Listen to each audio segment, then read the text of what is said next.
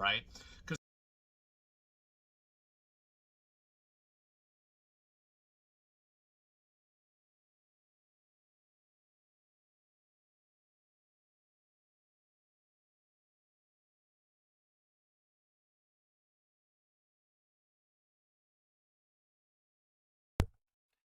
Hey everybody, hope y'all are doing well today. I know I whiffed the beginning there. I didn't have the mic on, but um just watching Asmongold's video on his dad and kind of just reflecting on um my grandfather. As a bunch of y'all know, he raised me. He was my dad. I never met my dad. My dad was a piece of shit. And um it's just got me reflecting on things. And what's going on, Ashton? Good to see you, my man. Welcome in. Sorry for the late response to that, bro. God bless you too, man. God bless you too, bro. Um, but it's just got me thinking. It makes me, honestly, like I'm not even trying to sound shitty here. It makes me jealous that uh, he was able to spend so much time with his dad before his dad left. You know what I mean? Um,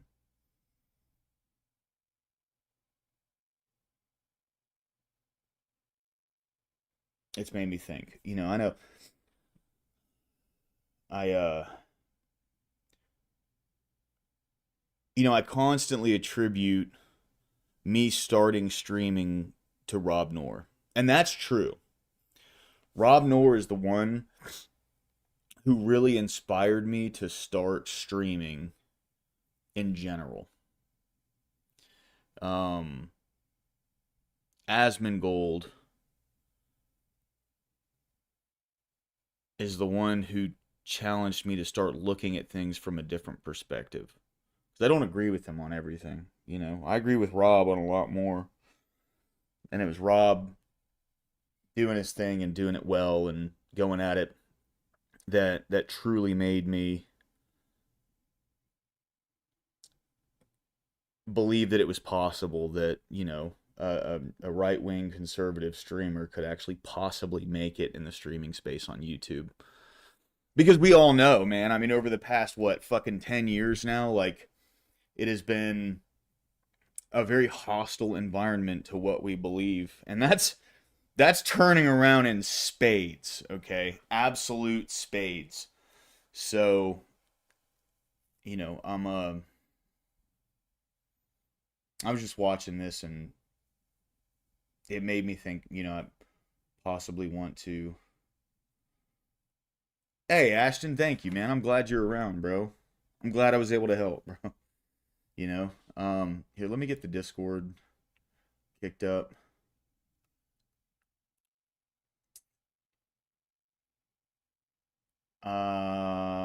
Fuck. Vibe wants a photo of me.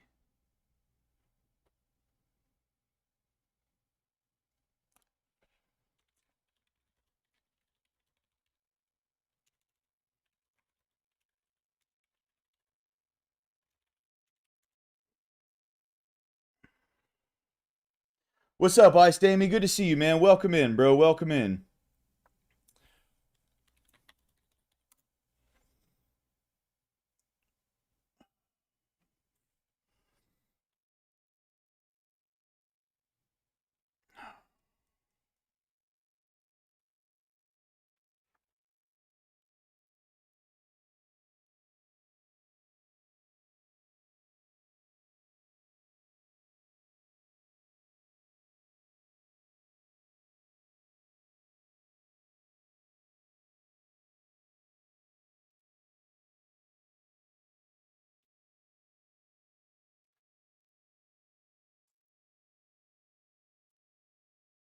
See if I can do this.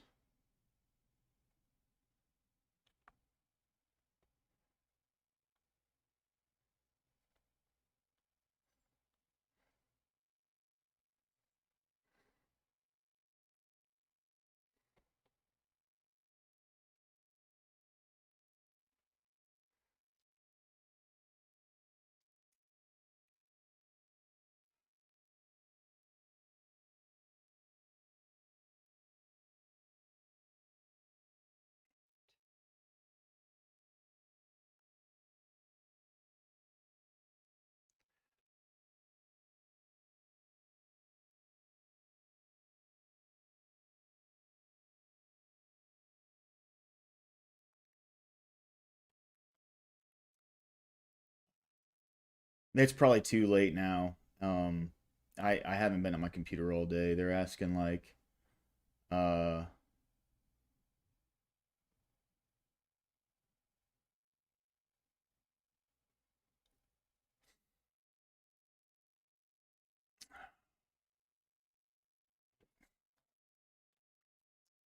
it's just anyway. So to get back to what I was talking about, I do want to watch this video with Asmongold. It says, I was on a planet on 10th man. I got so heated and dropped.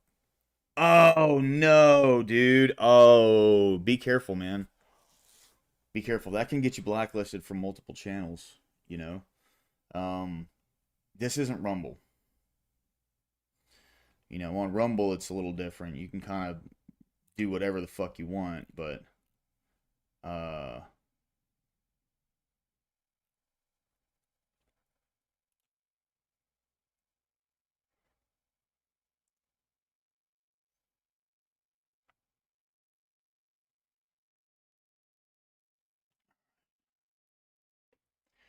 but yeah, so the uncomfortable Bible study, it starts at 6. The panel hosts are going to be Beth Mayhew, Glenn Lawrence, Cleaner 409, Flow State or the Powdered Dusty, the Average Debate Enjoyer, and Radical Coder. So, um, we're gonna we're gonna see how that goes. The topic is the devil's many faces. Now, my strategy with this and the way that I'm gonna go about this is gonna be going at it from a non-Christian's perspective. That's the way I'm going to go about any talking points that I bring up. Uh, just it's all equations, right? So like I'm going to be equating the Christian perspective to what they would look at it as, and you know, I genuinely, when it talks about the devil, it's just self-centered carnal desire. Like that's really what the devil is, at least in my life. And I'm no biblical scholar, and I'm not here to represent the average Christian's perspective. That's not what I'm here to do. Okay, um, I'm solely here to just give my 2 cents on the matter, and we're gonna read through some stuff that Vibe has lined up for us to go over. You know, um, so we'll see exactly what happens. I'm not incredibly super familiar with the format and the way it's supposed to go, so I'm just gonna kind of fly by the seat of my pants. But this is something that I wanted to watch just with everybody. I don't know if you guys know this. I'm a big Asmongold fan. I always have been. Uh, and just in light of how his father passed away, I don't mean to have like this parasocial relationship with someone that I've never met and never even like had an engagement with. He actually did have an engagement with me in chat one time, but I don't really want to talk about that. In his Twitch chat one time, but it wasn't like, oh, I know you or anything, you know. But I've watched him for a couple years now, ever since the Johnny Depp thing. I was one of the people that jumped on that train back then. That's really when his channel kind of exploded. And you know, um I just feel what he's going through right now. And it brought up a lot of memories, and honestly it made me fucking jealous, you know. But anyway, that's Hey guys, I don't really have much of a script for this one. Just going to kind of do it off the top of my head. And I guess I want to talk a little bit about my dad. A lot of you guys probably already know, but earlier this week he passed away. And it was pretty traumatic, to say the least. And I was there with him the whole time. It was just me and him, and I kind of want to talk a little bit about it and explain kind of where I'm at, and also kind of like give you guys an explanation of, oh, why hasn't he been on? Well, that's the reason.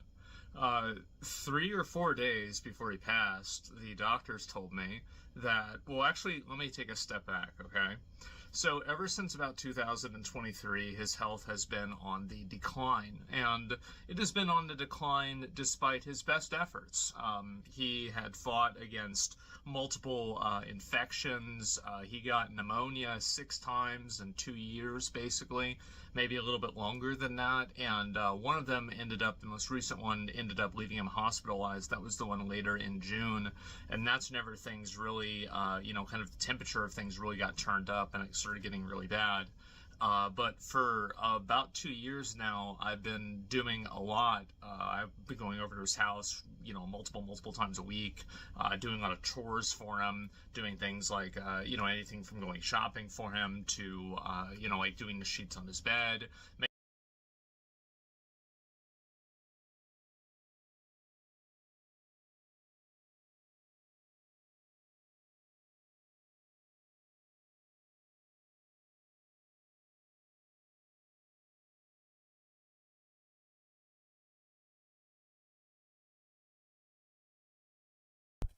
I did nothing but fuck my family over for years. Um, this is one of those things that makes me jealous, right? I don't want to say jealous, but just like, I guess, happy for him that he was able to experience that because I wasn't, right? I moved up to Birmingham in 2018, and I moved up here because I was a drug addict and I'd fucked my family over, and they'd basically said, like, here's the deal. You're either going to go up to Birmingham or you're never going to talk to us again. Don't call us. We're going to block your number. If you call from a different number, we'll block that one too. Um, and I've been up here ever since, and I've gotten to see him like once every 2 years, because my granddad's health has been on and off, and but I haven't really been able to be there.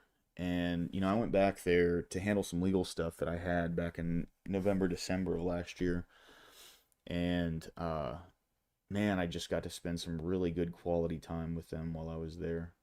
You know, um,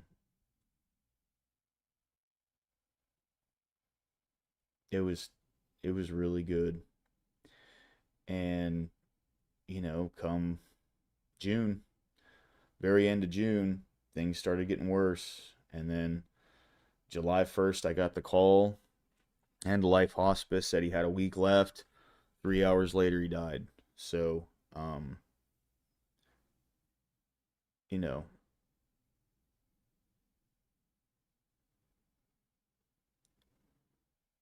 just being able to see how much time he had with his dad before his dad died, and how much he was able to be there and take care of him. It does. I don't want to say jealous, right? Jealous is a really harsh word to use, but um, I'm happy that he was able to do that because I wasn't. I called like every fucking day. You know what I mean? But there's only so much you can do in a phone call, man. Especially with someone who's dying, right? Like when someone's dying and they know they're dying, you can talk to them, and like that's the thing, man. Is he, even when he was fucking miserable, he was still cracking jokes and shit. Like it's just one of those things. Anyway, sorry guys. Making sure that his floors vacuumed, etc. Right? I was basically maintaining his entire house and cleaning it because I didn't want to have to, I guess. It's in a way dishonorable, I think, to him to like ask for maids to come clean up his house, especially. And so it was my responsibility, I thought, as his son, to do that for him, and I did. And so that was the reason why a lot of times I would end my stream at about 7 to 8 p.m. It's mainly just to call him and, make sure that he has everything he needs. And this has been something I've been doing for the past 2 years. Ever since June of this year, and I mean, this is let me one more. I apologize. As I said, I don't really have like much of a internal script for this one, but when he got his pneumonia for the fourth time, before the fourth pneumonia, he's 76 years old. He's been through Vietnam. He's had heat stroke before. He has, again, 78. Half of one of his lungs was gone, and he was still walking, a brisk, 5K every single day in like 30 or 40 minutes. And this is like at 76 years old. He would do this every single day. And this is after 3 pneumonias, but the fourth one really kind of, it pretty much almost got him. I mean, and, we were talking about this, and, he was a fan of boxing. And so, he was saying, it was like the count was 6 or 7, right? And, it was like 4 or whatever. It's like he was almost out with that fourth pneumonia. But somehow he managed to pull through, and with a good type of new antibiotic and everything, he had recovered pretty much, excuse me, pretty much entirely. And this was kind of like, this had gone relatively well. Like, he was going back to being at the store. He lived alone pretty much his whole life. And, even at the end, I would come over every single day and help him for hours, but he did live alone. Like, he would shower by himself. He would be able to take care of himself, cook himself meals, etc. Although that was something that I was kind of like, because I could see, I'm not stupid, right? And like, I could see where things are going. So I had a lot of, home care stuff, personal chefs set up and everything, or for whenever he thought it was time, I would be ready for it to be time. And so ever since 2023, he and I had been on relatively the same page, that we were kind of living on borrowed time. And it was a miracle that he even came out of that pneumonia at all. And we ended up being able to, earlier this year, go to Florida. And Florida is where I was born. It's where he grew up as well. And it's where the majority of my family is. And so we went out there, and I think back right now to, the fact that we were able to go out there. He was able to see everybody in the family and spend all this time with them. And at the time, I was very frustrated because I had to take time away from my stream. It was the same week that Expedition 33 came out. I was very frustrated and annoyed, also oblivion. But, I look back on that, and I'm just so proud and happy that I ended up making that decision at this. It's this kind of stuff, man, that makes me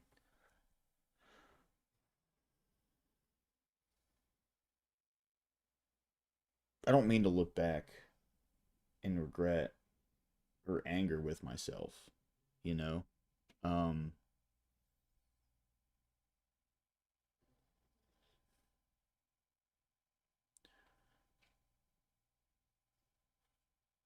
These are the kind of thoughts that I have when I think of my granddad, right?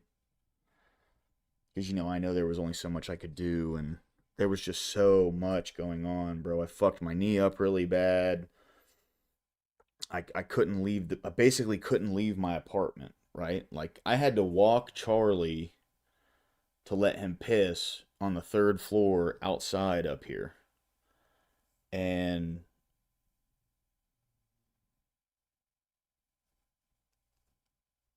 there's no getting rid of the things that I wish I could have done better, right? There isn't. There's none. There's nothing that I can do that is enough, I feel, in the face of death, right? I genuinely don't. Like someone who I'm close with, someone who I know, someone who I love, right?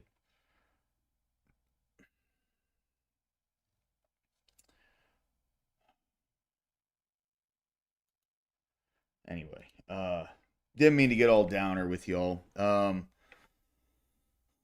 go ahead and react to Decoy Voice's video, and then I'm going to jump into panel with Vibe and all them. Anti-ICE activists, after months of accomplishing nothing, have somehow managed to spread this movement across the country, if for nothing else but to entertain us with their handcuffed screams, as outside of Chicago, they've begun training to fight the feds.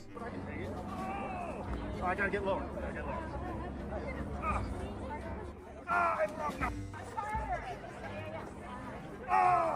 Fascism is great. Which unfortunately was nothing like how it actually went down.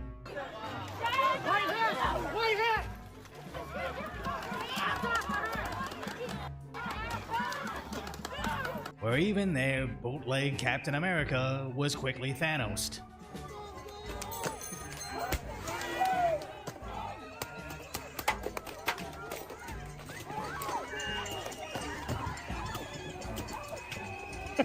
As nobody wants to LARP as a revolutionary when the gloves actually come off. Right. As ICE has had to babysit. Right, these pussies don't want the fucking smoke. Okay? Just being straight up with you. They don't want the smoke. They show up in big groups to make a statement, and the second something happens, they will immediately turn into crowds of tears and screams. That is it. They will go into victim mode and then use that to point at the government and say, look at what you did to us, right? They don't have any accountability for their own actions. None. That does not exist to anybody. That motherfucker just threw a smoke grenade back at the police when they were trying to get them to disperse so they could carry out their duties. That's what fucking happens. These kids and their unemployed behavior for far too long. Except now they're ramping it up by actually slashing their tires. So this vehicle is leaving right now without, and now they've just popped a tire. So you can see this, they just slashed this tire right here of this government vehicle. So the feds aren't playing around anymore. Yeah. Agents are taking someone They shouldn't. into the facility. That is a second protester. They are plowing through the protesters right here at this vehicle. They've tried to deploy everything that they could as these protesters were trying to block agents. Yeah, they're gonna cut through them like a hot knife through butter. What the fuck? They're a bunch of soft-ass pussies. That's crazy. When they play victim. Oh, I remember that one, yep.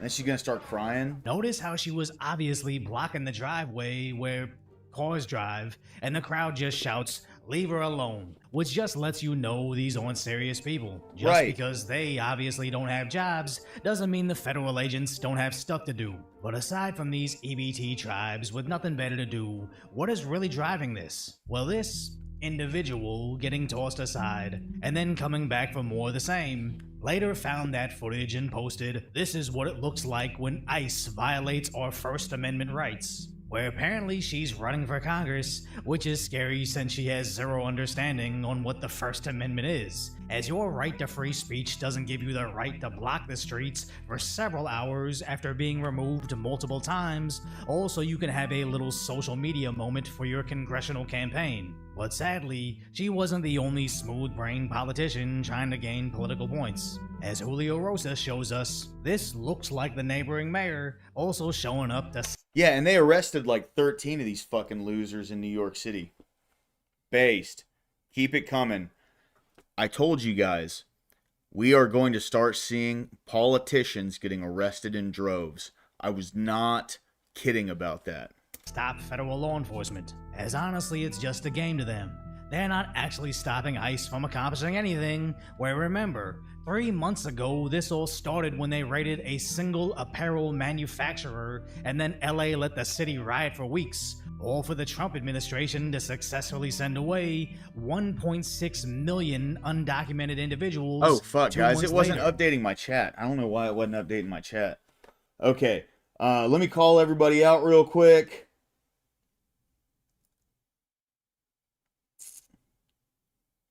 All right, hold on. Fuck, dude. So much that I missed. Okay.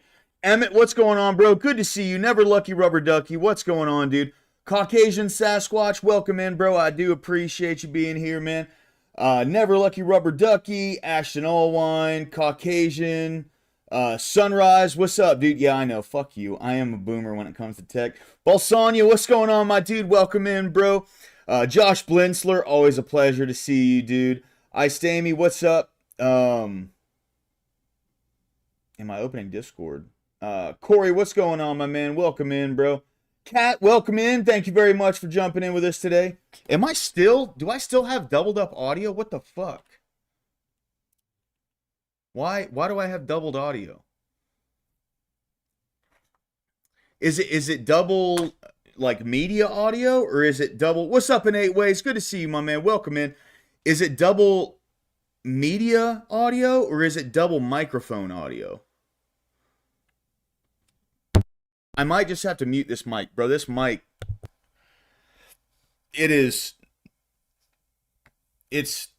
I'm very grateful for it. Don't get me wrong, but at the same time, it's kind of a pain in the ass.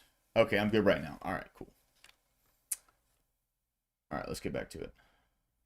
So you'd think this would be a sign that their efforts are useless, or at the very least, they should pivot into something new that isn't blocking the streets and getting arrested. But no. California's governor just signed a new bill to tell ICE agents they can't wear masks.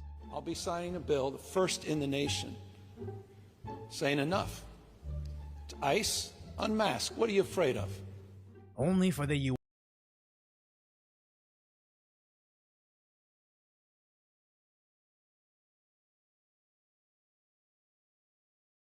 States have no authority over federal agents fulfilling their duties. They can't do anything about it.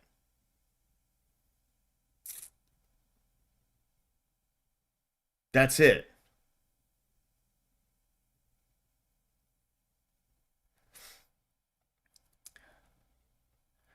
It's really like it blows my mind that these politicians are willing to do so much political theater when, like, these people aren't stupid. They're not. They understand what all is within the 10th Amendment. They understand how far that goes. They understand its limitations. These people aren't stupid, which is precisely why they're utilizing these things, like the rhetoric, oh, we're banning ICE from masking up. And then people are going to see ICE all masked up, and they're going to go, what the fuck? And the thing that gets me, though, is, like, they're not stupid when it comes to, like, the confines of the law, but they are stupid when it comes to the way these things will be perceived when people realize they actually don't have the power they claim to have. U.S. attorney to reply, "You have no jurisdiction over the feds. This has zero effect on our operations. And when is he going to pass a law banning Antifa from wearing masks while committing crime?" But of course he'll never do that, because at best, Newscomb is just signing useless legislation and recording his podcast. But at worst, just saying the stupidest shit ever. This is serious. I walked into a restaurant the other day. Entire staff came out, started hugging me and crying. The hell is that?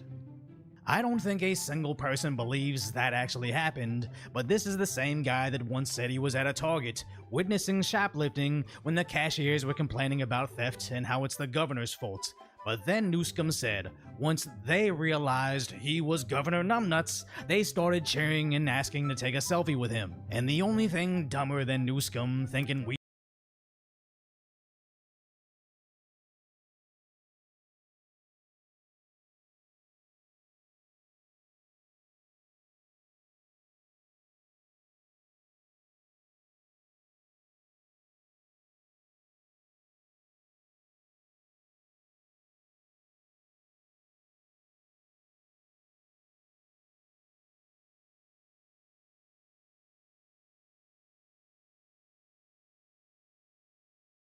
Dude. Bro, this mic is killing me. Okay.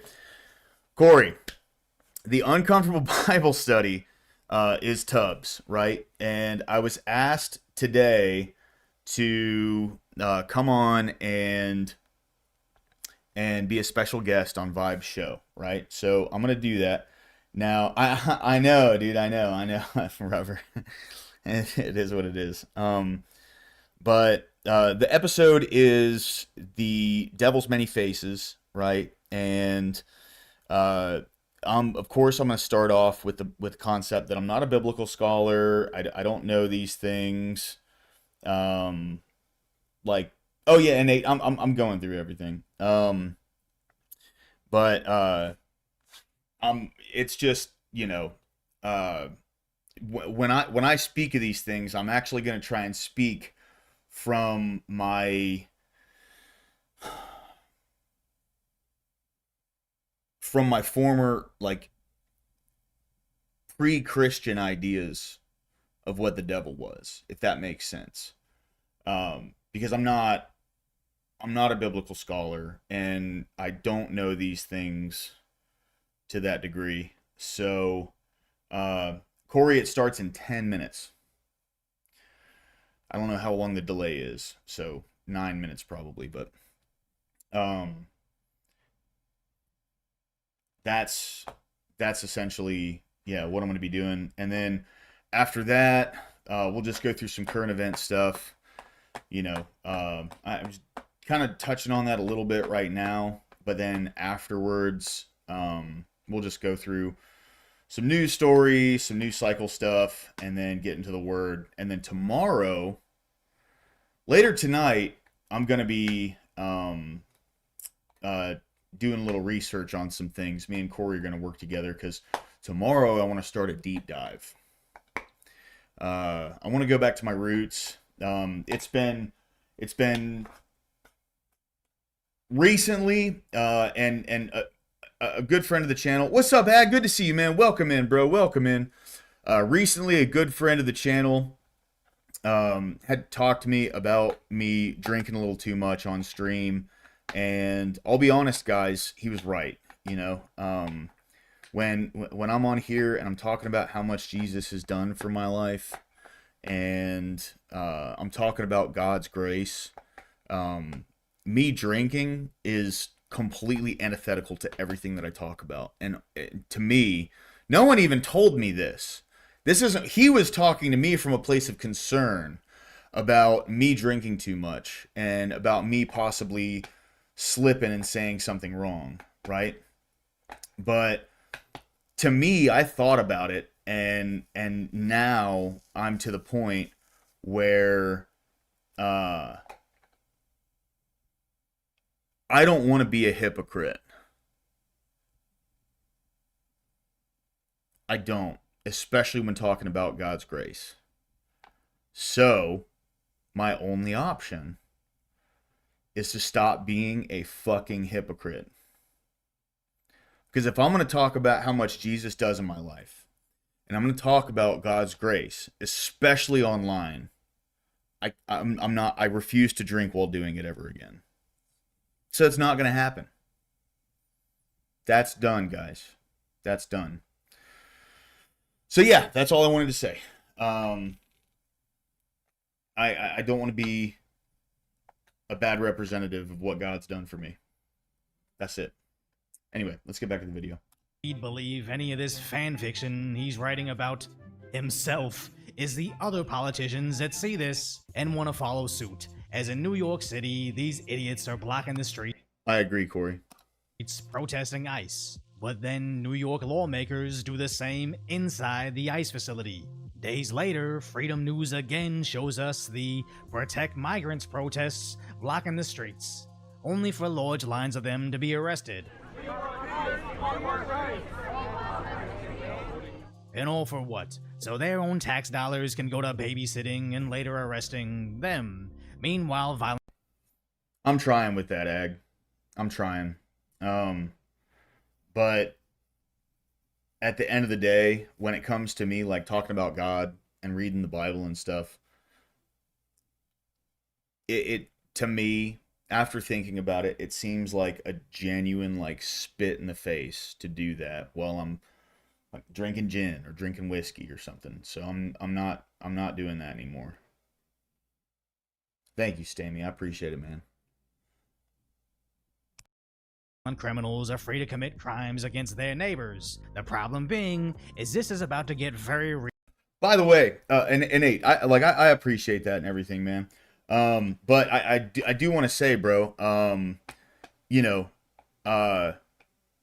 if at any point, because I mean, you guys make this channel what it is, man. Seriously, if at any point I start to go off the deep end or anything, and you feel concerned, don't be afraid to fucking call me out. You know? What's up, Jess? Good to see you. Welcome in. Welcome in. Always good to see you.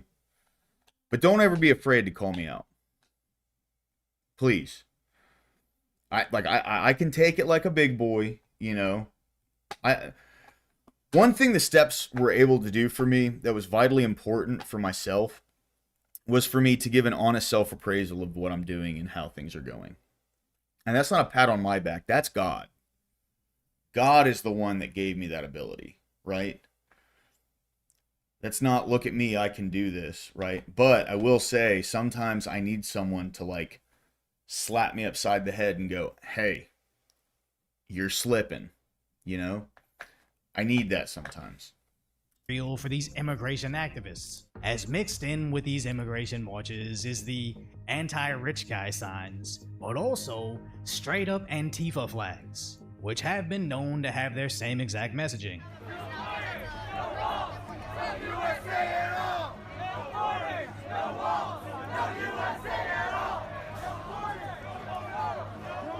Not knowing just 3 days ago, President Trump had designated Antifa as a major terrorist organization, and even though the corporate media rushed to defend them, how this is going to have unsettling consequences, writing how they have no legal way to designate them as terror, as they're just a pride ideology.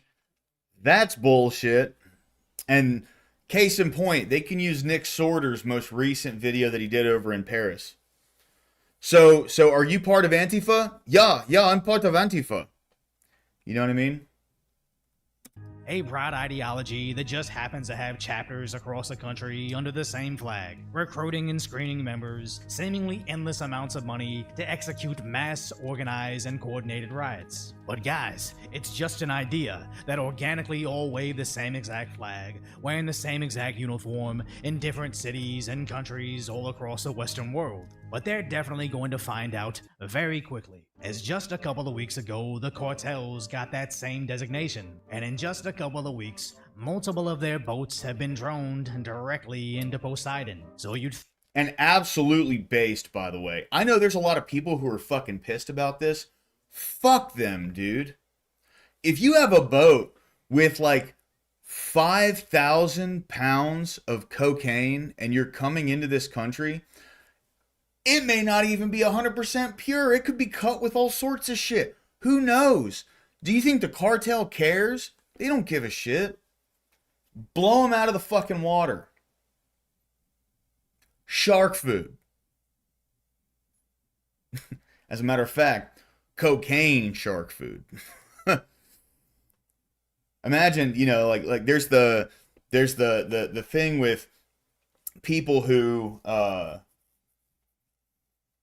or that thing with sharks, when they smell blood, they go into a frenzy. Now throw cocaine on that. You know what I mean? You want to talk about grinding teeth? I'm good, bro.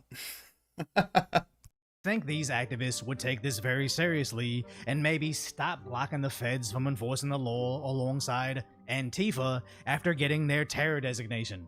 But keep in mind, this is the face of the modern day Democrats. I do want people to know that just because someone has committed a crime, it doesn't make them a criminal.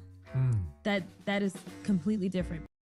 How fucking open-minded is she, right? Isn't she just like the weave is that long because the brain is pushing it all out? Never mind how that's the definition. Fiery but mostly peaceful, safe and effective, and now crime isn't criminal. I think this is just a preface to later tell them, Just because you're in prison doesn't mean you're a prisoner. It's almost like they run on 1 + 1 isn't 2. It's not because they believe it, it's just a filter to make sure they only have imbeciles still listening. So if you appreciate my concise. All right, gentlemen. I'm going to go ahead and jump over to Streamlabs with them. I have this pulled up.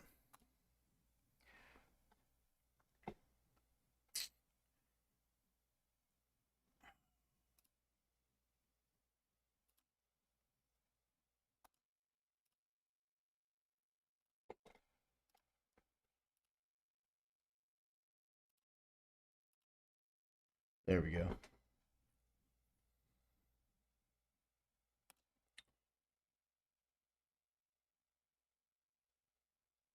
Should be good. Now, unfortunately, guys, I may not be able to keep good tabs on chat while I'm doing this. So while I'm on this panel, if I can't keep tabs on chat to the level that I want to, I do apologize. So please bear with me here.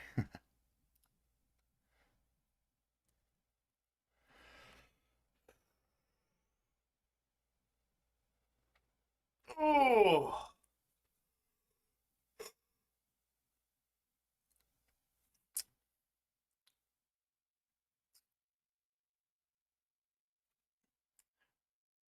Ezekiel.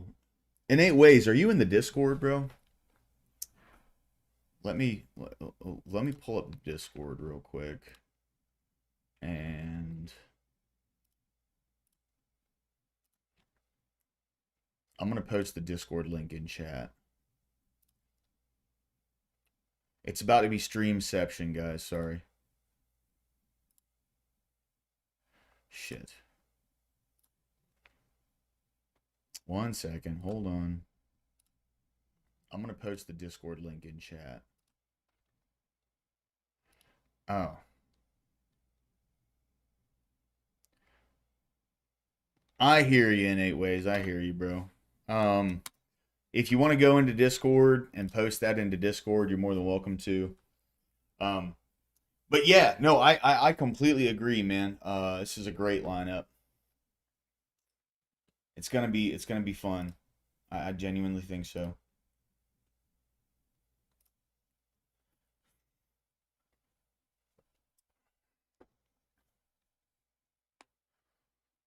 Just make sure audio's all good when we jump in here.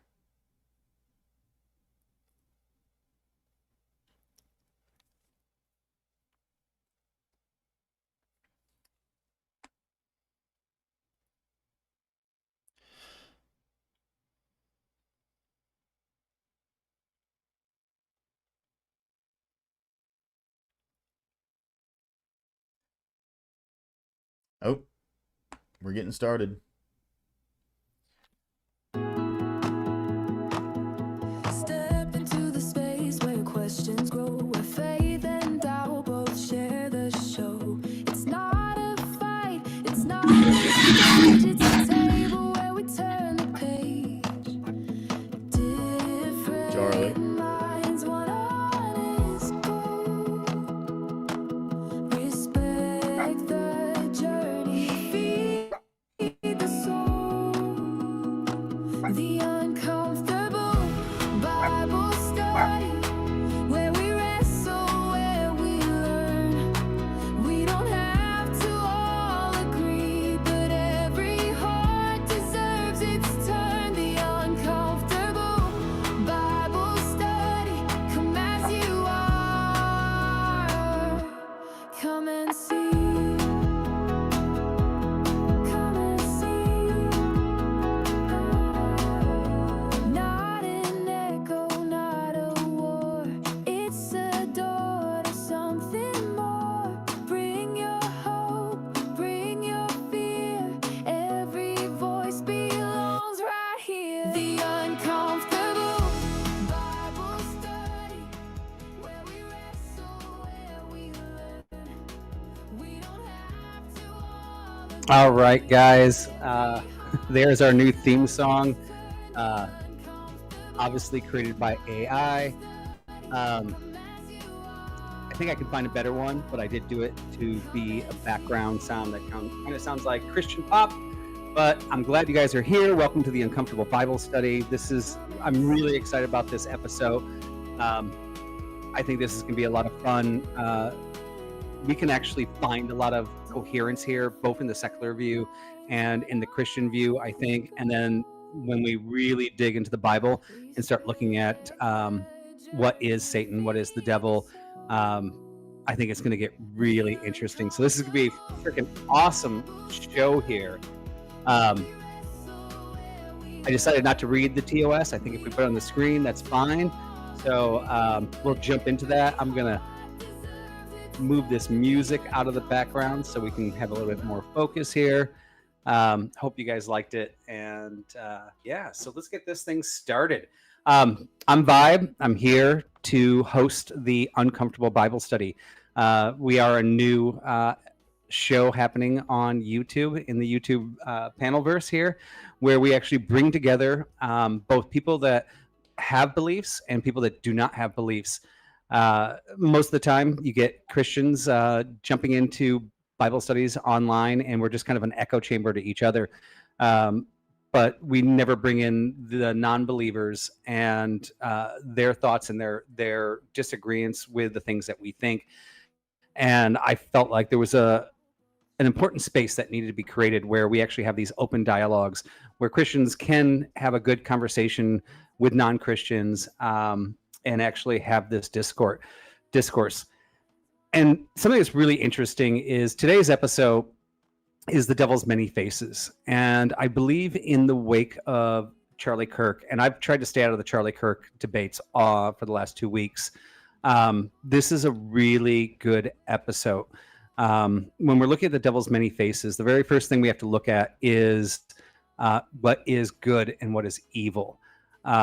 Depending on where you are in your walk of life, good and evil can be two different things. But I think ultimately when we look at good and evil, and this is what the devil represents, is he represents the evil side of things. That we all have a look at what's good. How's the audio chat? Either it's our own personal purview, or it is a doctrine that we believe and prescribe to. And in either case, it is the absence of what we think is good, which is evil. And this is the representation of Satan. So this is what we're going to dig into in this episode. And we're going to start with good and evil. And looking at like what happened with Charlie Kirk, this is a perfect example of good and evil. So there are people on the right and that are just appalled by this assassination. And we think this assassination is evil. There are people on the left that also probably agree that the assassination is evil, but that Charlie Kirk in himself and his message did not align with their views. Therefore, he is also evil, right? And so this really, when we get into the first conversation in this particular study, it is going to be defining what is good and what is evil. Was he an evil man? Was he a good man? We're not going to talk about that. But it is a example of how we have different views of what is good and what is evil. I do kind of want to dedicate this episode to him, and I'll dedicate another episode for anybody that has a father or that is a father. They don't even have to be a father. Any person that is killed, that is just trying to have a discord with people, no matter what side they're on, I will dedicate an episode for it. You don't have to be in my view. If somebody dies that is completely in the opposite views of what I believe, I'm still going to dedicate an episode to them if they are somebody that's out there exchanging discord. I don't like what's happening right now with the Charlie Kirk discord in the sense that how's my audio from my both microphone? The left and the right seem to be weaponizing it against each other to use it as on my side, which would be, I'm not far right. I'm kind of in the middle right of things, but I'm not going to use this as a weapon against the left, especially because we have people on this channel here that are left, that are right, and non-Christian, and they're here on this channel having a discord. I'd like to celebrate the fact that there is a discord amongst people on YouTube, but I don't want people to be weaponizing it against each other, saying, look at what your side did. I want you to celebrate the fact that we're all on here and we're all listening and we're all actually having a conversation. This is something to celebrate. Whether Corey, you agree with my lucky. conversation in or 8 not, ways. the Can fact you that guys you're having hear a me at conversation all? with No me one's responding to me. is the key. Now, Charlie liked to have conversations. I think these panels and these discussions and this panel verse on YouTube is a great thing. Even if we swear at each other, even if we make fun of each other, at least we're showing up and we're having a conversation. I'm not searching down any of the panelists that disagree with me on here to do anything against them. And I think instead of weaponizing it on the left and on the right, and I think both sides Thanks, are guilty, we should take... What's up, Level 4 Lobster? Good to see you. This is an example of how we have to, on both sides, speak up more. Less with hate and more with intellectual discord of saying, can we meet somewhere where you don't want to delete me? And keep on having the conversations. If we don't agree and we don't agree and we don't agree, just keep on having the conversations. No, you're good. I just wanted to make sure. That's all. Thanks. And as I had mentioned before, I mean, it's just tragic. I mentioned father, but it can be anybody. I mean, the first thing I thought of was just like, here's this guy, whether you agree or not, that was just having discord. And always promoting the discord first, not violence, was ended by violence. And that's... I don't even know how to like reconcile that. But I have my friends that do not agree with me here in this universe right now, and I hope to keep on expanding it. And the people that are on this panel, I extend extreme gratitude that they're still here, and that I look at them as heroes, no matter what side you're on, whether I agree with you or not. If you're here having that discussion, don't go home and hate the discussions you're hearing. Contribute to those conversations. Step up in chat. Talk with your family, talk with your friends. Jump on a panel and discuss it. You don't have to like the views, but I think it's really important that you open your views to other people. And part of the purpose of this whole podcast too is, like, I don't know what's right or wrong. I have something in my heart which I think is right. I truly believe in the things that I believe. I think they're right, but if I'm wrong, I mean, then I can just go into my own little universe and just be right, or I can jump on here and I can share and exchange ideas.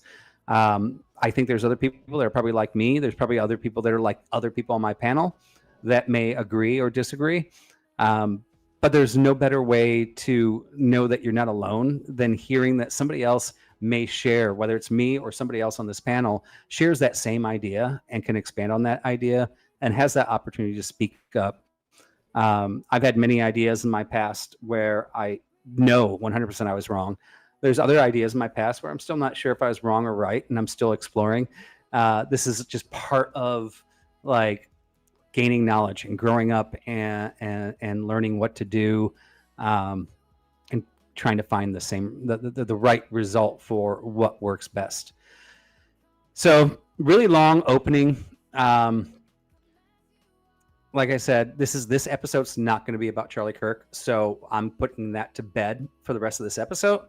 But it does apply to what we're going to start off with in this particular episode. I kind of lost here myself in the notes. Let me catch up. Yeah, so the devil's many faces. We're going to kind of break this into 3 sections. The first section, we're going to talk about good and evil and what constitutes each person's good and evil. Where do they get their ideals of good and evil from? And how do we determine those? Can evil exist without good? Can good exist without evil? We'll get into some of those discussions and kind of look at how that all works in both the secularist and the Christian view. Then we're going to go into I'm so lost here. Good and evil. Then we're going to talk about, my goodness here. Then we're going to talk about good and evil in the world. In the Christian view, we have something called the devil or Satan. If we actually look at the literal translations of ha-Satan and Satan, they have two different meanings from the original Hebrew text, which are the accuser and the adversary. And if we both have our good and evil, we can both say, based on that definition alone, that even secularists actually have a Satan. And that would be the worldly views. So all those that oppose your view would be the adversary. They're the ones that saying your view is wrong. So in the first part of this, I would say that we're kind of defining our good and evil. The second part, we're actually looking at, is there a Satan in the definition from the original Hebrew text there, where those that oppose you can exist, right? So whether you believe in faith or not. And then finally, we're going to get into the really fun part about actually the many faces of the devil. We've got the serpent, we've got Beelzebub, we've got Lucifer, the devil, Satan, all through Genesis, Job, Isaiah, Ezekiel,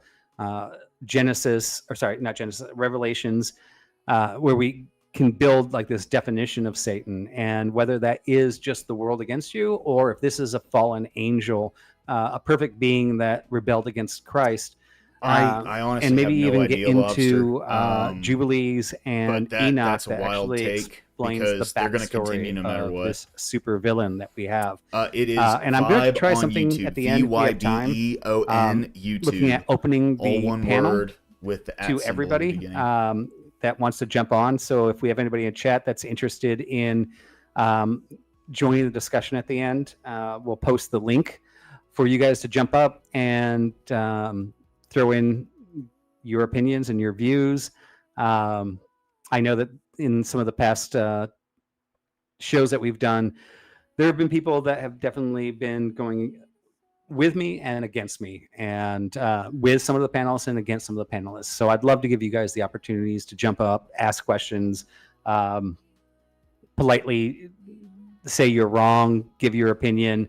I'm really open for open dialogue.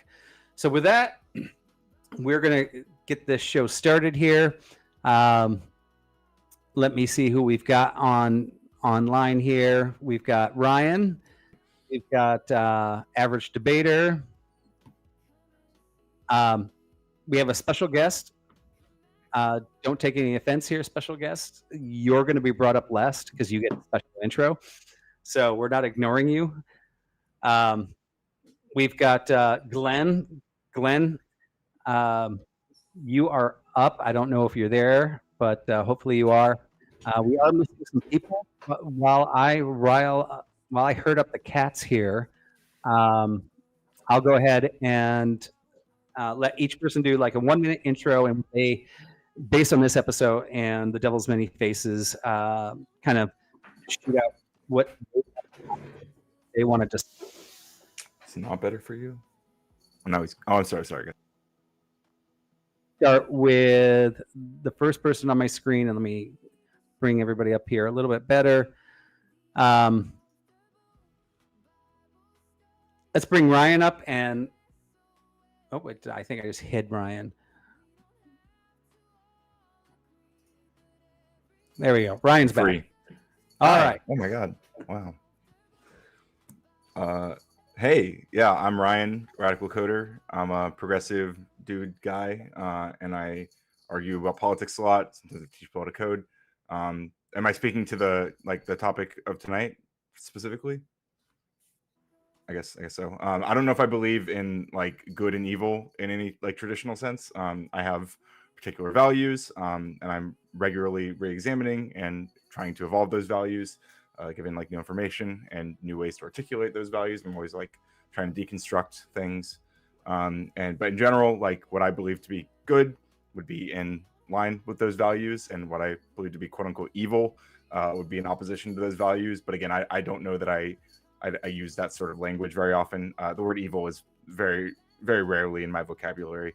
I do ask that we also dedicate this stream to Melissa Hortman, the Minnesota lawmaker, and her husband and her dog, who were all murdered in their homes just months ago in another savage act of political violence. And to Vibe, I appreciate that you don't want to weaponize what happened against the left, but I do want to acknowledge that the president and the richest man in the world, Elon Musk, are doing so, as well as many other powerful voices. So, and that does, for what it's worth, that does put a target on the of backs course, people he's like gonna me. fucking stand on a grave. Yeah, I'll leave it there for now. Yeah. Can you guys hear me, by the way, when I put you full screen? No. Okay. I can hear you. Oh, you can. Okay. Wasn't sure. All right. So let's bring in average debater here. Oh, I'm so bad at this. Okay. How do I switch this? We'll go here.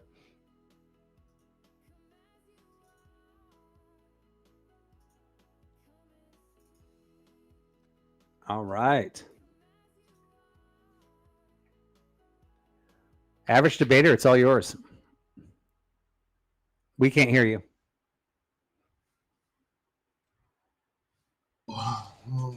So, all right. Every time I join this fucking website, I have to unswitch off the right mic and then switch back onto it to get it to work. Sorry about that. All right. So, where does good and evil come from? I believe there is no absolute answer for that. It's not just an easy, a book told me so. I think often these things are a mix of nature versus nurture as to what we view as good and evil. That's why I see the laws usually as a direct or maybe a couple years down the line reflection of the national shared morality. Our objective morality, put in a non-religious sense, is what the majority agree on through the system of democracy.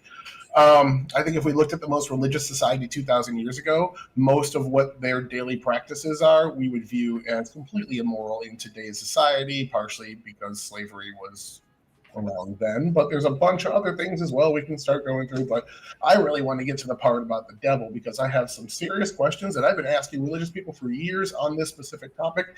I just can't seem to get anyone to give me a sufficient answer. I'm not looking. I legitimately want to hear the sufficient answer. So I guess I appreciate your opening. I understand you don't want to weaponize political violence, and that's completely great. But I would like to dedicate this stream to the people that are pushing back against the white supremacy narratives and the 1619 Project narratives. And I'm glad to see in some weird way that Republicans are now using the tactics used against them for decades as being labeled the violent group when realistically we all know that Well, before Lobster, I'm the guest. less politically This violent. is the uncomfortable Bible study. Same thing with Tucker Carlson, being blamed for a mass shooting and Trump being blamed for a mass shooting over great replacement theory. But when it's a left winger, we can't even mention what their ideology is, and we all need to just move past it. So it is kind of fun to see. All right, that's it. All right, awesome. And yeah, I wish there was just a way to, I'm trying to figure out how to not bring everybody up and just bring up another person. So obviously I got to learn what I'm doing here. We got Glenn. So we'll bring up Glenn here. What up? What's up, Glenn? How are you doing? Oh, surviving the Southern California weather. It's not too bad today. We're getting some rain. I know. What was the question? It's religious. So, Lobster. Today's episode is The Devil's Many Faces. We're going to start off with good and evil, then talk about the adversaries, and then go into all the different versions of Satan in the Bible. So it was an introduction and kind of your take on that and what you would like to see from this discussion. Well, I do think there is a thing called good and evil. I think there is a thing called the devil, and demons and all the other nasty stuff. But I don't think they have as much power as people assume they do. I think people actually give them more power and try to blame their own behaviors on them rather than their flesh. So what I like to see out No, of this not at episode all. is No, actually no, a no. So better the whole thing, understanding, Lobster, is this is of he has a what panelist of control people or who what don't abilities the believe in devil any actually kind of religious has doctrine, and then compared to people who what the do. Like Glenn individual, Lawrence, he's a Christian, allows but them to average have, debate enjoyer and if that coder makes are sense. not. And he has me on. I'm a I think that Christian. makes total sense. All right. So yeah, we are missing quite a bit of our panel here, but I think we still have an even balance, which I'm happy about here. Let me show this, and I think I can do that. Yeah. So we have a special guest, our final panelist here. I like this guy. I think he started about the same time as me. Really cool dude. Also new to Christ, but wholeheartedly into Christ. And so, like, he taught. I'm a Gen Xer, but Gen Xers are now boomers.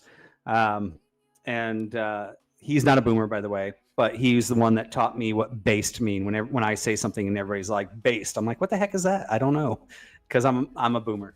So I don't mind admitting how irrelevant I have become, even though my generation basically created everything you guys are using.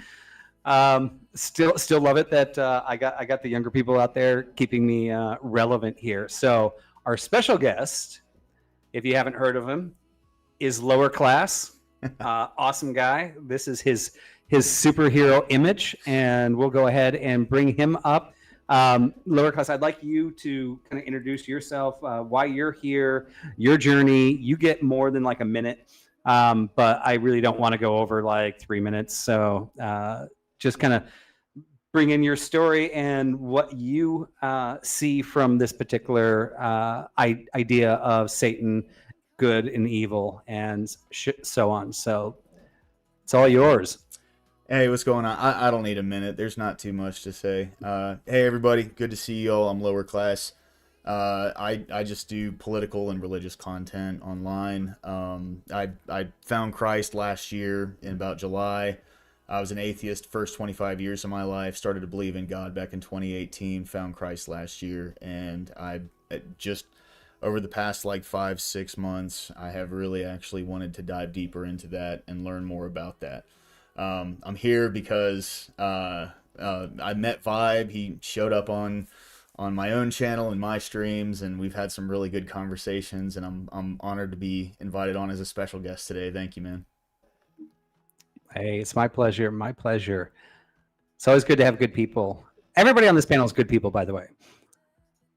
All right, so let's get everybody back on screen here. It's like I need a producer here to like run all this stuff so you guys don't have to sit here and wait. Is there such a thing? Like, can we do that? Just out of curiosity. Yeah. It's like Joe Rogan has Jamie. You know what I mean? That's what people pay me for, Vibe. Ah, okay.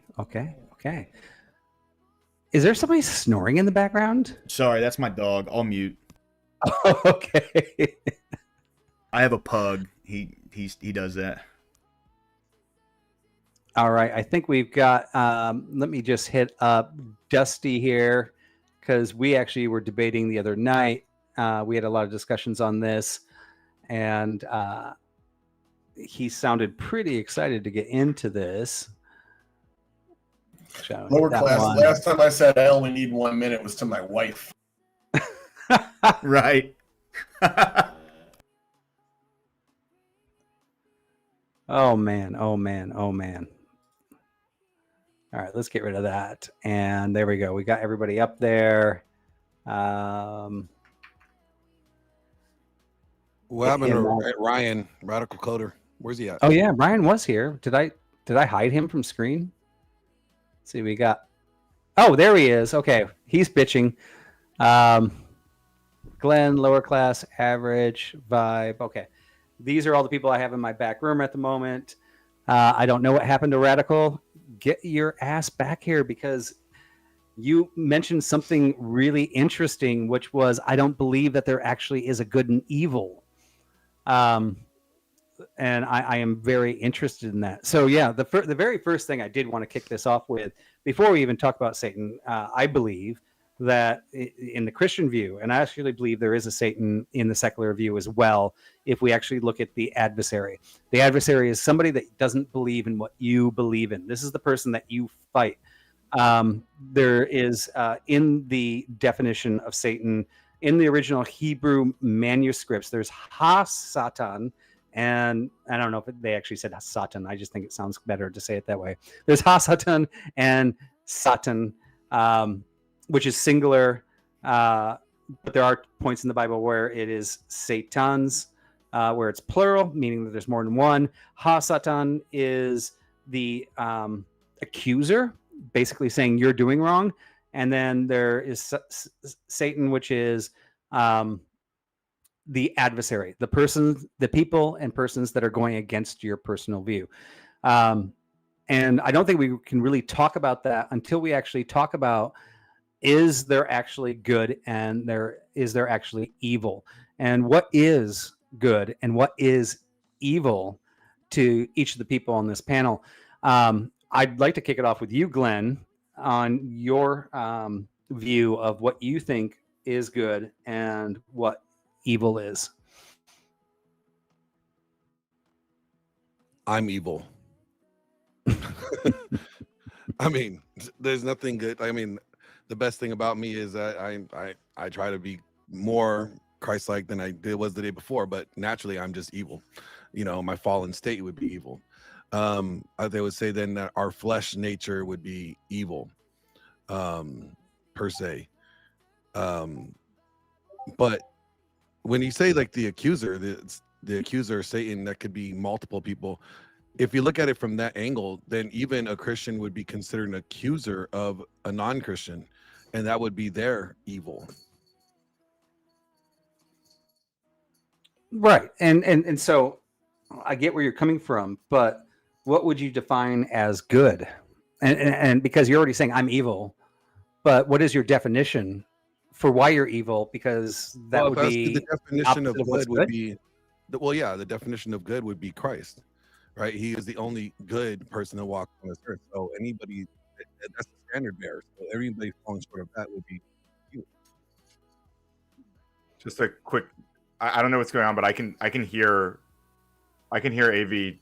I can hear Average Debate when he's it says he's muted, but I can still hear him on. I don't know why, but that's weird. I was talking to my chat. Yeah, that happens in Streamlabs Talk Studio sometimes, so it's just something to keep in mind. But I can hear somebody's cat playing with a toy.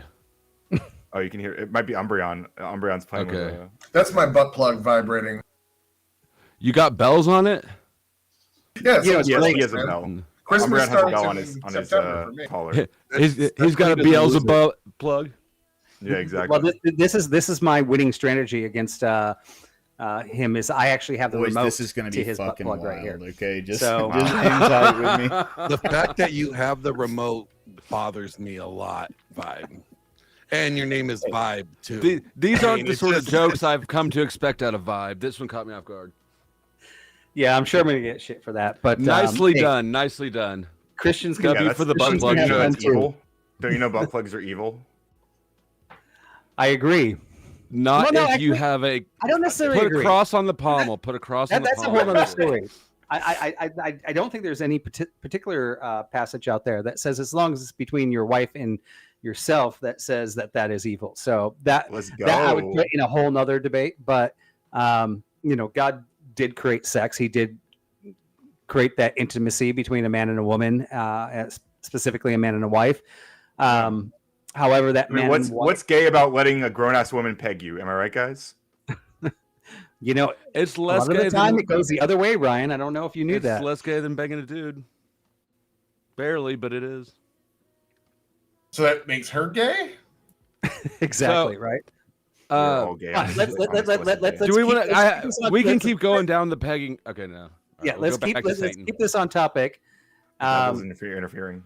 And we're going to go to lower class here, because we're going to start with the Christians and their ideas of good and evil first. So for you, lower class, what in your mind, what is good and evil? So I mean, it's kind of an ambiguous concept, you know. I was an atheist for 25 years, like the first 25 years of my life. Never went to church. My family wasn't religious, anything like that. And then I started to believe in God about 7 years ago. And I've only been with Christ for about a year, you know. So I'm really new to these kind of concepts of like what is good and evil when it comes to Christian terms. But from my own terms, it really just kind of comes down to like self-centered carnal instinct, right? Not selfish, self-centered, doing things that actively harm other people for your own benefit, whether it be sexual, financial, whatever, right? That's that's like evil in and of itself to me. I think that's the most simple way to put it. Being self-serving, especially in the harm of other people. All right, and then Average, I know you love to study and put all your stuff together. I know you just said you didn't this time, but let's hear your logical view. Again, I would go with my morality is one that's very unpopular. It's rule utilitarianism, and so I think my morality comes from what the democracy says as good and bad as acceptable in society. So what we see as good and evil often change. And again, if you go back to the most religious Christian society 2,000 years ago, a lot of their practices would be viewed as evil today. And you could say that technically they were closer to the Bible than we were, or maybe let's say 1,800 years ago, that they were closer to the biblical scripture and acting it out than we were. So I think it has a lot to do with how society is functioned, how you were raised, how you were nurtured. If you go to a place where there's radical Islam and not like Indonesia or anything like that, where there's actually like violent Islam, their good and evil is different from ours in drastic ways. Women's rights, LGBTQ rights, and things of that nature. So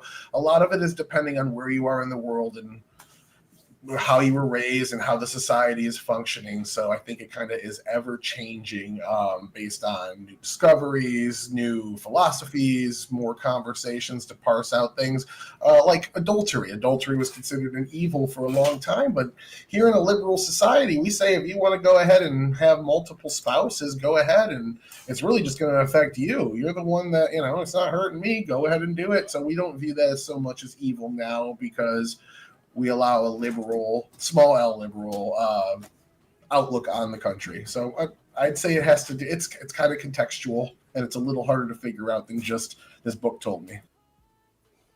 All right, Dusty. Am I muted? How's my audio? We can hear you. Okay. I was just thanking Rude Mudcrab for donating $5. He said what I was thinking. If God didn't want me in her beast, why he wouldn't have put it so close to her V? Praise God, man. Thank you, Mudcrab. I think that evil is. I assume that when you ask about evil, as a deist, you're thinking of it in terms of universal, black and white. From God's perspective. I view morality as subjective. I view good and evil as. Basically, I like it, I don't like it, to a large degree. I don't think that there is a blanket evil. I think that there's contextual evil. But I'd say the closest thing, malice is what seems evil to me. Or, I'm sorry, sadism. To me, sadism looks like the closest thing to the archetype of evil. But I also recognize that you can construct mental exercises in which even something that sounds completely evil at first, it's actually the right thing to do, right? So, what's evil? I think usually it's just a way of clutching your pearls even harder than if you said I don't like it. Yeah, and by the way, I totally get these views from both you and Average Debater, and I think we can start getting into the weeds. But let's find out Ryan's. And by the way, Ryan, I have to go close the door, but I've got my speakers on, so I'm still listening. I'm going to let you go, and I'll be back in like 30 seconds. Oh, we can't hear you. How about now? We good? Now we can hear you. Okay. Yeah. Like I said earlier, I don't know that I believe in any sort of like objective good and evil in a traditional sense. I have, my values, which, like I said, are kind of always evolving, given new information. Something similar to what Tyler described. Although I don't know if I'd identify with that like the strict term. Perhaps if I read more on rural utilitarianism, I might.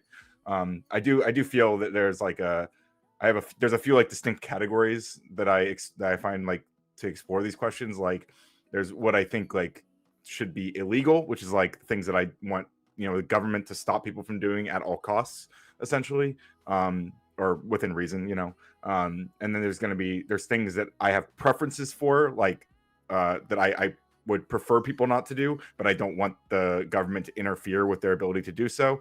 Like, for example, voting for Republicans, I think is a bad thing to do. I think it's a harmful thing to do, but I don't think it should be illegal to vote for Republicans, right? And then there's also people will say like, oh, it's just preferences. In some sense, that's true.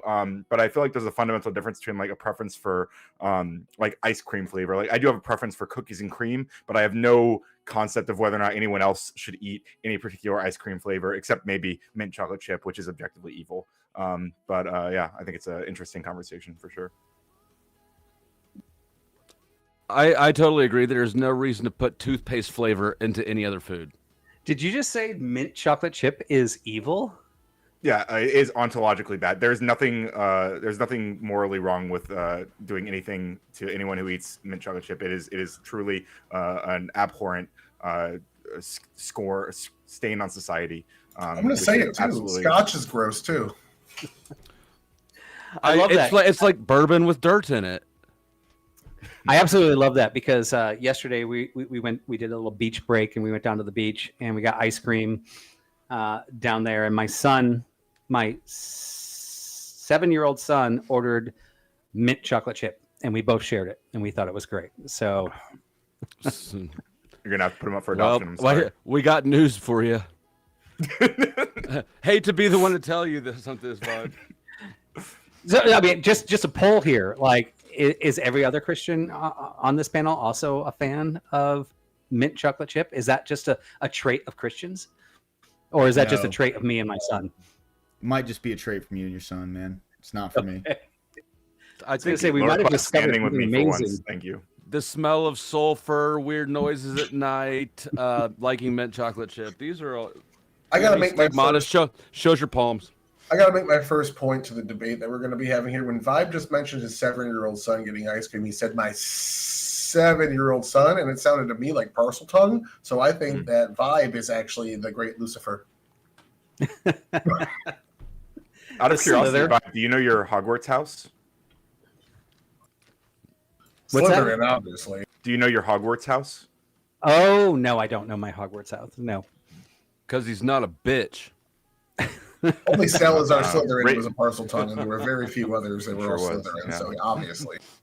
Yeah, Ravenclaws know what house they're in. So yeah, so this is I mean, it's really interesting what all of us are saying here, and it sounds like you guys are kind of agreeing in the sense. So I mean, as Christians, we have a set of what's good, and it's written.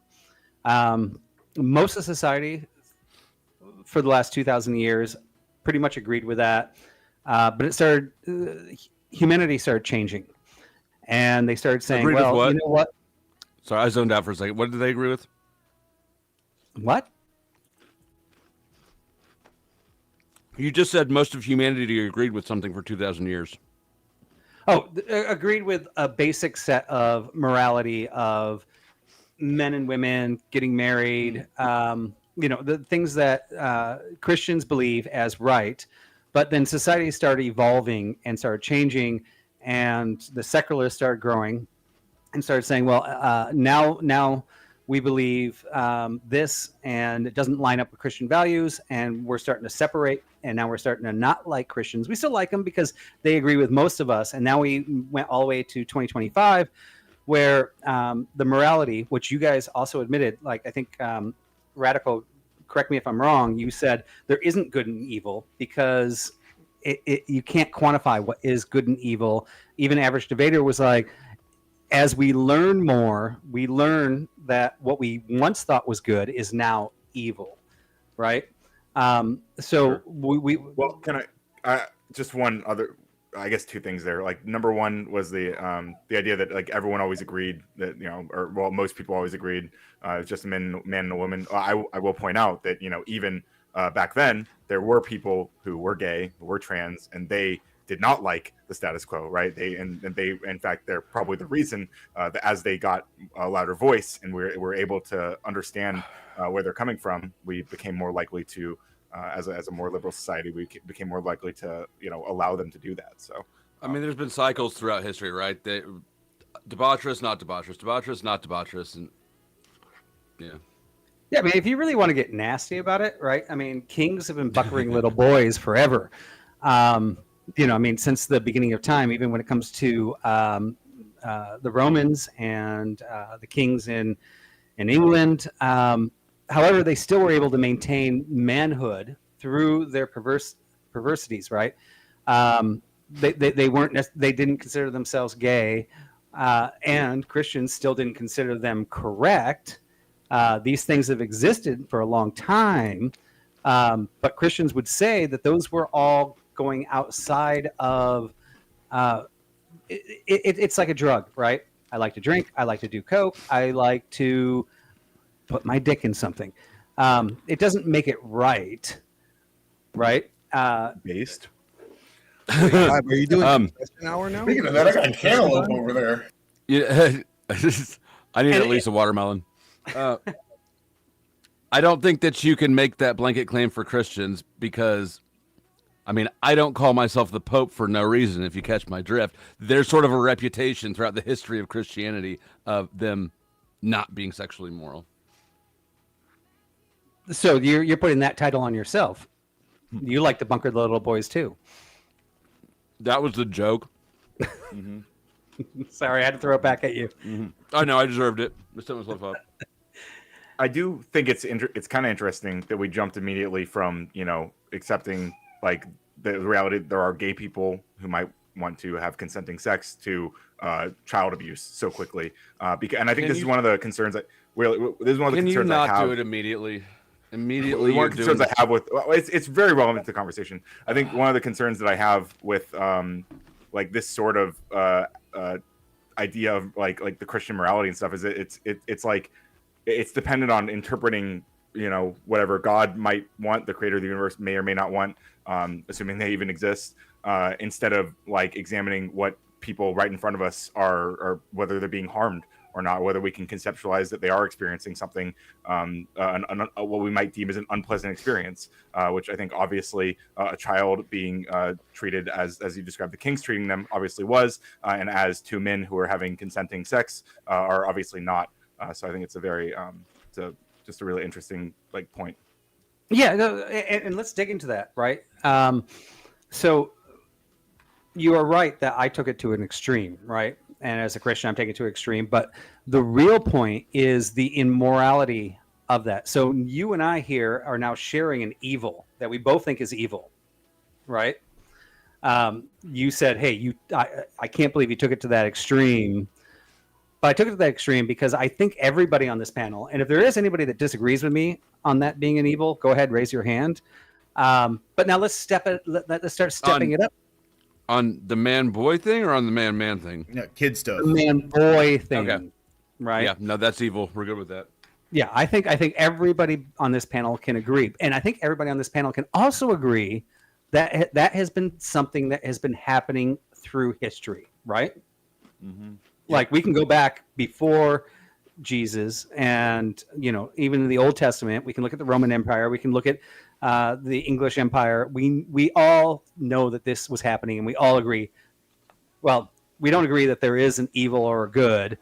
However, this is one thing we all agree is evil. And maybe the only reason we all agree is it's evil because right now society all agrees that it's evil. And if we actually say anything others, we know we're going to be banned from YouTube. We're going to be banned from our friends. We're going to be banned from our friends and family, right? This has been now This is the one thing that nobody throughout the history of life, no matter how far we evolve, that we're always going to realize is evil, right? We're talking about kid diddlers? Yes. That and littering. People Well, really don't like littering. I wouldn't say everybody. There's a few exceptions in there. There's NAMBLA, and then there's like the radical feminist movement from the 60s and 70s and things. There were some people that tried to work it in over history. Oh yeah, NAMBLA is evil in my mind, right? And I was saying on this panel, we all agree with that. But now we can start stepping up from that, because there's literally things where we could have had panels if they existed back then. Well, they did in courts and discussions, but not on YouTube, where they would have been against the things that are now being promoted today, right? So we keep on stepping up from that. So we went from the worst scenario. Now we're going up to, as Ryan appropriately pointed out, is man on man bad, right? At one time, most of society thought that was, even though it was happening all through history. So I'm not saying, because your original argument, Ryan, was, well, that's been happening all through history. Now we're just accepting it. My argument when I went to the extreme was that's also been happening all through history, right? There's no difference between that part of it. Now you're pointing out that society has evolved to the point where we're now saying that is acceptable for some of us today, and there's a fight there, right?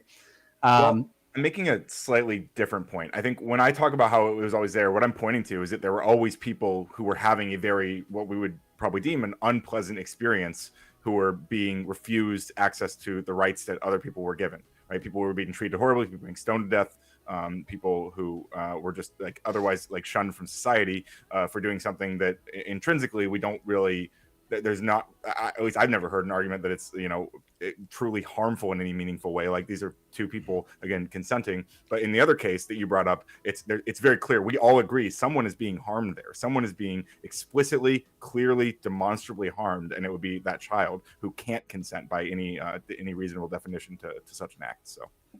So then my question to you guys would be, would there be any point if, like, through evolution of America, society, let's just go the universe, would there be any evolution through the universe where that particular thing, even if, like, because what you're talking about happened, your point was this happened in the past. My point was this also happened in the past. We all still agree today that what happened in the past is wrong, but you're saying the other thing has been happening in the past, but now we think that one's right, right? So how does this evolution happen where some things are universally always going to be wrong, but through time, other things start not being universally wrong? Well, I'm pointing to something that we can recognize harm. We can expand our bubble of empathy, right? We can recognize that there are people suffering based on. You can still say that there's actions. harm on both sides, though. What? You can say there's harm on both sides. In regards to, well, like in regards to the guy that's being gay, he's not going to procreate. That's harm. Yeah, but why That's is that harming harmful? Society. To not I have mean, babies? Glenn makes a really good I don't point there, agree with because that you at all. said what's good for society, right? Two men do not produce children. That is bad for society, right? That's not bad for society. It may not grow society, but would you say that everybody is obligated to provide how many children to the society? Well, I guess it comes from your worldview, right? If you come from a Christian worldview, it's going to say. Well, no, I mean, like, if you think that it's, I mean, is there an obligation to provide children to society, and how many per adult? Well, to be fruitful and multiply would be to provide children for society. So, incels are bad. Gay people are bad. People with illnesses are bad. Like, No, I think you're saying like it's the choice. It's the if you have the ability and you choose not to. That would be the bad. Like not the people that are What if they adopt? able to procreate. Like if they have like a physical health issue and they can't, I don't think that's what we're saying. The thing is we're saying that if you choose not to, that's what we're saying would be bad. I just think that mindset that like would even mentally just impose parenthood on somebody who doesn't want it is so overreaching and invasive. That's immoral to me. And Hey, also you know what? probably I would probably agree with harmful that. for that child, right? Like like forcing someone to Yeah. raise a child who doesn't want to, like that child is not Right. going to be in a very healthy situation, like obviously. Well, they Well, could now also you're do getting that, into right? another discussion, which is Get back in the behavior kennel, of- Timmy. of human beings. But I actually agree with you, Flo, in the sense that we shouldn't force people to have kids that don't want to have kids. I think in our world, our Christian view, we don't want to force people to have kids. If you're going to have kids, You'll sit there and judge them. I'm not judging. Do you- I have no authority to judge. It doesn't matter. You do it anyways. Don't play those fucking word games with me, Vibe. Do you think that somebody who could have kids but chooses not to, are they doing something immoral? No. Okay. 100%. They're not doing something immoral. I never said they were doing something immoral. I just said they're harming society. That would be immoral, I think. Well, So- some people. So some I think people will say, there's okay, an like, for interesting. example, here's there's an an example, like right, because yeah. like Flo, you're big on like stopping the war on drugs, right? Mm-hmm. Well, somebody could say, well, not stopping the war on drugs will be harmful to society. But you would say it's harmful to society to continue the war on drugs. So I guess it kind of this comes is- from your perspective, right? I don't think this is a good analogy. Like, one of them proactively destroying the lives of people, and the other one is, well, it's a completely invasive mindset, right? Somebody can be a part of society, in my perspective, and not owe me shit. I don't feel like my neighbor has an obligation to have kids, or else he's doing harm to society. By the way, if you think somebody's doing harm to society, you're judging that action. I never That's said a judge. that. I never said I I know. don't judge people. I judge Right, people all right, the yeah. time. I was just kind of Well, clarifying. I think this all points to the distinction I was making earlier, like where there's stuff that we would prefer people to do, like there's maybe moral preferences that we have. Like I said, my example was I would prefer that Republicans don't vote, but I would never want to make it illegal for Republicans to vote. But and similar to Glenn, I feel like we might want people to have children, but we would never want to like make it illegal for people not to have children, right? Or to force them to have children against their will. At least I hope not. Although the abortion conversation. It's like sugar. Like I eat a fuckload of sugar cereal. Is it ideal? Probably not. But is it bad? No, I don't know. I mean, if it's cinnamon toast crunch, it's not bad. It's actually heavenly. It's Apple Jacks at the moment. Love that. I could give that a pass. I could give that a pass. Mm-hmm. Okay, so I mean, we can break down like what we believe is immoral or moral between the two sides, but ultimately, when we're looking at good and evil, what I'm trying to determine and I'm trying to ask is, if I'm going to come from this as a professor at a university that is 100% atheist, a Dawkins-like type of philosophy here, and I were to look at the universe and go, okay, there's probably a best outcome for the universe and a worst outcome for the universe.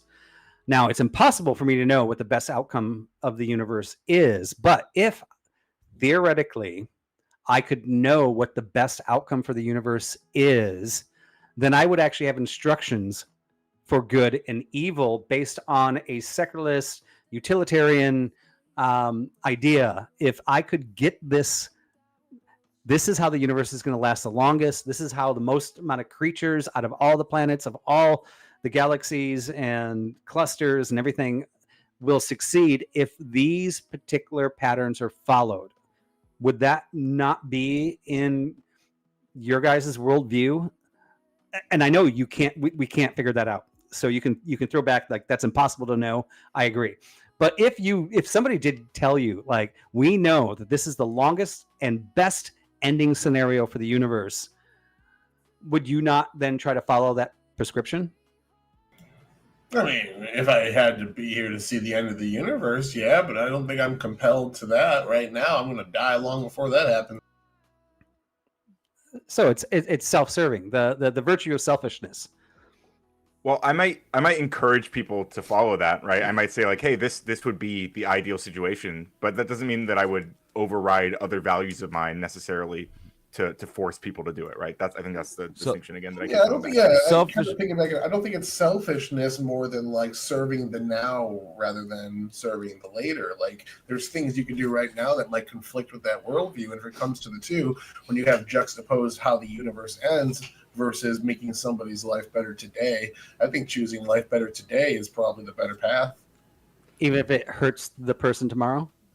I mean, we're talking about hurting the pain coming at the end of the universe. Well, I mean, I'm sure that all those decisions for you today are the ones that are leading to the universe ending sooner, other people suffering. I mean, it's the same thing, and not to go left, right here, but like the left, and I agree with them on this. They're like, hey, we got to freaking control the environment because we're going to kill our kids. I'm worried about killing my kids, right? I want to give them a good environment. Well, I'm thinking about they tomorrow. want to kill their kids anyways. So,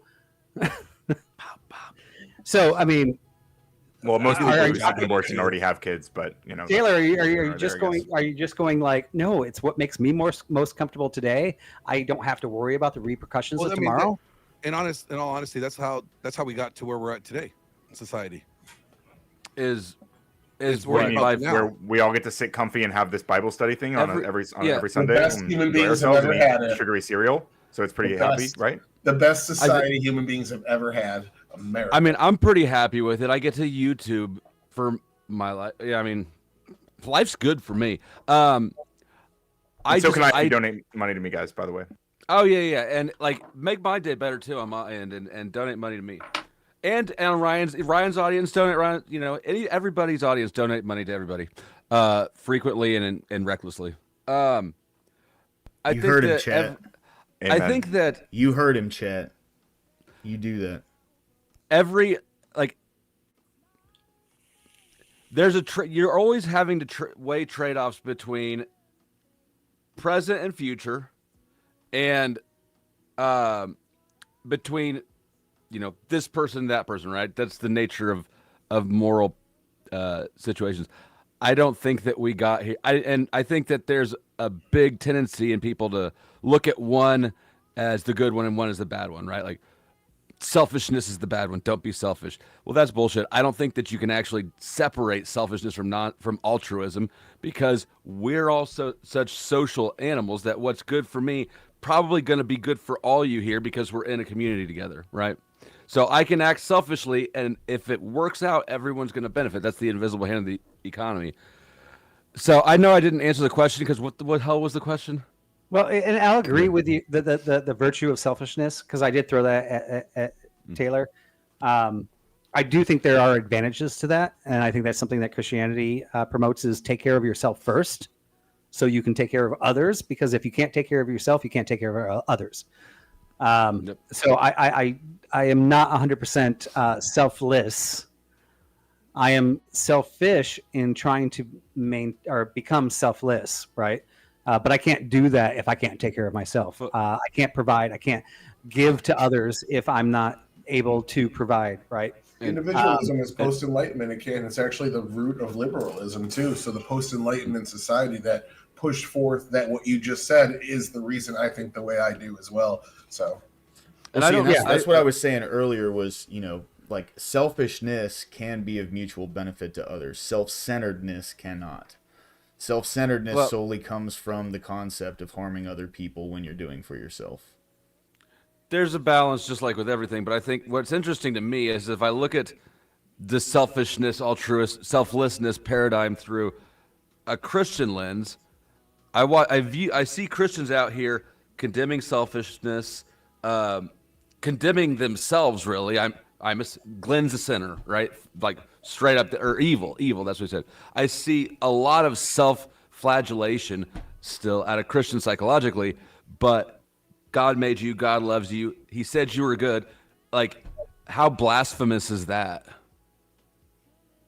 Yeah, so I mean, it comes back down to trying to keep this back on topic, but the discussions are basically trying to figure out where do we stand on good and evil. It is a very interesting topic because for us, we have a set, we're claiming that universal knowledge, and you guys are claiming, well, you can't ever have that universal knowledge, and we're just going to change it as we evolve through time. And then my original argument was a lot of people prescribe to that, but as we go into this world where, yeah, we think actually there is there might be a universal truth that we'll never know, but we're just going to keep on changing it as we see fit. Totally Therefore, based. your guys' evil today may not be evil tomorrow. And that's kind of the big discussion here. But ultimately, what I was trying to get to is that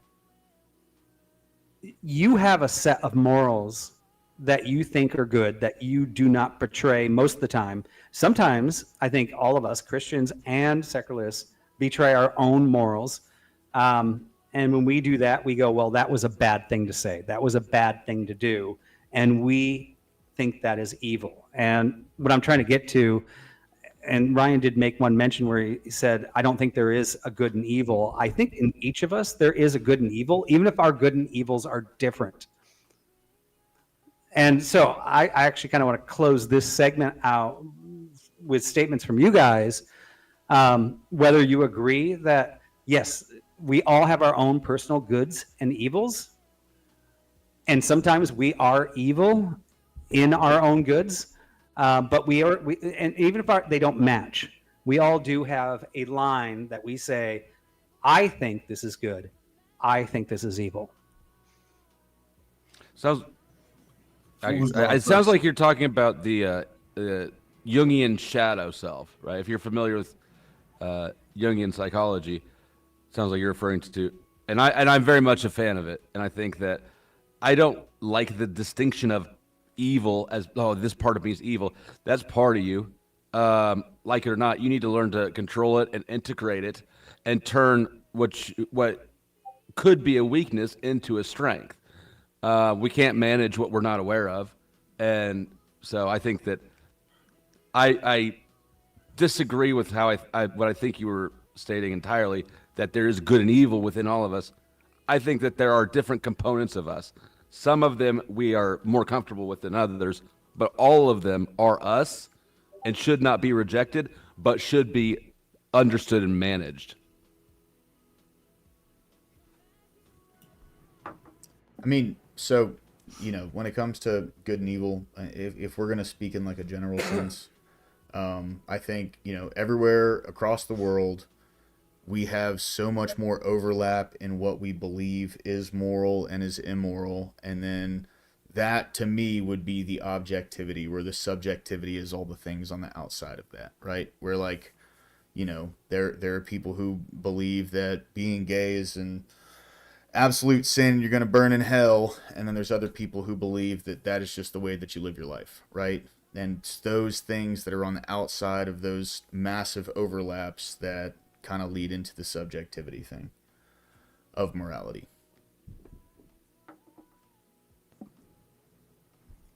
What do you think, Tyler? I want to first get to your last question real quick, and it kind of ties into my answer here. How things change over time as we learn more. So as the post-enlightenment or the Enlightenment era happened, we learned things like individualism, and it was founded on religion. We had all these principles, but those principles weren't instantiated in the law. There was still slavery for another, 150 years in the UK and 170 in the United States after this era ended. And so it took time for the philosophy and the consistency to iron out in terms of how civil society works. Plus, you can't change something like that's an economic structure. Going from slavery to free enterprise, it's not something you change overnight, maybe not even in one generation. So it just takes time and transitioning and trying to be more consistent with your principles. But that kind of goes into what I'm saying is everybody does have their own version of good and evil. And again, how I parse it out is everyone gets to go to a ballot box and voice what their view of good and evil is, and what we come to through the voting experience is the consensus to some degree of who is mapping out what steps we're going to take to progress the definitions of good and evil in which direction.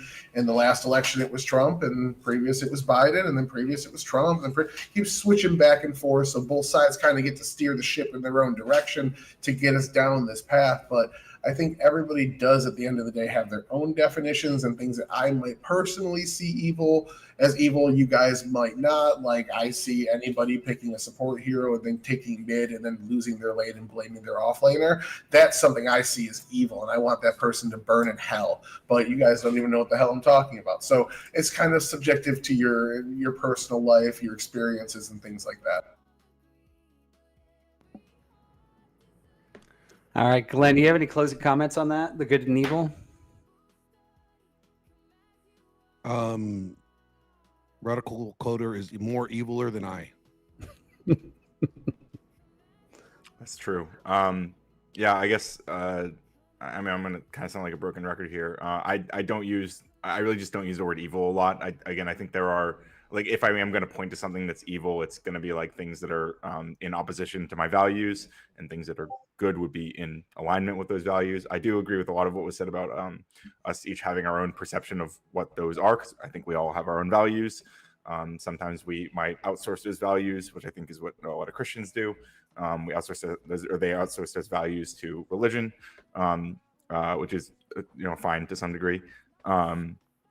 I think that I also like what was said about everyone having like kind of a like evil inside of us. I guess like I was reading a book earlier, In the Name of Identity, and one of the lines that stuck out to me was this quote, or this idea that we all have like a Mr. Hyde in us that can reveal itself given certain circumstances. And I think that's true. I don't know that we would all internally recognize our own Mr. Hyde as the Mr. Hyde. There might be some there might be two different faces to that. Like what I perceive to be someone's Mr. Hyde might not be what they perceive to be. They might view that as their Jekyll. But yeah, I don't know. Interesting stuff. Yeah, it kind of sounds like a cop out. Like what you're saying is, I have a value system of good and bad. I don't want to say evil if somebody's in my bad category, because I don't want to call them evil if they disagree with me. It's like I still want to be nice, even though I disagree with you. So it's not about being nice. So to be clear, it's not about being nice, because I don't like I'm okay with being mean sometimes. I think it's in fact sometimes I think it's immoral not to be a little bit mean. But it's more about like not wanting what my labels to come with all of the baggage that the word label or the word evil is packaged with. So just for what it's worth. I was going to ask what is the information or that's added that evil adds over bad? Well, I mean, that was kind of my point, is that I kind of think like you either believe this is a good or bad response. In this particular conversation, I'm using bad interchangeably with evil. I'm not actually putting any more preference on bad and evil. I'm just saying, I think this is a good result. I think this is a bad result. Bad results are evil. But I mean, isn't evil? Evil is just bad with like more oomph, like really bad, right? I guess if you really want to put it that way. In my view, it comes down. It's something similar to what Tyler was saying, and something I've kind of reiterated a few times here. Like, I feel like when I say something's bad, I feel like I'm saying that it's something I just don't want to happen, and that's like I prefer it not to happen, but it's not something I want there to be any sort of like force exerted on someone who's engaging in that behavior necessarily. But when something, I guess if I were going to use the word evil, like I would want it, like if I was gonna anything I describe as evil, I'm probably gonna want like government interference to like block that thing. Like I want to use whatever means we have to prevent people from doing that thing. So you don't think Trump is evil? Categories. I don't really know. I think he does what I would probably consider evil. Like, I mean, like cutting off USAID and letting millions starve is pretty bad. But I'd say that's evil by any definition. But that's just me. Well, wouldn't you say that those funds should have been like allocated to our own homeless? Vibe intercede. This is gonna go for tangent. I'm not gonna bite that bait. Yeah. So yeah, we'll wrap this up. But I would say that's why you're more eviler than me. So ultimately, this is something that really I get upset with a lot, right? So there are certain things in the Christian book which we consider evil or bad. And they're all pretty much have the same outcome, right? So God, when I'm in the worship center, I have a bunch of ladies that hand out bulletins, Nice. make sure people that they get their seats and they can find seats. If they have children, they bring them something. If they don't check them in because the kids are scared of going to check in, they bring them little booklets that they can color in and things like that. And half of those ladies gossip. And this is actually something that is said to be bad in the Bible. Like, you should not gossip. Right, is it only half or half that you catch? Because I think the answer is 100% of women gossip, but you've only caught half of them. Well, and the truth is 100%, including the guy that is actually the leader in that group, have all failed, right? Yeah. I'm not perfect. All of us fail. And we're like, when we talked about homosexuality before, a lot of non-Christians think that we actually think they're worse than us when we don't. I personally hold them at the same standard as my girls that are gossiping and myself that did something bad that week. They are not. I do not believe category. You. We're all in the same category. We're all. I do in not the believe same you. category. There is no way on earth that you can think that you know and are following, or at least attempting to follow, the universal God's rightness, and we are not, and not think you're better than us. Like, that's baked into the claim. No. It's baked into it. I am talking about within our belief, right? I know that I'm just as much of a sinner. Glenn actually said it perfectly when he said, I am evil. Like, I heard it and I knew I wanted to mention it later, that we have to all understand that all of us in our faith are equally evil. That is cognitive dissonance. I hear what you're saying. I don't believe it out of any of you. Dusty, hold on. So the whole concept is. Oh no, Dusty, you definitely believe it out of me though. We're probably all the sinners. one, but we all barely do things that are wrong. Mm-hmm. That's where everything starts from, right? Yeah, but the concept that you, because you are following Christ, you'll go to heaven and I'll go to hell, and God has deemed it thus, means that that is absolutely an elitist position. There's no way to necessarily, dude. It's just that's the way I choose to live my life right now. You don't think that something that God chooses to save and something is better than something that God chooses to destroy for eternity? So this is the way I look at it. It's we don't even know what hell is, man. I mean, like, there's people who make claims, right? But Dante's Inferno was written by a guy who had a dream. He didn't actually die and go to hell. He had a dream. That's not like right. From my perspective, that's not what hell necessarily is. You know what I mean? I know that we don't know my perspective what hell is. It's being without God. If you believe in an afterlife, and if you believe that Jesus is the key to the afterlife, then that means that you believe, per God, you're better than everybody who is not Christian. I mean, you say that, but you're not reading my mind. I'm not a Christian, so I can be better than anybody else. I'm a Christian, so I can make myself better than who I was yesterday. You know? And I do want to correct and back up lower class here on your retort on him. Is that as a Christian, if I believe that I'm better, then I'm probably going to hell. Yep. I actually have to accept that I try my best, and I hope when I sit there at the door that when I'm sitting in front of Jesus and he's shining his light and he goes, you know what? You donated, you gave your 10%, but all you did was gossip about people. And you didn't realize how much harm you did during that gossip. Like, off with you. And I don't even know if you do that because I am an idiot. I don't know how it works. I can't ever understand how the universe was. None of us can understand how the universe was created. This is all I can do is just try to be good to people, whether they're homosexual, whether they're not, whether they're alcoholics, whether they're schizophrenic, whether they're abusers.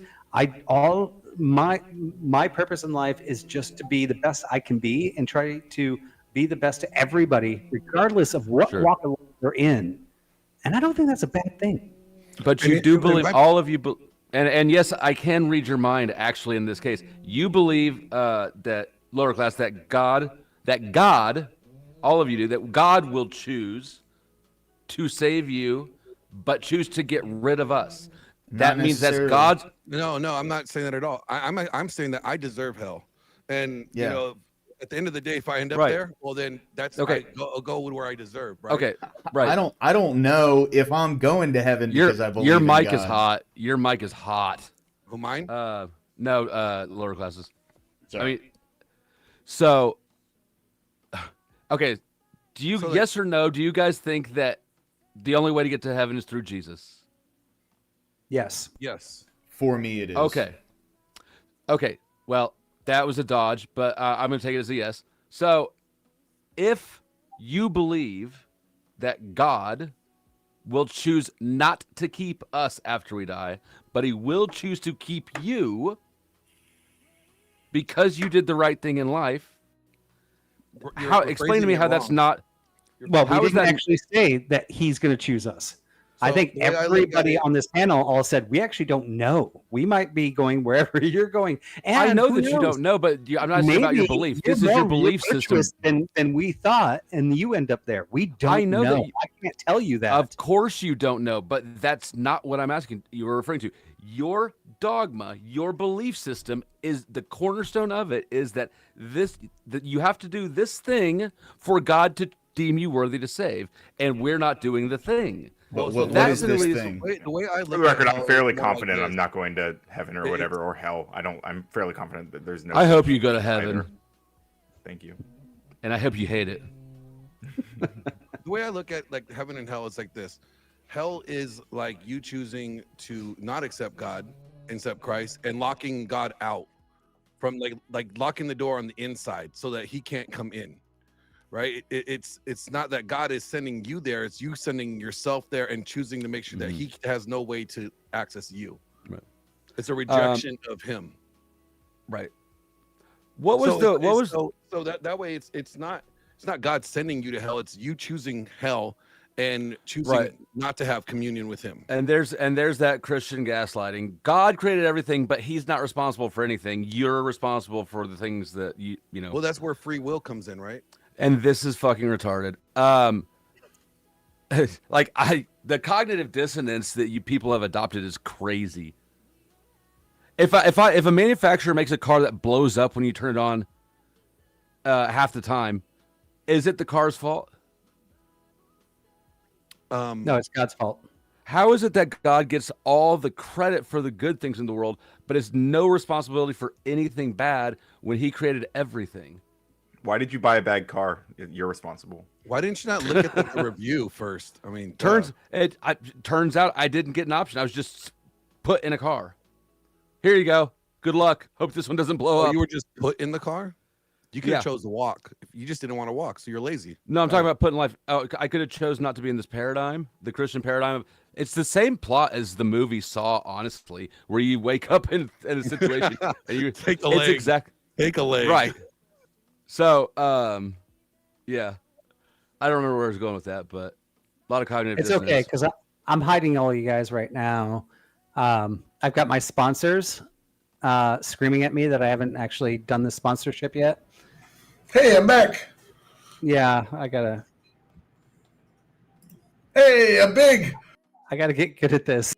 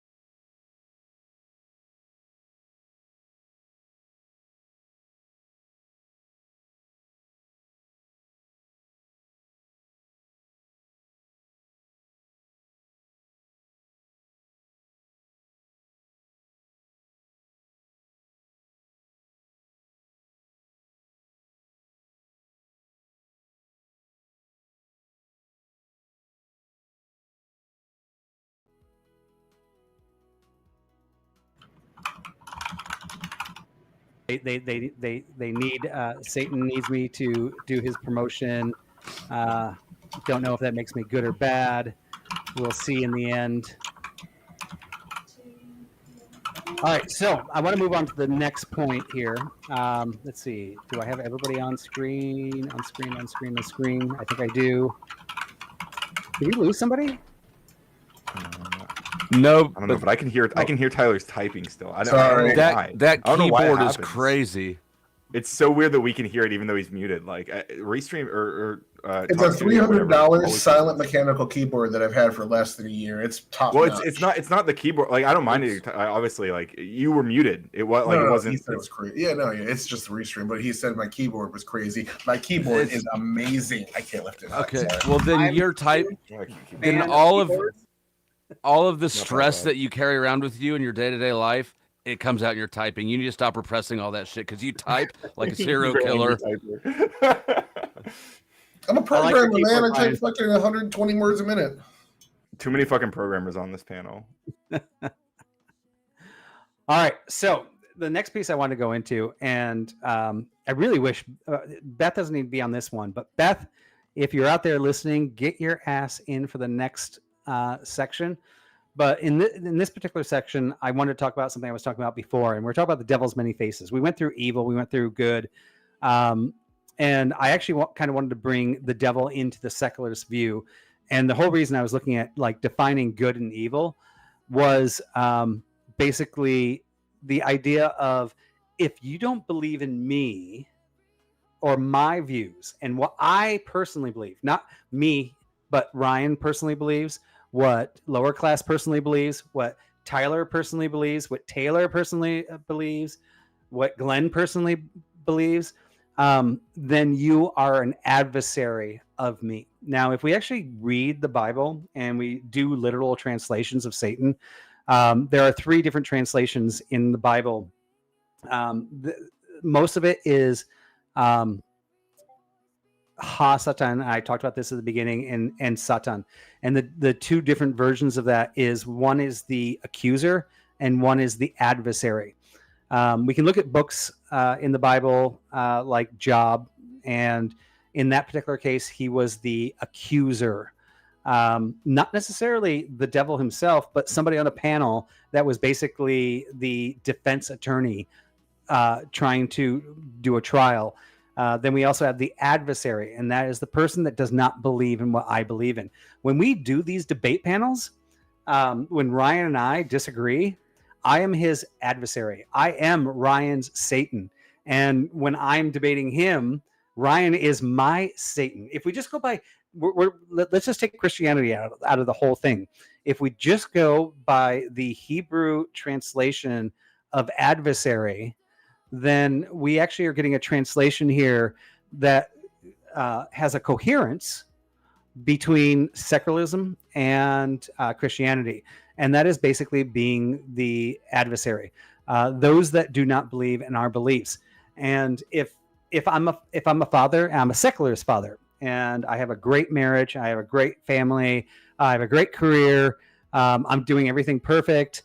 I may be the founder of Pornhub, but I give good morals to my kids. I don't let them see what my job is. Everything is great. Am I in the wrong position of looking at everybody that's against the thing that provides my family a great living? And if I am, then as a Christian, I'm the adversary. I am Satan to this guy that has a family, one marriage, kids, great father, shows up. I am his adversary. I am his Satan. So what I'm kind of looking for in this particular question and this area of debate is, can us as Christians and secularists actually agree whether Satan exists in our lives, even if our Satans are different Satans? If I can, maybe I'm actually about to hop off probably, but I appreciate this so far. But to respond to the topic here, I guess the whole calling it when we're having a debate, I as someone who goes on a lot of debate panels, right? I do this like pretty regularly, almost daily. I feel like the framing of like my Satan, there's a lot of like grandiosity that feels kind of imbued into it that I don't like realistically, like when I'm arguing with you, Vibe, or no offense to any of you, like when I'm arguing with you guys, like you're just some dude on the internet that I'm like arguing with. Like it really doesn't like go much deeper than that, at least in that framing. Like it's like, yeah, we have differences in values. Like I'm a guy. I'm also just a guy.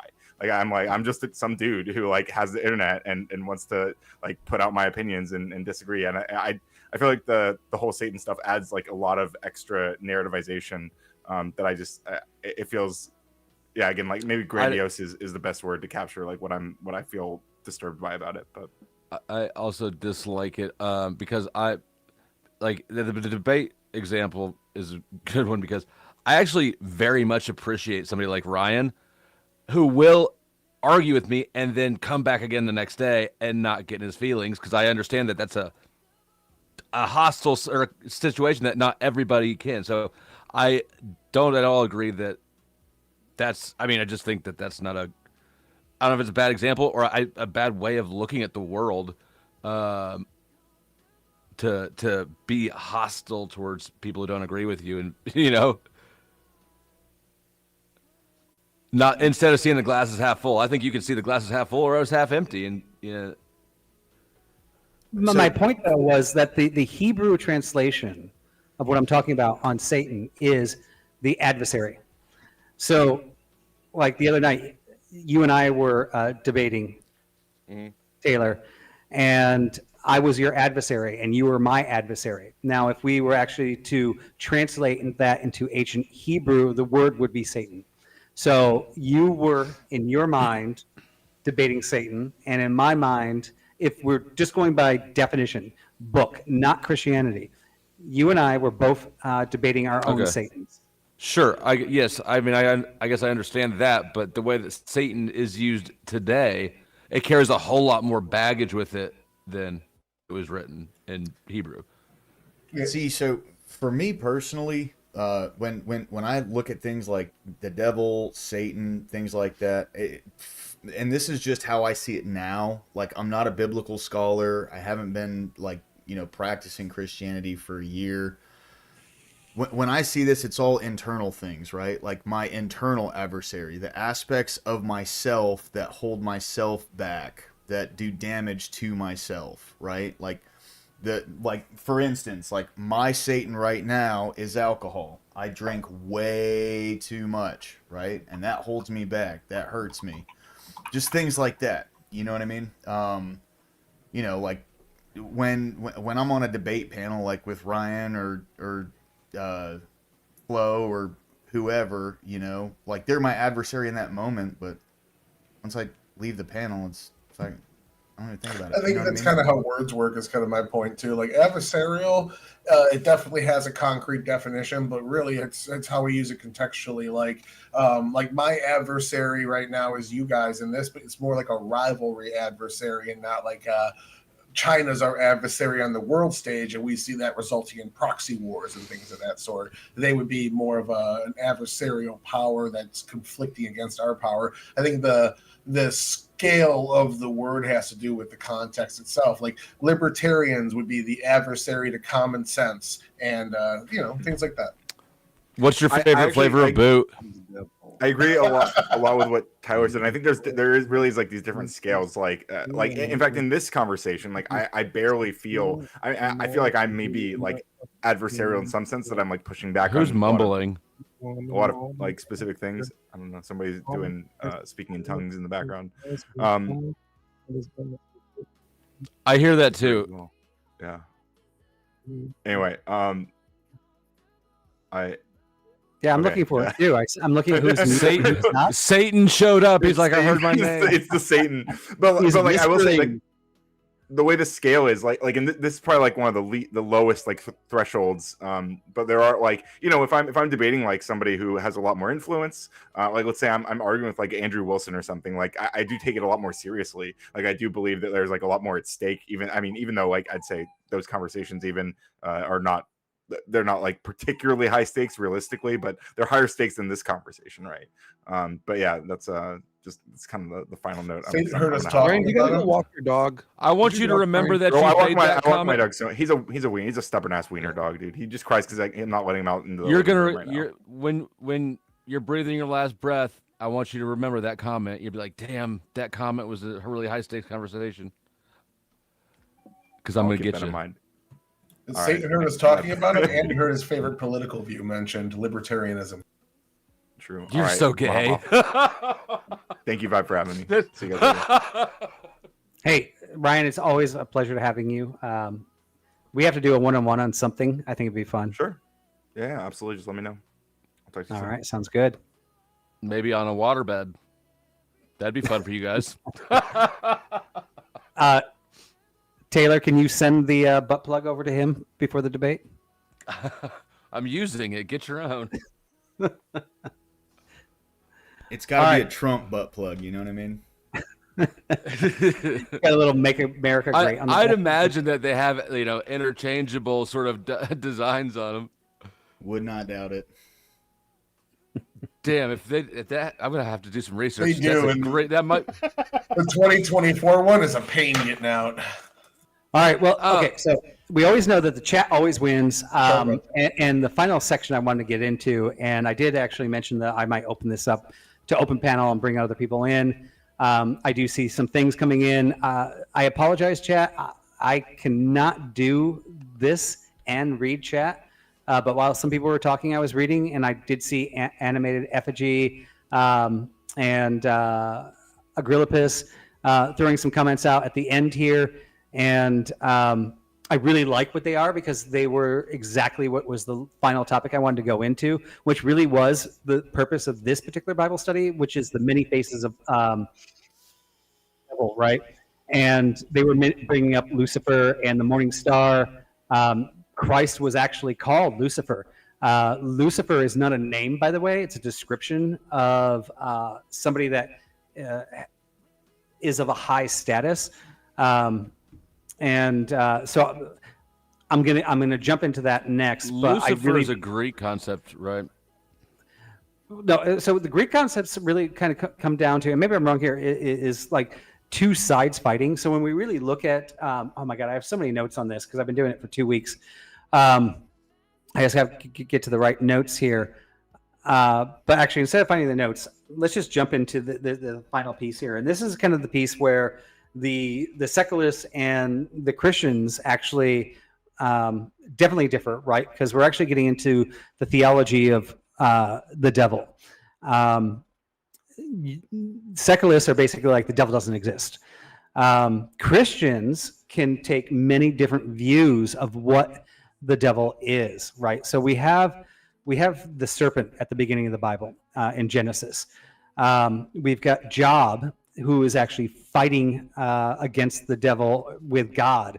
And when I first read Job, one of the things I do on this uncomfortable Bible study is I actually say what I really thought. When I read that... Did you just say that Job was fighting against the devil with God? No. God and Job basically made a bet when I first read it. This is the way I read it. Hold on, let me finish. God was saying, hey, my people are good, and I'm going to challenge you on this. And he's having this duel, like it's like the violin duel, right? And he's going to show that his people will prevail in him, regardless of what the devil does to them. He'll never lose faith. You mean the devil and God had a wager? Basically, right? And by the way, I'm not saying I'm right on that. I'm saying when I first read it, that was my interpretation. And my first thought was, why would God ever do that? If God is omnipotent, omni-infinite, all these things, right? Like, how would he ever, like, he doesn't have to do that. Why would he even do this? That's a really good question. I mean, that because he knew he was going to win either way. He won the bet either way because he was omnipresent. He already knew what Job would do.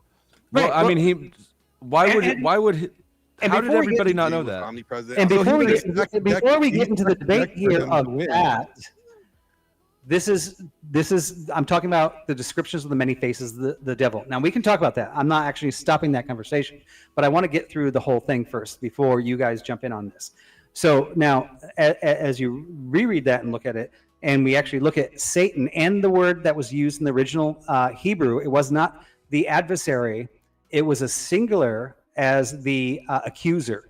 And we this actually will get into Lucifer later. And Ezekiel, where we actually talk about like the fallen angel, the perfect son of God, where this may not have actually been Satan. Isaiah. Well, so yeah, I mean, when we in the canon, we have Genesis, Isaiah, Ezekiel, and Revelations that talks about the Bible, talks about Satan. We have the serpent, and then we have the accuser in Job. And then we have the morning star, Lucifer, in both Isaiah and Ezekiel. And then we have the devil, and we have isn't the Jesus the morning dragon, star too? which is referred back to the serpent in Revelations.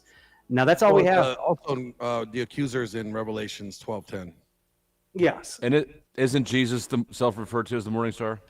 Yes. So, and because Lucifer, in some opinions, is not a person. It is a title, right? And Jesus was called Lucifer, a morning star.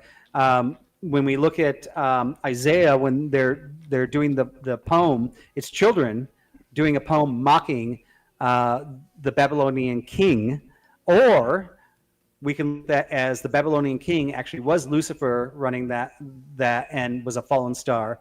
There are different interpretations that happen. Lower class mentioned Dante's Inferno, which has nothing to do with Christianity. It is just something he came up with, and that's where the common conception of the Bible comes from. And then, if you want to even go further, there is really no backstory, whether the accuser is the world, all those against Christianity or against the moralities of Christians, or if he's actually a physical person. If you look at Enoch and Jubilees, now we get the whole backstory of the fallen angels. Now, in the New Testament, or sorry, not the New Testament, in the Old Testament, we do have in Ezekiel that when the perfect being that God created, which is now considered Lucifer, even though Lucifer is a name that was given to Christ and him as being a perfect being, we have this whole story of I started going so fast there on all my ideas. I mean, of Satan he brought down 1/3 of all the angels. Those angels became the demons that we know now. But there's a whole nother story in Christianity as well, where actually it's the Nephilim, which is the angels that fell, that reproduced with humans, that when they died, they became the demons. And in Revelations, when they went down to the pits of fire, the death of the souls of the dead Nephilim when they died became the demons after that. So there's lots of stories in Christianity that vary very much, and it also adds backstory if you add Enoch, which I don't like to do, or add Jubilees, which give backstories. It's like a Marvel comic book, right? I want to know the backstory of all the fallen angels, but those were not included in canon for a good reason, in my opinion. So I like to leave those out, but the story does change. So my final segment in this was to open up everybody else's thoughts on this. And by the way, just to throw this out there, I've been doing so much research on these things to learn all these different views, and they weren't necessarily my views. Everything I just threw out is not necessarily what I believe, but I do know Lucifer is not a person. It is a label. It was used for Jesus.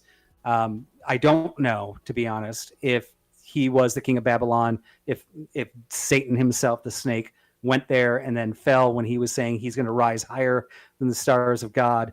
I don't know these things. From what I understand, that represents a prideful rebellion.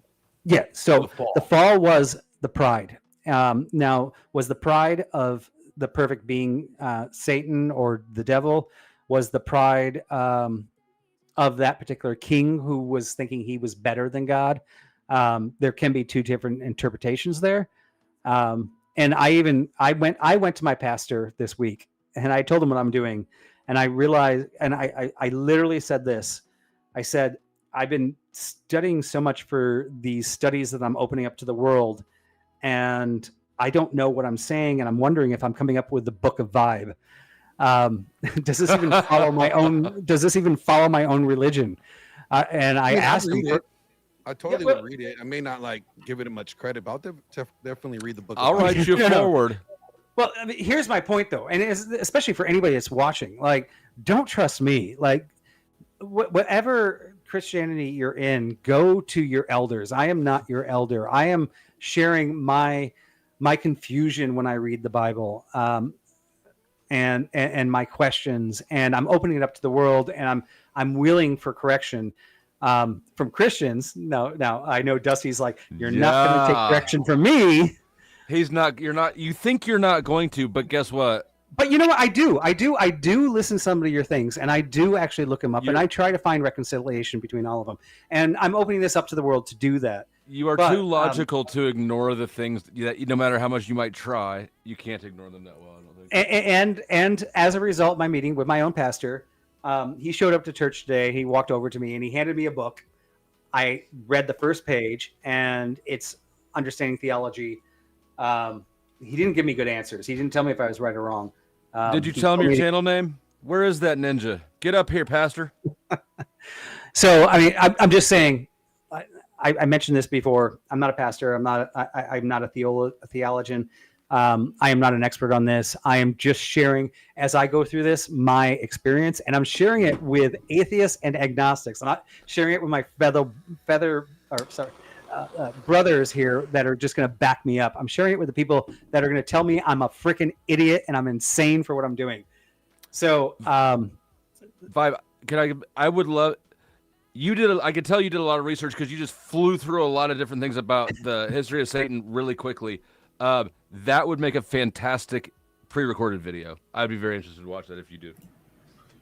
Yeah, no, I mean, it really is interesting, but this is the final leg of this whole thing, and it really is going into the devil's many faces. So I can break it. It could be broken into many different categories for Christians, but I can break it into two basic ones. There are Christians out there that are looking at the Bible from almost a secularist view, but actually know and have been touched by Jesus. That kind of goes through my first 2 points. Is that there's an adversary, and the Bible talks about the adversary, and the adversary is those are basically against His word. There may not actually be a physical Satan. Satan may be those who just oppose you, and that mankind in itself is Satan alone. The second faction would be that actually Satan is a real person. He was the serpent. He was that actually Satan created by God, a real person who through pride fell, came down to earth. Well, actually, it was given a domain. 1/3 of the angels followed him down there. They now are part of the lake of fire. That is their domain.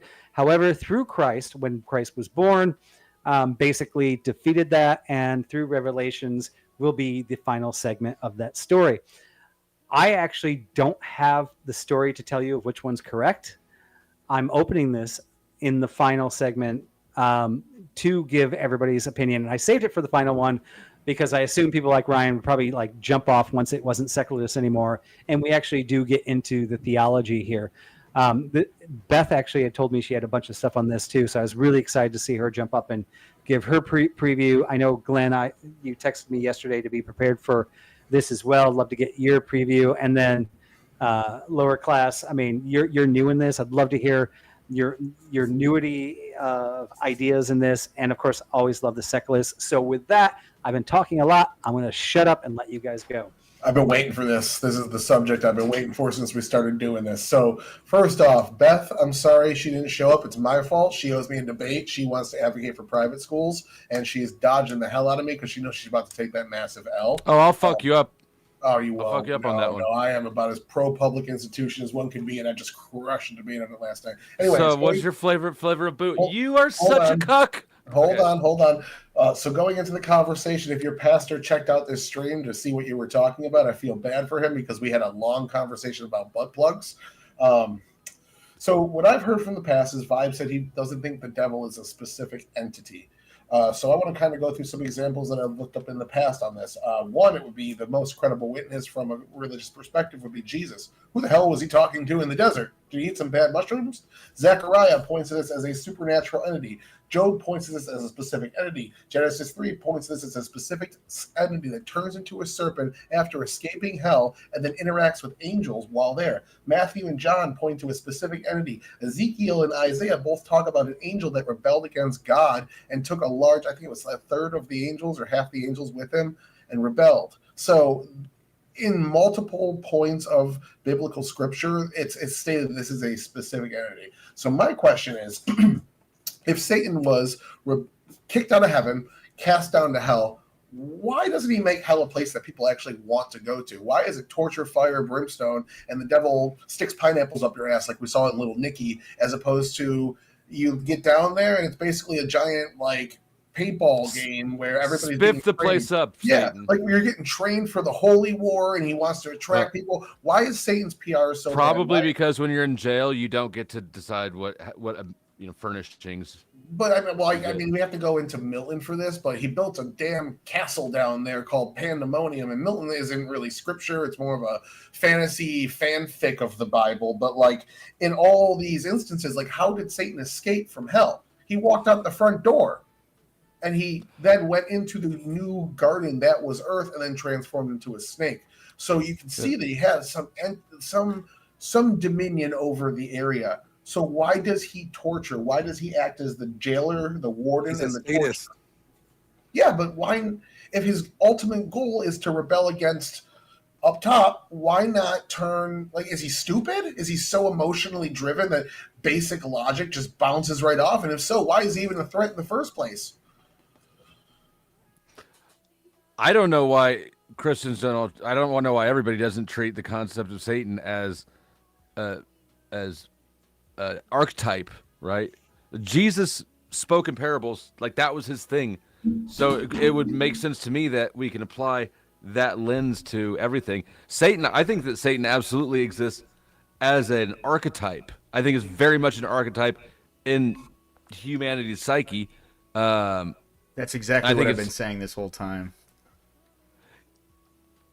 Man, whatever. Well,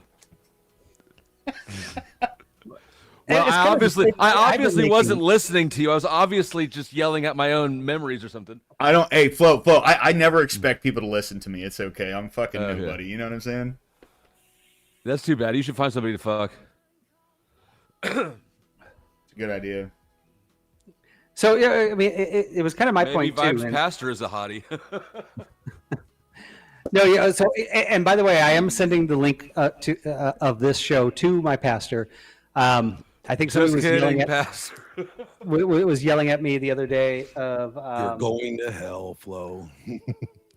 Of saying that I wouldn't accept, like they were yelling at me, going, because I was yelling at another Christian, and I was on Dusty's panel, going, you would be willing to accept money from non-Christianable actions such as PDF, people that go against all Christian morals, as long as you don't promote them, you can take their money. And his only thing was, and everybody's like, well, Jesus. No, he had a fantastic response. If you're going to paraphrase, I'm going to correct. Well, you can correct it, but I mean, ultimately, the response to me, and I'll let you respond to me, was Jesus hung out with tax collectors and prostitutes. And I'm like, I do that on my freaking channel. You're my prostitute. Flo? Who's a prostitute? Wait, what? I zoned out. Average debater is my tax collector. So Flo's the prostitute? I feel like I'm the pimp. Okay. That's fine. That works. You feel like it, but we're talking in practicalities. Pop your collar. For me. Pop a collar for me there. So my question about that is, so the hypothetical was somebody bad, like that's against Christian morals. Oh, Andrew Tate was the original. Wasn't Andrew Tate the original example? Andrew Tate gives me or offers you money for free, no strings attached. Just here, I want to make a donation. Do you take it or do you decline it? And obviously you take it because what would be the purpose of declining it? What do you accomplish with it? There's no accomplishment by declining that resource. I literally took it. Go out there and get Denny his money flow. But you can't. There's no conceivable benefit to declining that money except to like let the world know that you don't like that person, right? It's very self-indulgent. Did you guys really use Andrew Tate as the example? Wasn't it Andrew Tate? I think it was, yeah. I mean, I took $10K from Andrew Tate when he donated it to Thor's surgery. Damn, I need to get him. You need to get him on my grift cancer campaign. I mean, was that wrong? I mean, I don't think so at all. Like I don't even and that even went to like a good cause, right? Yeah. Let's just say it doesn't. Like, let's say it goes to my cigarette habit. So fucking what? Where it came from? I'm not. It's not like I'm helping promote that or doing anything to support that. There's literally nothing good achieved by me going no. Not having it. Nobody ever did offer anything good or an explanation of what the harm or benefit of the action would be either. I mean, if the Bible says God uses all things for the good, so that means that he could even use bad things for good, money from bad people for good. So I don't. I mean, Noah was a drunk, right? Like, would you turn down Noah's money? You know, it's maybe it's money, but I'll definitely take his boat. I think that whole position of I would not accept money from somebody that I judge to be a bad person. That entire mindset it's just narcissistic as all get out. Not even gonna lie. I mean, if Diddy wanted to give me money, I'd take money too from Diddy. It's pure narcissism to say, no, I'm going to reject this because I have malice towards you or spite towards you. Or it's not spite. It's not. I know vibe. It's not spite. It's love, but whatever. Let me ask you this question, right? So, and I gave a non-hypothetical. It was destiny. It was destiny. Oh, Destiny! No. I wouldn't take his money. We were talking about Destiny, but I gave a non-hypothetical where I have two secularist business partners, and we had the owners of many web properties, and then one of the web properties they owned was T.U.B.S, and they wanted to use our software, and I told my partners I didn't want to do that. That would have been you engaging in promoting the business, right? So that's a different situation than the hypothetical where you're just being given free money. Right. But because in a sense, I'm actually now helping them grow their business, right? Now, I understand your hypothetical. You're like, well, they just came to you and they said they want to give you $1 million. I usually engage in hypotheticals, and I hate when people don't engage in them, but in reality, let's say they gave you enough money to put them out of business. I would take the money too if it was going to put them out of business. But in reality, and a more realistic hypothetical would be, I'm going to give you this with no strings attached. However, the person giving the money knows there's strings attached. They know that they're going to get some PR out of it, whether you know you're just why can't you just engage with the hypothetical? It's not a hard thing to engage with. You just won't do it because I did engage with it, and I just said I would, right? You just said that, and then you started answering that there would be strings attached.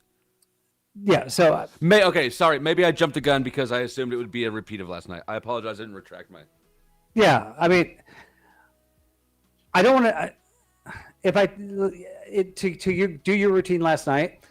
If they gave me the money to put themselves out of business, I would take the money.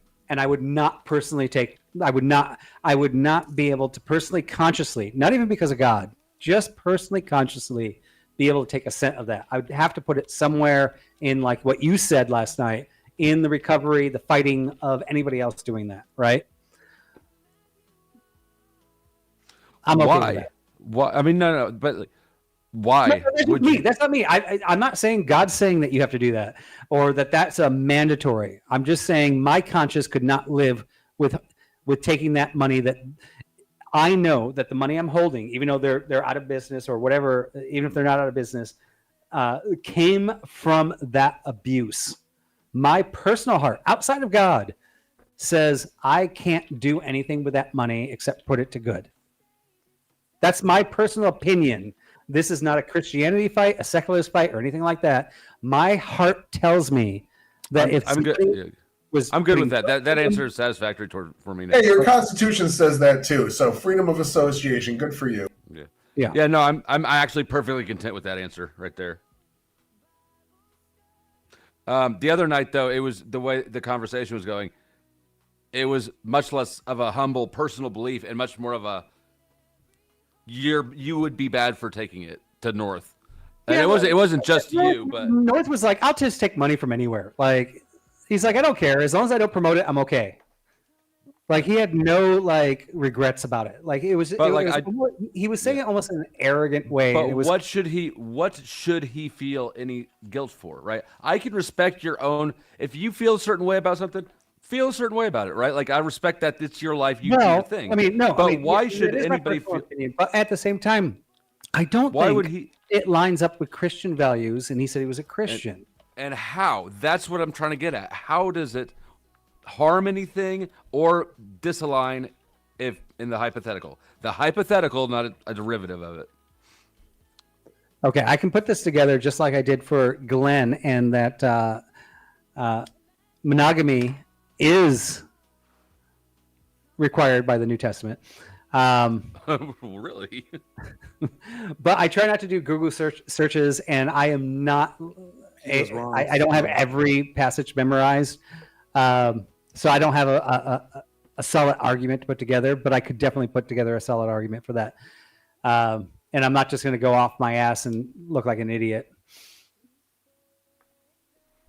So you're declining to address it at this time, but yes. Okay, so we're getting a rain check for it. Correct. Okay, that's fine. I'm mad I got thrown into it. Like, wait a minute, like how I did Glenn, but then not explain anything.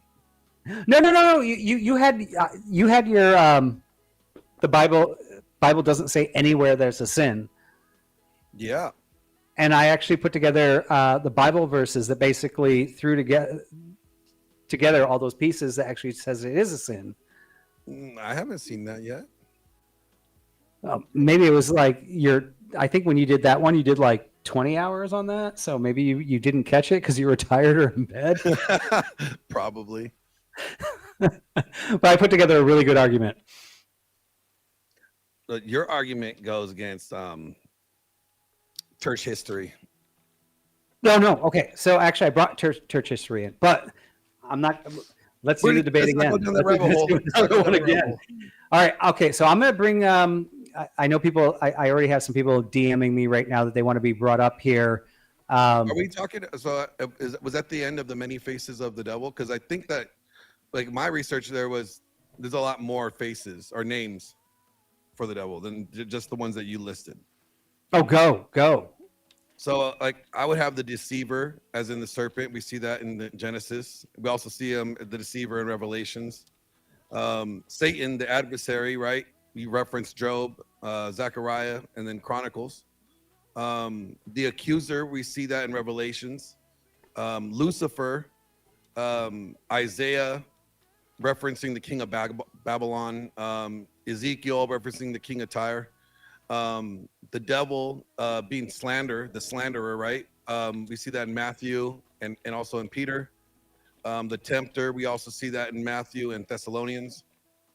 The dragon, the destroyer, we see that in Revelations 12 to 13. The evil one, we see that in John and also in 1 John. The prince of demons, Matthew, we see that, and also Luke. Angel of light, the counterfeit, right? We see that in 2 Corinthians. The murderer and the father of lies, we see that in John. And then, well, that's pretty much it. Yeah. So everything bad in the Bible by any name is Satan. Yes. Okay. I have an intellectual issue with that position. What is that? It just seems intellectually inaccurate that it doesn't, regardless of the name or the Well, it'd just context. it's basically just everything anything bad is anti-Christ. Satan. Well, yeah, anything anti-Christ, anti-God would be. So Satan then is a concept or a what is? Do you believe in a literal being as Satan, or is it a paradigm? I think there's the angel Lucifer that had that title and that fell, and he became the deceiver, and wore all those titles. I still think it's still an individual, in hell, right? But I also think that these are archetypes, as also as you mentioned earlier. So I don't think that it has to be one or the other. I think it could be both.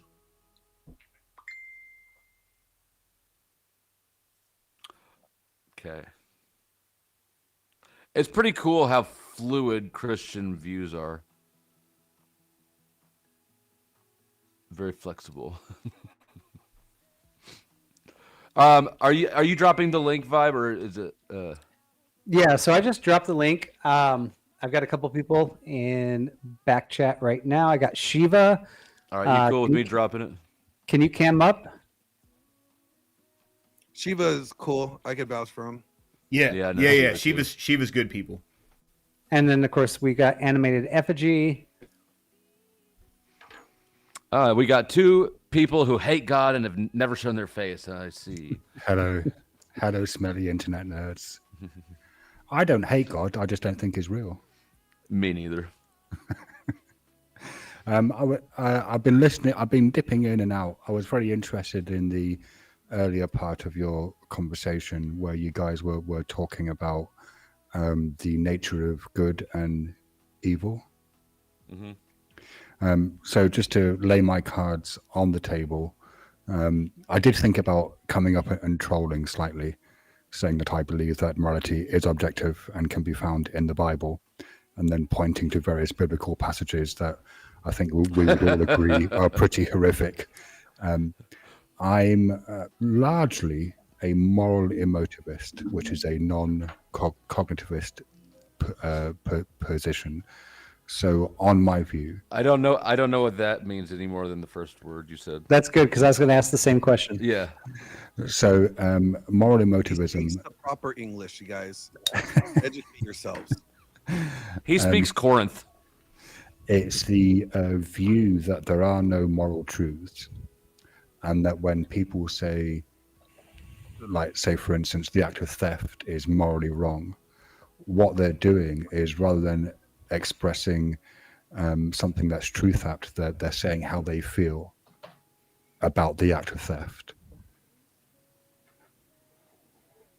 So, and it's non-cognitivist because the view is that the responses that we have to a given act are largely emotional. And my own experience is that when I'm seeing an action that somebody is carrying out, and I have a kind of view as to the morality of that action, the first response is emotional, and then the rationalizations come later. Yeah, So, and I like what you mentioned, and like in the first part that you jumped in, and I was trying to actually kind of express that in a way, in the sense that as Christians, right, we have a book that we say is the moral truth. Anything that's outside of that is what you're talking about now. That's called an idol. Yeah, right. We're indoctrinated into something we believe, and we say it's true. Now, anybody outside of that is what she was talking about, and that's why I tried to kind of point to, if there was an ultimate end to the universe, right, and you could know that, even though we all know theoretically it's impossible, right, then it is kind of just personal feelings after that. When you see people, Christians like Andrew Wilson debating, he's like, our morals are objective, yours are subjective. However, I have to say, I kind of agree with the secularists on this point that my belief, although I consider it objective, is subjective to you guys, because I took this view. No, I get it. I'll totally concede that point. I can totally concede it. We look at it as objective, and we do it through our faith and our heart and the Holy Spirit. I mentioned this the other day. I can't prove it to you either. I can use no scientific method. The words that you say don't even word right. Like can I ask concepts. Can I ask you a question? Do you, on your view, if morals are objective, are they also absolute, which is to say unchanging throughout time, and universal, which is to say applicable to all beings? So if we're talking about my Christian belief, that is unchanging. If we're talking about the secular belief, then it's ever changing. No, I asked you on your view. That's why I prefaced the question with on your view. Yeah, I said in my view as a Christian, it's unchanging. So, right, then I am going to go into troll mode. I agree with you. Morals are objective, absolute, and universal, which means that it's sometimes objectively moral to slaughter babies. Wouldn't it have to be always immoral? Wouldn't it have to be always objectively moral? No, it's only objectively moral when God tells you to. But if it's universal and God said to do it once, then that would have to. Well, let's drop absolute and universal, and we'll just stick with objective. It's sometimes objectively moral to slaughter babies, right? All right. I thought for a second we were going to have to kill all the babies. Because God. No. I know where he's going. Because in the Old Testament, like when we're claiming our promised land, right, through the Torah, it was permitted and justified to go in and it was a justified murder of maybe even people that just didn't believe in God, right? So I mean, I understand where Shiva's coming from. It was commanded. It wasn't just permitted; it was explicitly commanded by God to Saul in 1 Samuel 15. Right. So I'm not arguing with that. I am a Christian, which means I am not actually going 100% by the Old Testament, but we have a new covenant where that would not be permitted, right? So wait. In Matthew 5:17, Jesus explicitly states that he hasn't come to abolish the law. He has come to fulfill it, and obviously to fulfill something means just to act as promised or expected.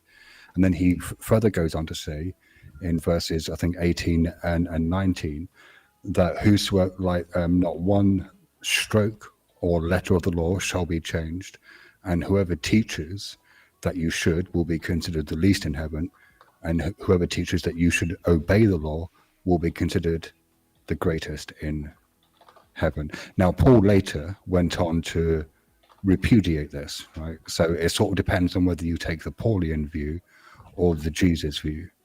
But Jesus himself seemed to explicitly state that the Old Testament laws were valid and binding still, right?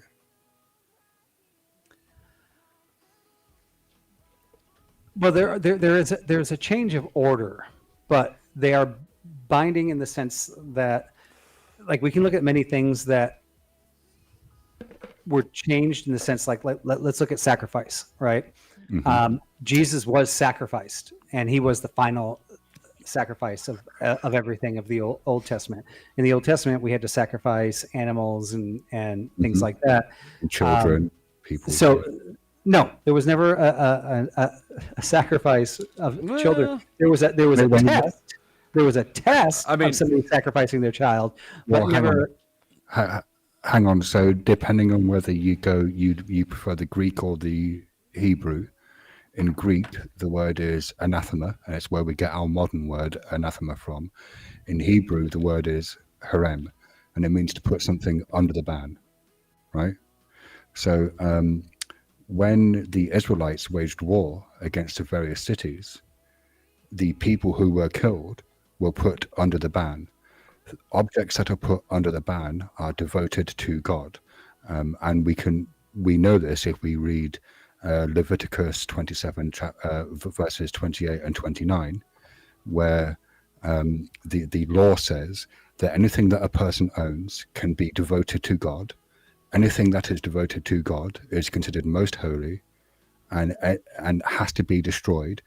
The things that can be devoted includes anything that a person owns as property, and also explicitly includes human beings.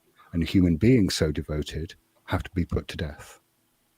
And the word is most commonly used in the context of military conquests, such as Joshua's conquests against the Canaanites, the slaughter of the Amalekites, the slaughter of the city of Ai, etc. I mean, there are a whole bunch of cities that were slaughtered. Everyone who was killed as a devotion to God, like they were placed under the ban.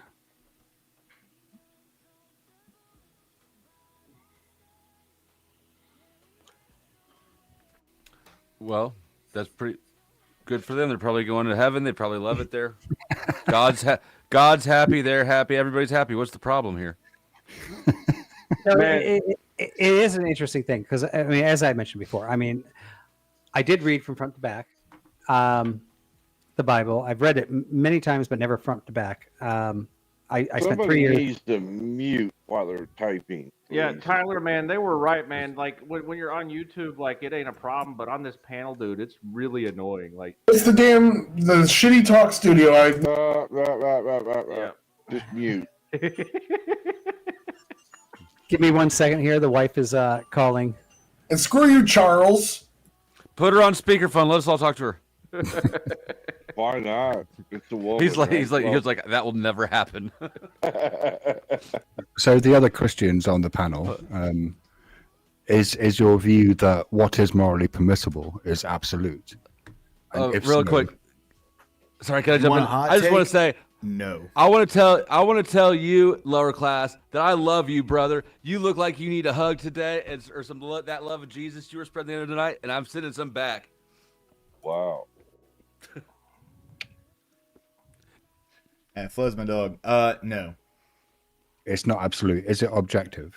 Sorry, guys. Give me 45 seconds. My wife sold something, and the buyer's outside. I have to take. She's not here, so I have to take it outside. There goes the car. You're good, bud. There goes the family car. It's probably Shiva, just I mean, weed. like I said this earlier in the stream. This is like my perception on morality. So if you look across the world, if we were to have like one kind of big, it's not a Venn diagram necessarily, but you can see where morality overlaps all across the world. Mm-hmm. That's objective morality. It's like baked into people themselves. And then there's all the different things on the outside that connect with different things, different places. Well, wait. That's the subjective nature of it. If it's objective, it means that it's independent of people's opinions or views. Like that's what objective means, right? Can't it be objective though? That's what one sense of objective means. Yeah. I mean, is what it means in this context that it exists independently. Well, then I'm not talking in your context, Shiva. I'm talking. Let's not get into an argument about definition. Like, don't tell us what to argue about, Chuck. Is it objective that all humans have skin? Yeah, I think so. Apart from the ones who are. Then if morality comes from our physical being, then it can be objective that we all have some kind of morality. Because No, I'd agree with that.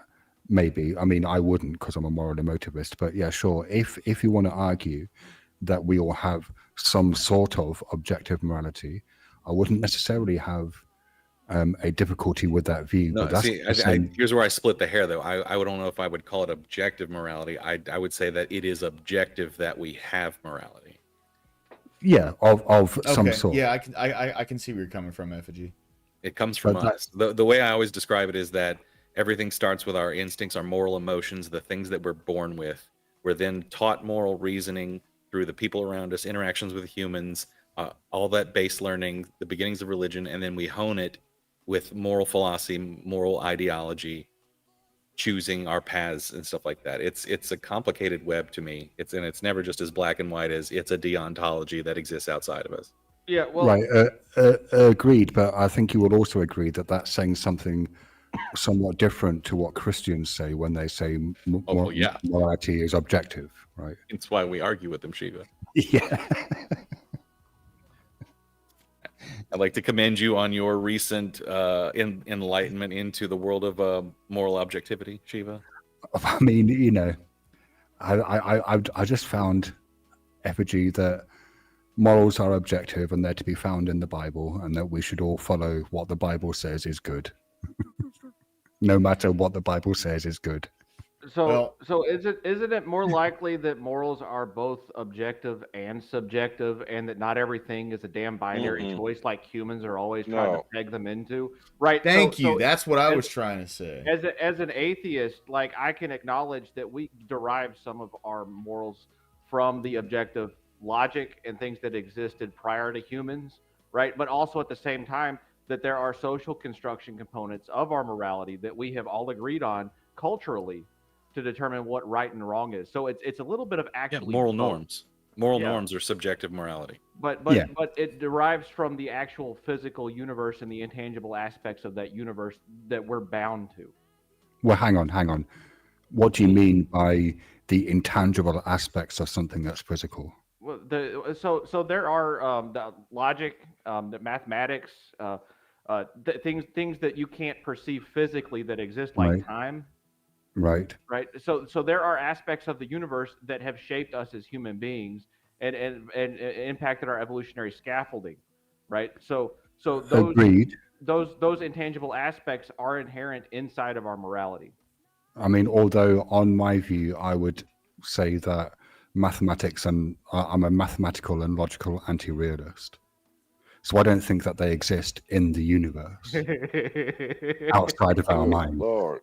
But time probably does, although we don't really understand time. That's cool, man. I hadn't heard that before. That's wild. We do understand time, though. No, to we some don't. degree. To some degree. I mean, you to guys some like to degree. mentally masturbate. This.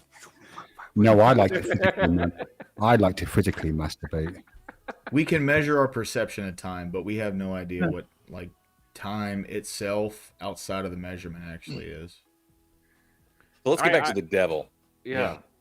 Satan was the good guy. Like in Christian mythology, he was the guy that brought humans knowledge. All he wanted to do was be free. Right? Y'all's mythology painted that guy out to be the hero. And the big man on top was just trying to keep him a slave without any kind of free will or choice, or force him into doing work he didn't want to do. He just wanted his own kingdom, right?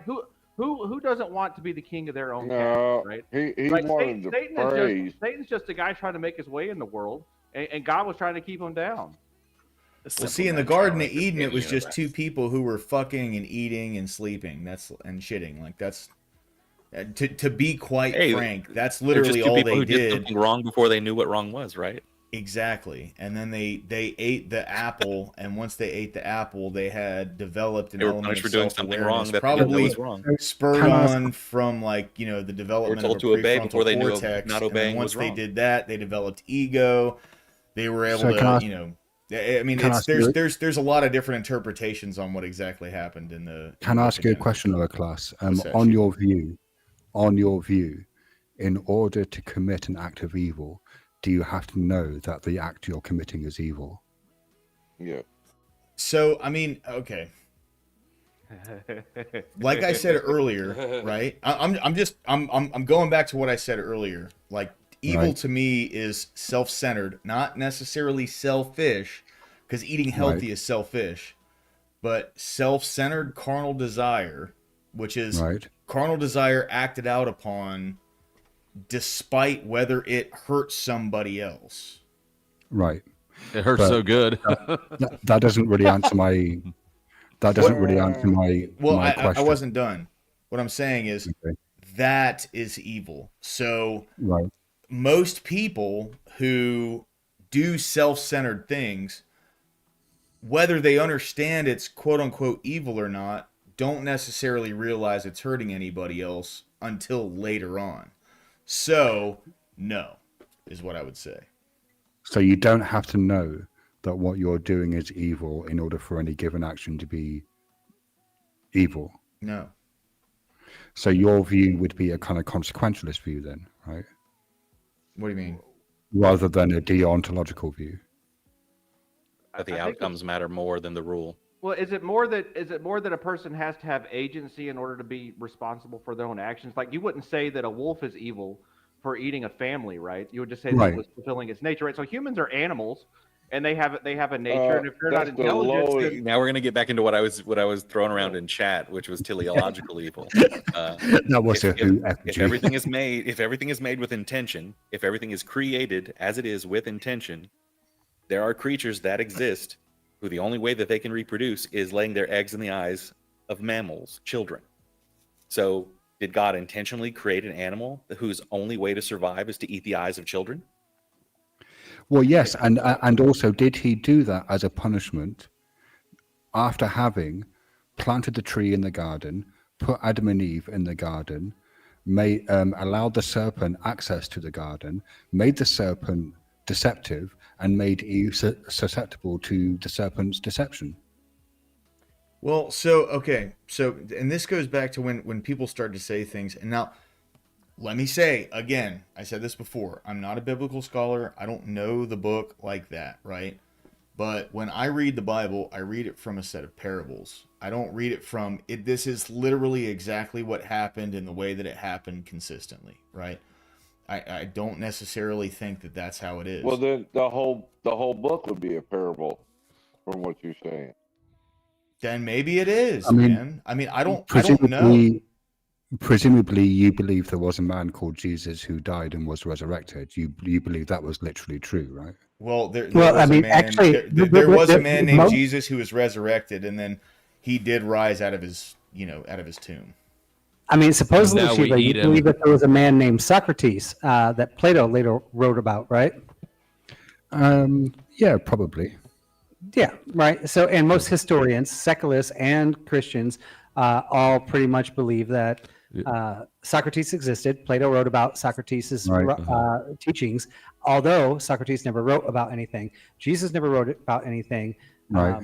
Other people What did. about Gandalf? And Well, hang on. Wait. What about Gandalf? There is a The caveat though with difference, Socrates yeah. that everyone understands that we could tomorrow find something that proves that he was simply an amalgamation. There are people who we have discovered do not exist. There are playwrights who have written plays under pseudonyms that we thought were real people, and then we found out that they were actually pseudonyms for other people. Things like that in history. And to be clear, is that I'm hang not on. crazy for being a Christian and thinking Hang on. that even though secularists believe that Jesus existed through Right. history, Well, and yeah, secularists believe I'd that- agree with you. I'd Yeah. agree with that point. But I added a second clause, and was resurrected from the dead. Right. That's why you're Right. crazy, and that's why they're not the same. That belief system is not the same as just saying somebody maybe wrote these things down. Yeah. Are you so I saying mean, that here's that's the thing that we psychological? I mean, I can address this, right? So the historians also believe that Paul existed. Paul did write. Now, before we There are start this some people who debate, don't I'm believe going to Paul go back. I'm going to go back to Taylor, not Tyler, where he sent me a picture of a napkin, saying, I don't even remember. I'm not saying it word for word, but paraphrasing, because I wrote this on a napkin, it is now true, something like that, right? Right. So just because Paul said, and although we do know, well, we believe historians that are Christian or non-Christian believe that Paul did exist and that Paul did write those letters. Now, if those letters are true or not, he did mention, and he was alive during the time of Jesus, that there were 500 witnesses of this, the raising of Jesus. And he even went so far to say, you can go find and talk to them now. He didn't just say, there are people there. He's like, Yeah, but I could when he write that. wrote it, he said, you can go find them and talk to them. So this is where the contention is, right? And this is Don't be where- stupider than you are. This is where everything fails. Well, hold on. Don't Is go that past it's all the other only stuff. written, it's only history. I cannot prove whether anybody actually tested Paul on that. I cannot prove that those witnesses actually did see him rising. And this one point of Christianity between Christianity and secularists, if you're going to go by science and fact base alone, I cannot give you any evidence of that, just as much as I can't give you any evidence that Socrates existed, right? Well, hold on, really quick, really quick. Hang Hang on. Let me jump in. Let me jump in. If we're saying that we can't easily prove that just one dude was crucified in a civilization that was crucified. No, we do left know and that. right. Hang That's on. pretty accepted. Hang on. Let me finish. And they just put him in a tomb and he rose. Yeah, that's hard to prove. But what in the Bible, what it says happened is when Jesus was crucified, the sun went black, an earthquake split the city, and the dead rose from the grave. Somebody would have written that down, right? Seems significant. Seems like something that even the Romans would be like, fuck, I better go tell somebody. Well, if you split the ground, it's possible you would have bodies, right? And walking around. Oh, I don't know about the walking around part. And we do have multiple accounts within Roman history also of some of these events, not the groundbreaking or anything like that, but there are accounts outside of Christianity in the Roman Empire of these events, and the Jews actually have accounts in their own, which is kind of within kind of the same sect of If this. intentionally being ambiguous, that's a lie by omission vibe. Which events did the Romans write about? I mean, I'll be generous. I'll bet you we can probably find it. I've read that. I think there is somewhere around that time period a solar eclipse that happens sometime around there. So there's at least one thing that maybe could have happened around that time in the memory of the people in general. Yeah, I haven't looked into the solar eclipse or earthquakes or anything like that. But I do know that would simply be an astronomical event that we can actually track back to when it happened, and it wouldn't have been. Yeah, to be honest, I actually never looked into that. Thing. So, like, I have no knowledge of that or the history, so I have nothing to back up any claims I could make. I do have claims that I can make where there are accounts in the Roman Empire of Christ and Paul outside of Christianity. But of Christians. And see, this is always my big thing, is that you can never find any kind of mention of it around 70 AD. And I know people date some of the epistles. When you tell people that there are Roman accounts of Christ, but you know that it's a Roman account of Christians, that's a fucking lie. No, that's not a lie. That's not a lie. Yes, it is. Well, yes, hold on. Wait. Just a second. Then what is the official Roman account of what happened that day? Are you talking about Tacitus or Tacitus? Yes, he is. Tacitus? Tacitus. That's what I meant. Tacitus is our source for people saying that Nero was killing Christians, and Tacitus didn't write that down until like the late 60s, early 70s, from what people think. Well, I mean, yeah, but he also referenced like who the Christians were and who they were following, but this makes sense though, because everyone thinks that the gospel, the first gospel was written around 70 AD when the temple fell. Everything seems to like conglomerate right around when the temple fell. Well, that was Matthew, wasn't it? The first gospel. I think it's Mark. You're talking about the Jewish temple, though. Well, so it's not disputable that Christians exist, right? And they existed early in the Roman, early, again, the first, second century, right? And that they enacted horrible crimes of hate against the pagans and defaced their statues and did terrible things that destroyed the Roman culture. I mean, the Christians, in the first couple of centuries were terrible people that basically subjected, lots and lots of people to torment, to force their ideology and worldview. They were radicals, right? Well, I mean, I don't understand. The early, some of the accounts that we have from like Romans in past 100 AD, 200 AD, is that some of them hated the fact that Christians were what they called radical givers. They would entice people to give away all of their money and all of their belongings, and to Romans in general, that was like, what the fuck? What did you make my son believe? It's that kind of stuff. Yeah. Okay, hold on, guys. Listen. So this is what is in the official Roman record. I don't know who said there wasn't a Roman account, but this is exactly what happened. So Pontius Pilate was directly involved in the crucifixion and subsequent burial of Jesus, ordering a Roman garrison and sealing the tomb with Roman seals. After the resurrection, the guards, fearing the supernatural event and the consequences of sleeping on duty, reported to the chief priests. And that's not Christian priests, that's Jewish priests. There were no Christian priests back then.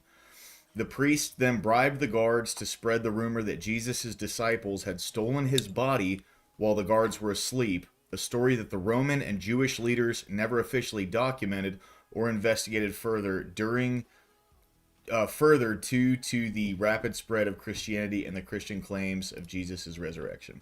What are you even Can I reading? ask? What Are you reading reading? that? Yeah. Are you reading that from an apologetics website? No, that's actually just an AI response. Because Oh, I yeah. just Oh, put boy.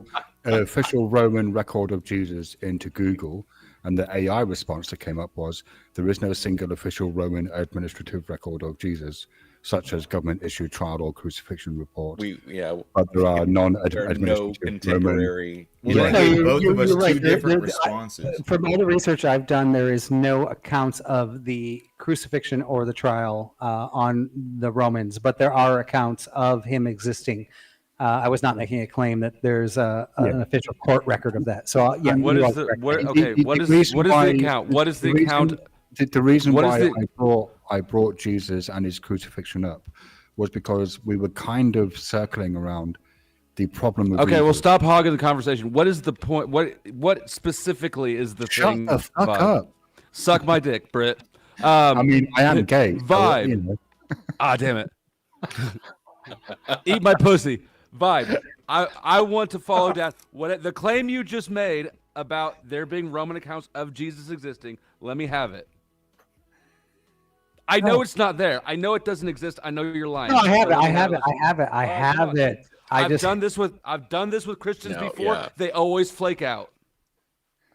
So while he's looking that up, the reason why I brought, like, we're talking about the resurrection was because we were kind of circling around the problem of evil insofar as it relates to the story of Adam and Eve and the serpent and the tree.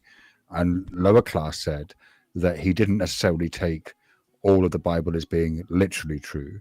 And so I asked him whether he took the fact that Jesus existed and was resurrected as being literally true, because I kind of wanted to find where the line was, like between what's literally true and what's kind of allegory or metaphor.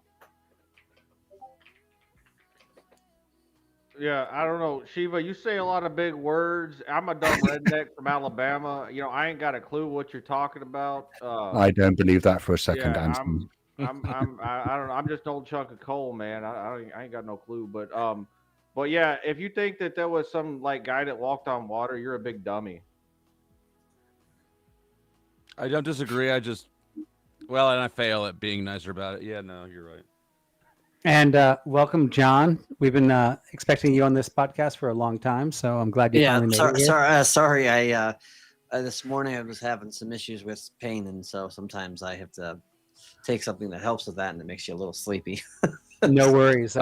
Personal health first, always. Did you just show up and buy something from Vibe's wife? Is that what that was? By the way, I know what Shiva was trying to do, and I understand the position he was trying to make because he was responding to something that Lower Class said. So, Shiva, I understand where you were coming from, and I understand the point you were trying to make. And there is a logical reason why, and I was able to pick up on why you were doing that. So just Adam Price and Coco. Just so you guys know, and I hope that James I like don't Shiva's have- arguments. They're good. Like, this is why I don't engage in political or religious debates. How's that source coming, Vibe? Because I don't fucking. I'm almost there because I put notes haven't together on studied this it like like that. 3 weeks ago. That's the only You're just reason not going to trying find to go- anything. The earliest because, Christian writings are it's- considered. There's some a of the good epistles, chance some I'm of going to Paul's say something writings, that and can those are contested misrepresent themselves. someone else. Yeah, At well, least the I ones heard, we have. I heard Andrew Wilson say that there was contemporaneous proof. He's never lied, so I'm gonna take his word for it. Use him as Well, an it's also why authority. we fight so much over like the Josephus reference and stuff, and that's not until like after 100 AD. The Tacitus mentions all these are well after. I mean, I think Andrew Wilson counts as a primary source for me. If he said that it happened, Lord. then, like he. Okay, so Andrew Andrew Wilson can't Andrew open the Wilson jar of is not pickles. allowed to speak to any of this stuff because he's Orthodox. And he probably hates me. And if he were to watch this podcast, he'd freaking denounce me in a half a second. I will say this: the problem that we That's just another reason why you can't really claim objectivity so hard when you Christians can't even agree amongst yourselves. the problem. The problem. Oh that no, we hey, have, effigy, I'll give you that. I mean, I can grant that. That's pretty easy. I actually love the Orthodox view in the sense that if I'm reading the Bible and I'm like, I think it means this, but am I wrong? Their answer is, we'll just ask an Orthodox priest, because he knows exactly what Jesus said. Why wouldn't you ask God? Why That's would he know? How would the there's priest an know? inherent issue baked into Well, that. because into that, through right? the Orthodox religion, the original apostles that were taught by Jesus put their hands upon their basically apprentice, right? So Yeah, if you're learning how to make a apostles- sword, But you these are have all an claims. apprentice, They're just and you claims. teach them how to do it the exact same way, right? How And do you we just audit keep on this doing it. claim? I agree with you. Everything in the early churches, as far as the Orthodox Church, Catholic Church, everything in their early history is just church tradition. We can't prove that the apostles all died in the ways that it's tradition that It's they tradition. died. We can't It's prove any of that. absolutely, It's all just absolutely tradition. I'm not arguing with you on that, by the way. I'm just saying that there's a fuzzy point in Christian history where it's kind of It more is. mythological than actual proven history. And Yeah. while I may be wrong in that there may be some actual history in there, right now you have to kind of treat it as just tradition. Right. Yeah, well, I mean, we can see that, right? So we can see that there is definitely history that exists that is provable. I'm still waiting on that history, by the way. The only problem I have is that then you'll have people like Dawkins to talk about the spaghetti monster, and then they make it a completely different, like completely obtuse comparison to Christianity to other religions, and that's when you become, I think, intellectually dishonest about the It's only information. obtuse because the deity is silly Scott Hobbit, sounding. what's but it's, going on, No, dude? it's Good not, to it's see not you, just my about, man. it's not Welcome just in. about Welcome in. the silly soundingness of it. When you try to correlate to other religions outside of them, we'll talk about the main three because those things are usually having around the kind of consistency. But I'm talking about other religions in general. But here's the thing. But but those religions you believe are false. So why are you leaning on false religions to prove the truthiness of your? No, what I'm trying to say is, I'm not talking about religion from a theological or from a religious. I'm talking about it from a pure scholastic understanding of how one would go about trying to logically make arguments in their consistency. And it goes back to the same thing I wanted to say too, as well, with scripture, which is this.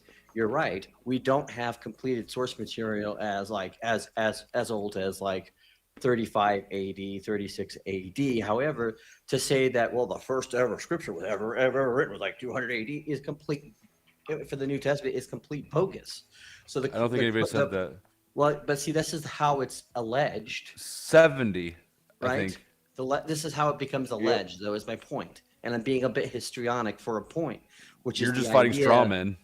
No, it's not a straw man. I'm being histrionic for a point, which is that when we make these kinds of arguments about whether or not Scripture has these kinds of things, there's a impulse to try to make it seem as if it all doesn't come about, or that the first kind of Scripture isn't really kind of discovered 300 years till after Jesus, and it's just not true. It's just not true. But the completed canonization of the scriptures, that you could make an argument for, and we don't have the completed text. And then even when they did that, Shout out to my great grandpa Constantine. Yeah. Well, okay, Mosman, then how do you address the mysticism in your religion, right? You're just kind of dancing around all that, pretending like, all right, well, there's records of stuff or whatever. But so the Mother Mary, right? She gave birth. She was a virgin, and she wasn't like going around sleeping with dudes and got caught by her guy and was like, "Oh, I got to make up this shit story," right? Turns out Joseph was the virgin. Yeah, like she basically like publicly cucked her husband and blamed it on some god, right? I mean, how do you get around that in your mythology, right? Well, first of all, I don't treat it with that kind of vain kind of pessimistic, yeah. I mean, that's Real? obviously. I The understand real- why you're saying it the way you are for the effect that you're saying it. Well, no, because it's the real story, right? It's absent all Yeah, of the but emotional what's the real attachment to the story is religion. what you're trying to do is editorialize what you believe something to be said, and then claim that is actually true. And Isn't that what Christians are also doing? That's what you guys are going to go after Christians for. Then Isn't think it should isn't be that what consistent. isn't that what Christians are also doing with that very same story? You can make that argument true. Maybe you can, yeah. But I'm not the one that's also decrying other people for doing that either. Oh, I haven't How's decided- that source going, Vibe? Yeah, so the notes that I took, and I don't have the Mhm. sources, but I'll look at the I know you sources. don't. No, I can find them. No, I know you The notes- don't like. You're gonna like my I'm gonna sources. keep. So shut up. I'm Shut gonna the keep fuck bothering up. you publicly. Okay, go ahead. Let's Get 'em dazzle vibe. me. So Hey, I real actually quick, guys. wrote- Hey, I'm gonna jump out. You guys have a great night. Dusty, I might Alright, jump over to peace yours in out. a little bit. Peace, guys. Lower class, thank you for Be good. joining. I hope you had fun. Peace. I don't did, be a man. Thank stranger. you for inviting me on, Vibe. I appreciate it, bro. Later, guys. All right, be good. All right, so Vibe, I'm dazzle actually me. go- I'm ready. I'm going for my original. Oh man. Okay. Never doing a religious debate again. I haven't even dude, I've read like 6 chapters of the Bible right now. There's no reason for me to do a religious debate ever again for the rest of my life. I am just not suited for that shit, guys. All right, hold on. Let me fix my...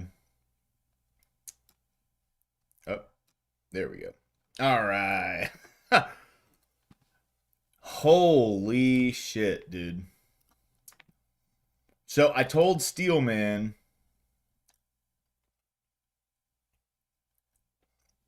I don't know who Dipface is.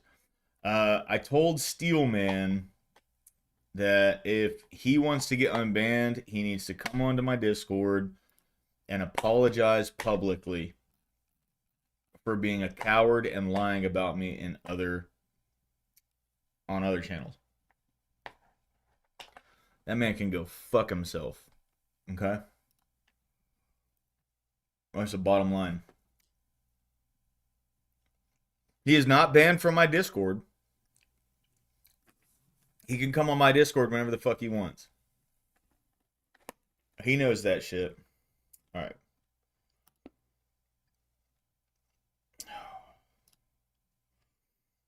Damn it.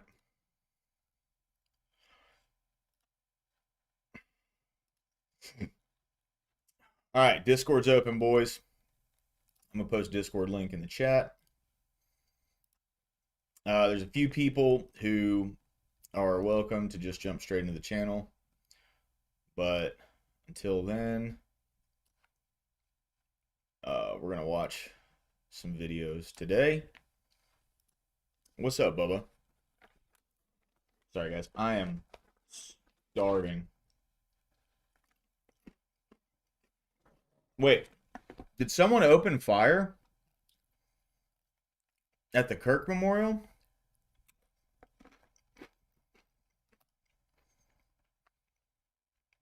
Of Charlie Kirk, truly a tragic situation that honestly has changed America already and will continue to change America forever. By the way, this is the only VTuber that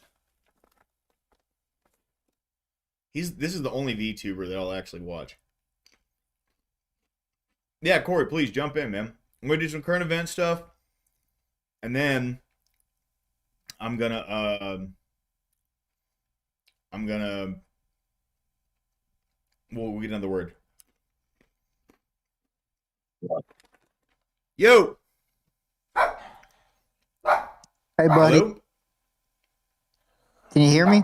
Yeah, what's up, dude? What's up, buddy?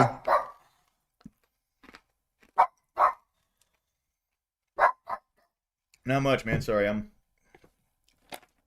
By the way, I am not sponsored or endorsed by Dots Pretzels, Homestyle Pretzels, but I would love to be. Guys, you got to get these things. They're absolutely incredible. Anyway, what's going on, Big Soda? How you doing today, man? I'm doing good. I was just enjoying that vibe episode. It was a little bit above my level. Man, I don't debate religion, bro. It's tough. I don't debate religion. And to be honest, since I have a personal connection to it, it's one of the few things that get me frustrated. See, so I can listen to him. I can't actually debate it because Yeah. I'm just not knowledgeable enough on it, man. That's why, like, the entire time I was saying, I'm not like a biblical scholar. I don't know any of this stuff, right? I mean, I really don't want to come from any kind of point of authority. I'm not like fucking Jay Dyer or anything. Like, those guys are smart and they can really like debate things on a high tier level. I can't. Mm-hmm. I just don't know it. Yeah, I don't think about that stuff all that much. It's one of those things to where it's kind of, if you don't have an expertise, it's hard to grasp some of these ideas from just ideas to like actually repeating them and being able to carry them in a conversation. And I just wouldn't do it justice. Mr. Alleycat, thank you. I appreciate that. That's fucked up. Nexonor would do that, bro, for views. So no, the memorial went just fine. Went fantastic. Nobody opened fire.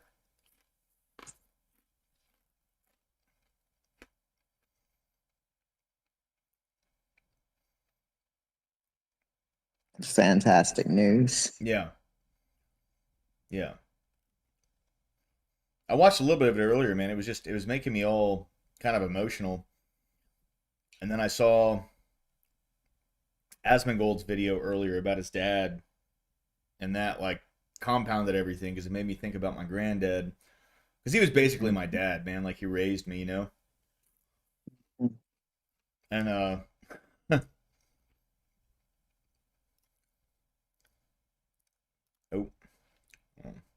Well, I heard Andrew talk about, he's like, watching or actually viewing the video of Charlie getting shot is not really what hit me.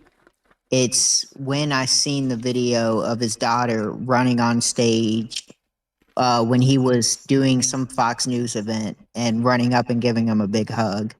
And I generally tend to agree with that. It's kind of one of those, that's kind of one of the things that broke me. Truly was. He was a. So Trump spoke at the Kirk funeral. I didn't see this. I'd like to see this. Oh, go for it. Yeah. He was a missionary with a noble spirit. You wouldn't mind and putting a it great, through great OBS, purpose. would you? Yeah. No, let me do that. Yeah. I haven't seen it either.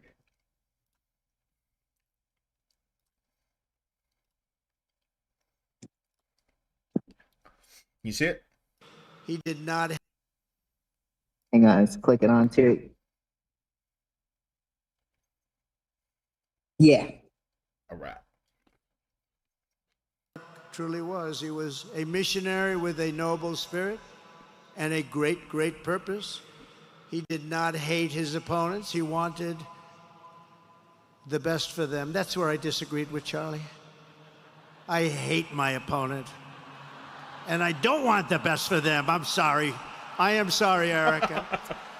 But now Erica can talk to me and the whole group, and maybe they can convince me that that's not right, but I can't stand my opponent. Charlie's angry. Looking down, he's angry at me now.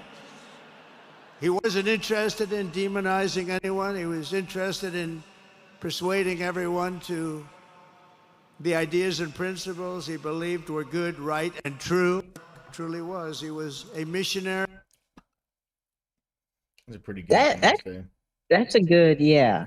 And because it's interesting, because in that moment,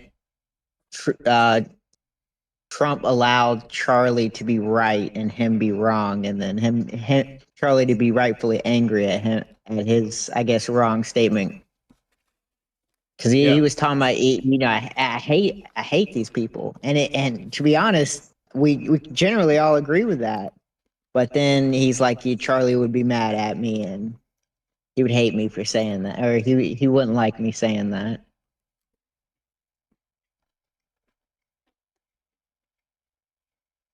That's so sad. This guy's such a fucking cuck, dude. Yeah, he's definitely in my top 5 disliked people. Along with Ryan's up there too. I don't even follow him, and it's just great to see that his post was seen by 4.8 million people and only has 18,000 likes. Yep. And it's all a bunch of fucking lefty losers too. It's like some of the stuff he says. It's just like you're not interested. Toning down the flame. So it's like at a certain point I gotta quit expecting you to be the one to tone down the flames. Mm-hmm. And he's someone who's actively fanning the flame. Mm-hmm. Well, that's what he wants. And so, yeah. And it doesn't matter if his side or our side did it. He's just there to, pump the flames. Yeah.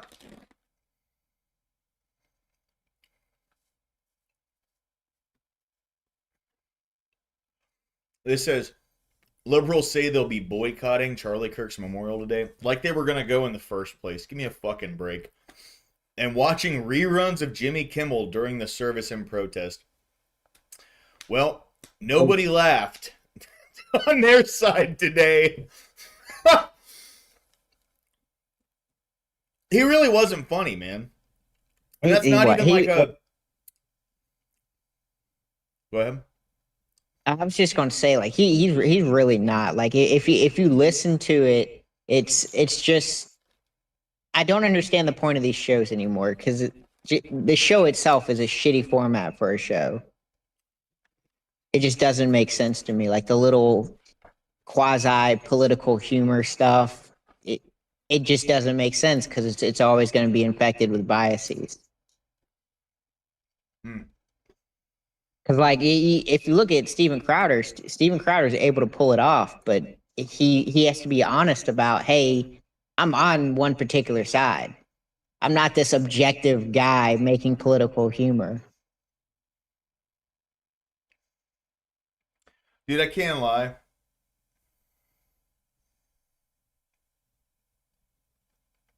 I hate this shit. I hate the Gaza stuff, man. It's tough. Really it's tough. I really do, man.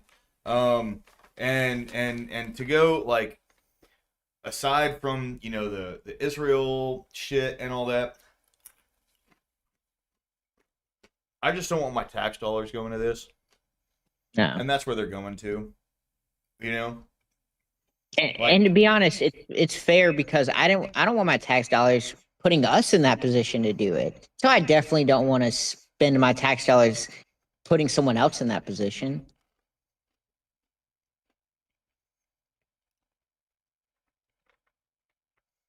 I don't understand.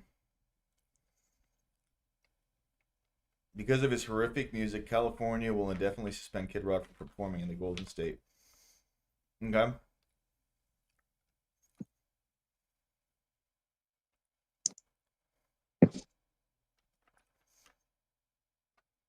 I don't get.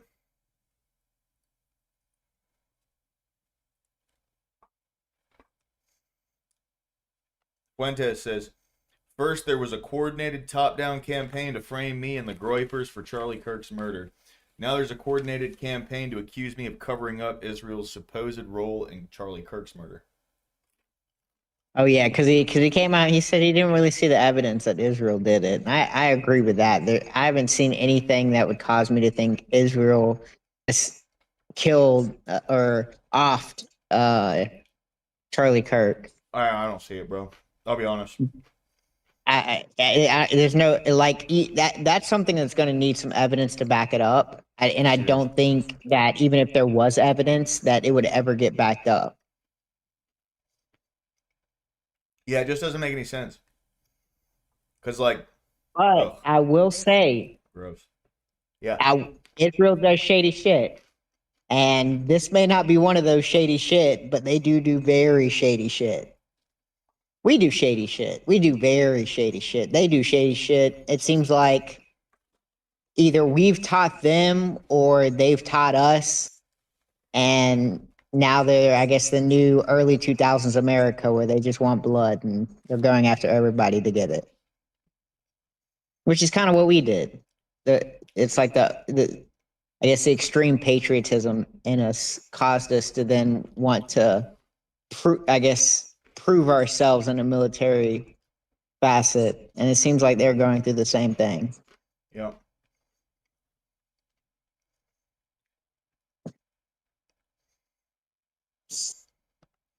Wait, what did Charlie? What did fucking Tucker Carlson say? Up and he starts, and it actually reminds me of my favorite story ever.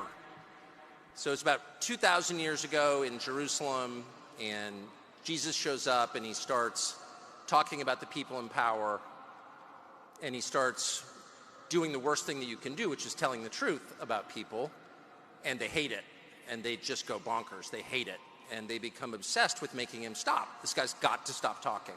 We've got to shut this guy up. And I can just sort of picture the scene in a lamplit room with a bunch of guys sitting around eating hummus, thinking about what do we do about this guy telling the truth about us? We must make him stop talking. And there's always one guy with the bright idea, and I could just hear him say, I've got an idea, why don't we just kill him? That'll shut him up. That'll fix the problem.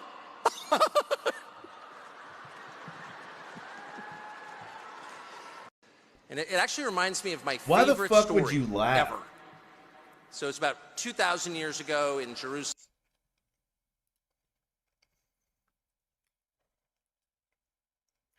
That's so crazy, bro. Why would you laugh? That is a little weird.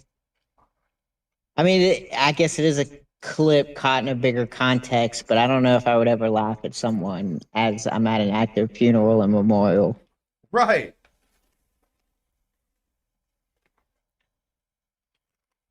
Bro.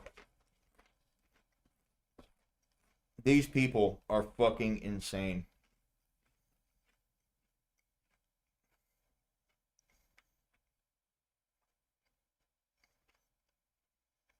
That's an interesting quote from Trump. About autism. Oh, fuck. I think we found an answer to autism. How about that? Autism. Tomorrow, we're going to be talking in the Oval Office in the White House about autism, how it happens, so we won't let it happen anymore, and how to get at least somewhat better when you have it, so that parents can help their child, their beautiful child.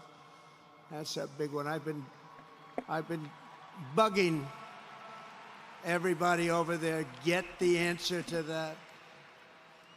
You know, It's a big statement. 20 years ago, 1 in 10,000 were born with autism. 20 years ago. The most recent survey says 1 in 12. How bad is that? That's for young boys, baby boys, but also girls a little bit better. It's about 1 in. But they've also, like, incredibly expanded the definition of autism. So That is now, true. like, if somebody's kind of socially inept, they just fucking call them autistic. Yeah. Well, it gives them a reason to put them on medicine. And then they added the kind of the social deregulation. So like, if you can't emotionally deregulate, you find yourselves you find a likely tendency to get autism and stuff like that. Or I guess there's a correlation between those two factors. And then because my oldest, he has autism, and then my wife, she got diagnosed. She wanted to take the test because apparently there's a test you can take that'll track the likelihood that either you'll give it to your children or something like that. She did about 2 years ago, and So it's definitely, I'm always learning the more and more that I go along with them. I guess have been with them, and it's definitely a weird thing for me. It's been a weird experience. That's the only way I can describe it because it seems like something that kind of mixes in with a lot of other diagnoses. And so I guess my question is it kind of like an umbrella diagnosis for a bunch of other diagnoses? I mean, that's what it seems like to me. You know? And then all these diagnoses kind of have these routine medicines that you have to take, like ADHD, ADD, and stuff like that. And so it makes me wonder if this is also kind of where, not that it's intentional for pharmaceutical companies to increase the likelihood, but the constant, I guess, prescribing of medicine to treat these issues have end up causing more of these issues. Or what if it's the diet? Like, well, what if the fact we've been eating so much processed food, it's increasing the likelihood of, I guess, being diagnosed with these situations? Same thing with mental illness. Could both of these be because of our diets, because of all the processed, sugars, all the processed food, all the chemicals and drinks and stuff like that? And what if now we're reaching the point to where, I guess there's been multiple generations with it, to where we're starting to see gene changes and stuff like that? That's a good point. I just don't know. I'm not a doctor, Or the microplastic. People talk about the microplastics that get inside water bottles and stuff like that. Like, what if there's so many things we can't accurately trace it back to just one thing, but it's a combination of all these different issues? No, and I'm not a doctor either. It's just something that it makes you wonder, because I mean, you see the numbers; they're increasing. Some people would just say, "Well, we're finding better ways to diagnosis," and I just don't know if that's an accurate description of what's happening. There is never any question not worth asking. That's true. That's how I live my life, dude. There's never any question not worth asking. Here, give me just a second. No, you're good. I agree with that sentiment, because it's kind of, if you stop asking questions, then you're no longer seeking the answers, and if you're not seeking the answers, then you're just living in a perpetual cycle of not knowing things.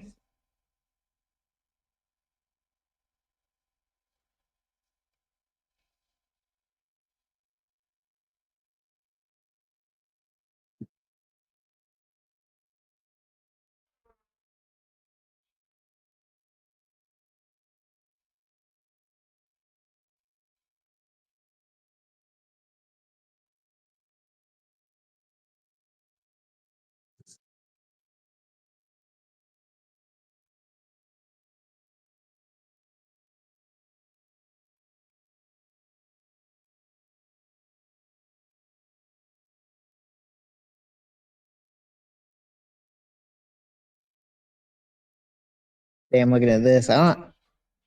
You think it could it be grounds that Destiny's Frost that he should be arrested for what he said?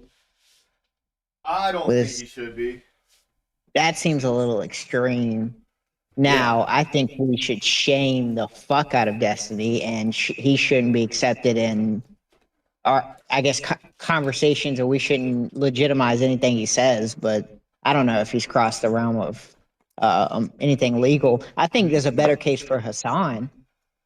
See, that's a good point, bro. I would say Hassan would be the one that I would say, like, where he's literally telling people go out, kill them, stab them, let the streets run red with their capitalist blood. Like, Absolutely agree. Like, there's been some moments from Hassan where I've listened to a clip. And yes, it may be an out of context clip, this, that, and the third, but there's been a lot of examples where if you just take the words he's saying, boy, he's walking up to that threshold of, calling for violence and calling for, I guess, action that's incriminating. And he's like tilting over it back and forth, back and forth, back and forth, because he's the closest person I've seen get to making that argument.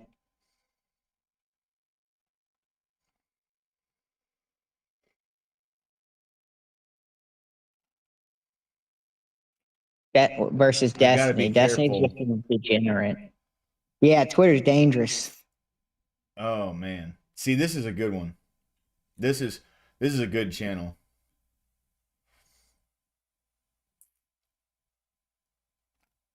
I seen that on World Star a couple years back when I used to go on World Star. Mm-hmm. World Star was good. Oh, let's hear of this. 25. Okay, and why do you support Trump as president? What's going on? Do you support Trump? Yes, sir. I just want to talk about something real quick. Howdy. So, what are your thoughts on Nick Fuentes? Bad. So, how old are you? 25. Okay, and why do you support Trump as president? Because, well, I don't see the problem with a lot of the things he does. Okay, well, I mean, just merely not seeing the problem with a lot of the things he does shouldn't mean that you do support him. Because hopefully you'd say you support him because he's doing good for the country. So, what is he doing that is good for the country? I mean, he got rid of, like, one of the most dumb people on ABC. And truly, I think that was a great move. Okay, so I mean, then he went on to say that he thinks it's illegal for the media to criticize him at all. So you just think it's good to kind of silence speech. He didn't say that. Well, I mean, and then Pam Bondi came on and said that she wasn't talking about hate speech in general. She was talking about all these. Can you answer my question? See, now Pam Bondi Yeah, needs I to mean, keep I her can. fucking I mouth don't- I shut. still don't see the problem with that. I'm gonna be Okay, so you don't honest. see the We problem could with get someone silencing free better. speech. Yes. No. So you don't see the Get her problem out of there. with We can get another eradicating, person better. the Matt Constitution and the rights in which it would offer. Yeah. No. Okay, so you're telling me Because if I even were if to he's kick you not right doing now, you'd see anything no problem with wrong, that, even if he it were to crossed silence two your speech? lines, two big lines. Well, that would just mean that you're mad. Wait, but now you're taking a problem with me kicking you. You think that indicates some type of mental state of my own because I'm turning your ability to speak on a platform off, but you just got done indicating that you see absolutely no problem with that when Donald Trump does it. So, in the similar sense, would you say that that means that Trump is mad? Yeah, I mean, clearly. Okay, but yet you see no problem with it. So once again, I just want to affirm if I were to kick you right now, you would absolutely see no problem with that whatsoever, right? No, because I just want to talk about Nick Fuentes. Okay, right, look at that. All right, thank you so much. I'm so glad we can agree. Let's go to move on to the next guest. Makes sense. I haven't seen any of his debates. The only ones I've seen have been the ones where like that dude calls in and goes, "No, I would never consent to letting my kid like share pictures with an older person or have sex with an older person." And he goes, "You're advocating for pedophilia?" It's like, what the fuck are you talking about, dude? Yeah. But with him, he likes to be in the controlled environment, from what I've learned. And so that's why he wants to do it only on his channel. And he's been like avoiding Andrew Wilson's channel. But hey, lower class, give me like 7 minutes. My kid woke up. I'm going to put him back to bed. Yeah, take your time, dude.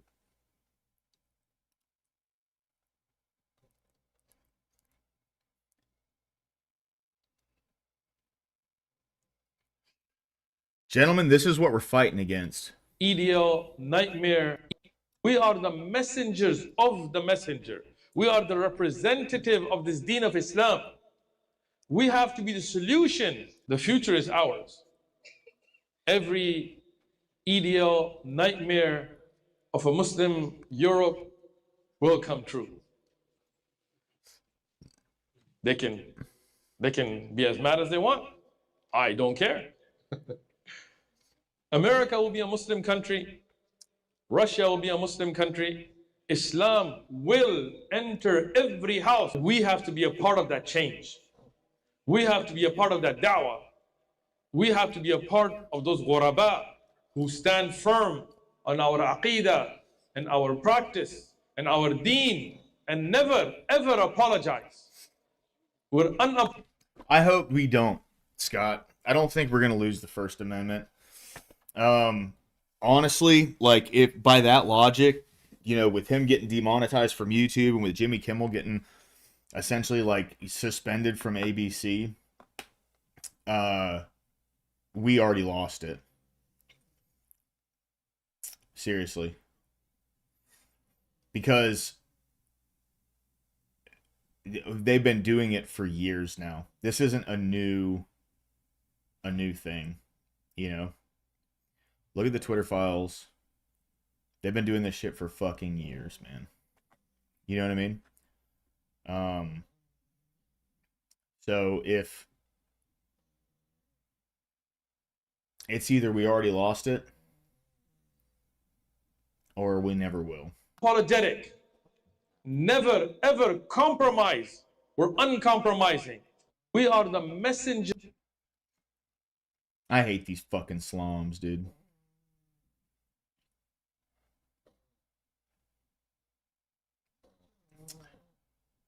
Bro, they destroyed a bunch of Ferraris. I love when they glue their hands to things. You guys ever seen those videos where they glue their hands to things and then the police come by and rip their glued hands off of the concrete or off of cars and stuff? That's amazing. Like, those people will never do that again.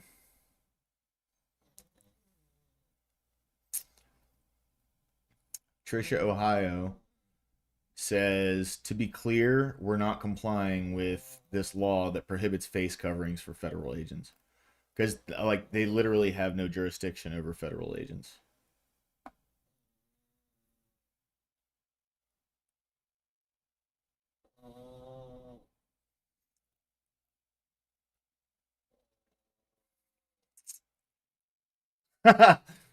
Hell yeah, dude. Oh, man. That's a great picture.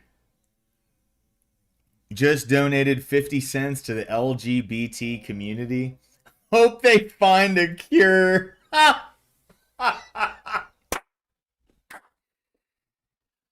That's incredible, dude. That is amazing. Oh my God, bro.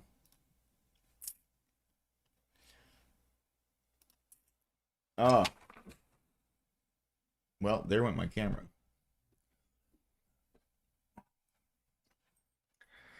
Hold on.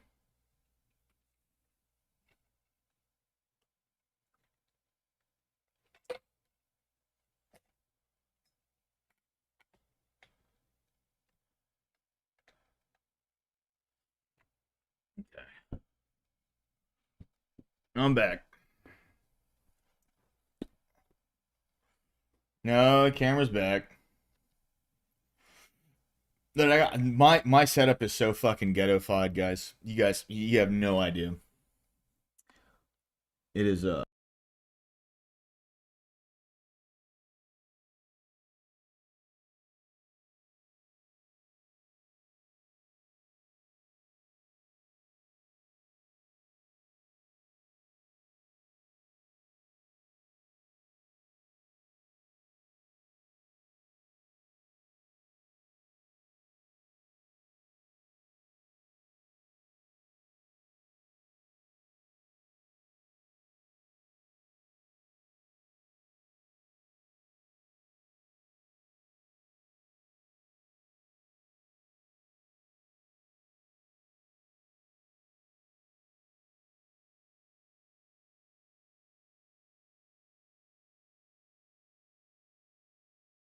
shit, my bad, guys.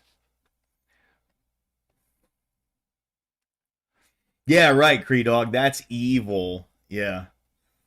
I fixed it. All right. I'm on Jimmy Kimmel's side. You don't get canceled saying popular things. Usually it's the truth that winds up getting canceled. Shut the fuck up, dude.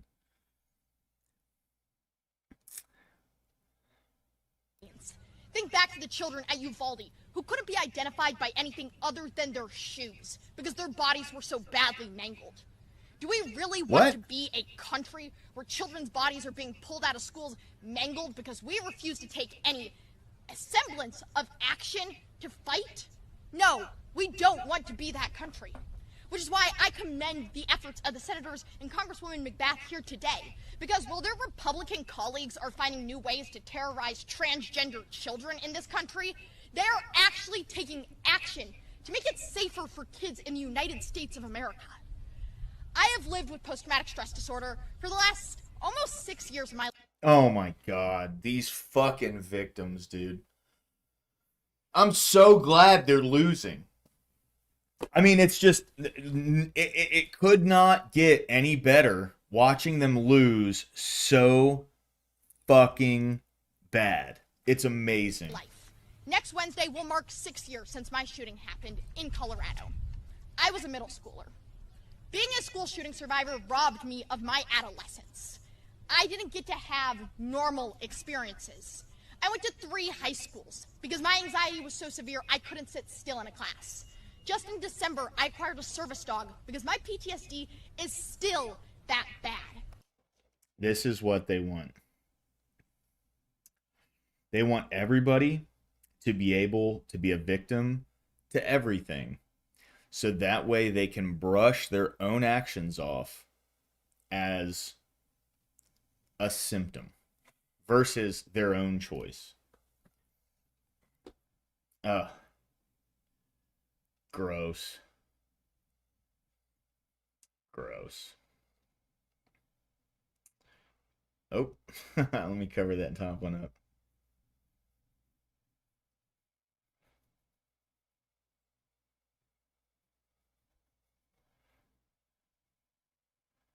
Imagine a bear coming into your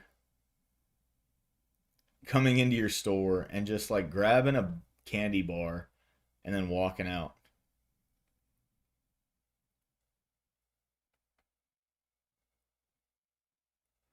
Yeah, Scott Pressler's a beast, dude.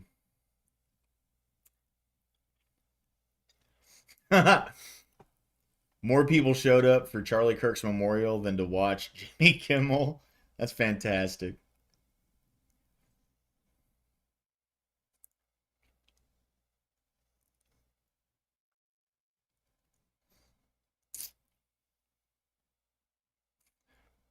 Yes. I had to hide the caption of that one. So apparently, if you just see the word that's written on something, you can't get banned. It's if you say it. It's both sides.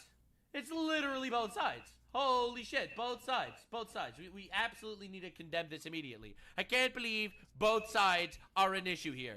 Can I just say there's a feeling that I got that I never thought I would have empathized with? I totally get the Nazi people when their perception is they see these Israeli Jews who are ungrateful for all the shit we send them and they just want to fuck with our shit politically. I get it, okay? I get it. I get it. See, guys, it's both sides. I'm so glad that he's demonetized. Fuck him, dude.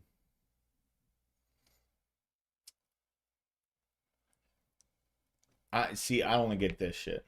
We should back Erica Kirk as the next president of the United States with J.D. Vance as the VP. No. No. Why the fuck would we do that? Why would we do that?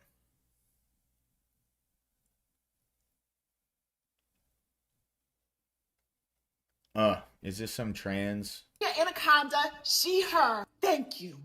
It is disrespectful when you call a transgender woman he. But if I called you a name, you wouldn't like that, would you? Stop acting like pronouns are that hard. My name is Andrea Anaconda, she, her. Thank you.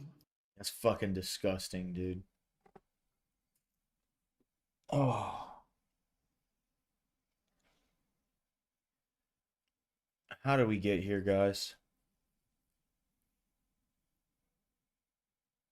How did we get here?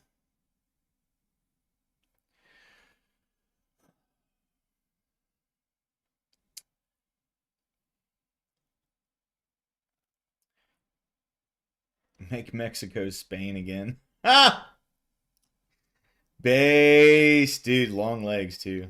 Love it. Oh, Rob's streaming. He started streaming about 20 minutes ago. Nice. Ugh. Yeah. Yeah, Scott. Look up the banking laws, specifically bill of supply. We'll see. We'll see.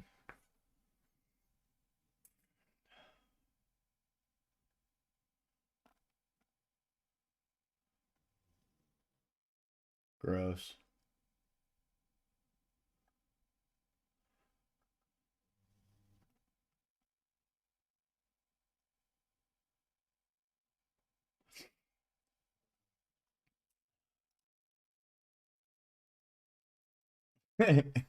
All right, chat. Is Hakeem Jeffries, is he gay or just retarded? But two things can be true at one time.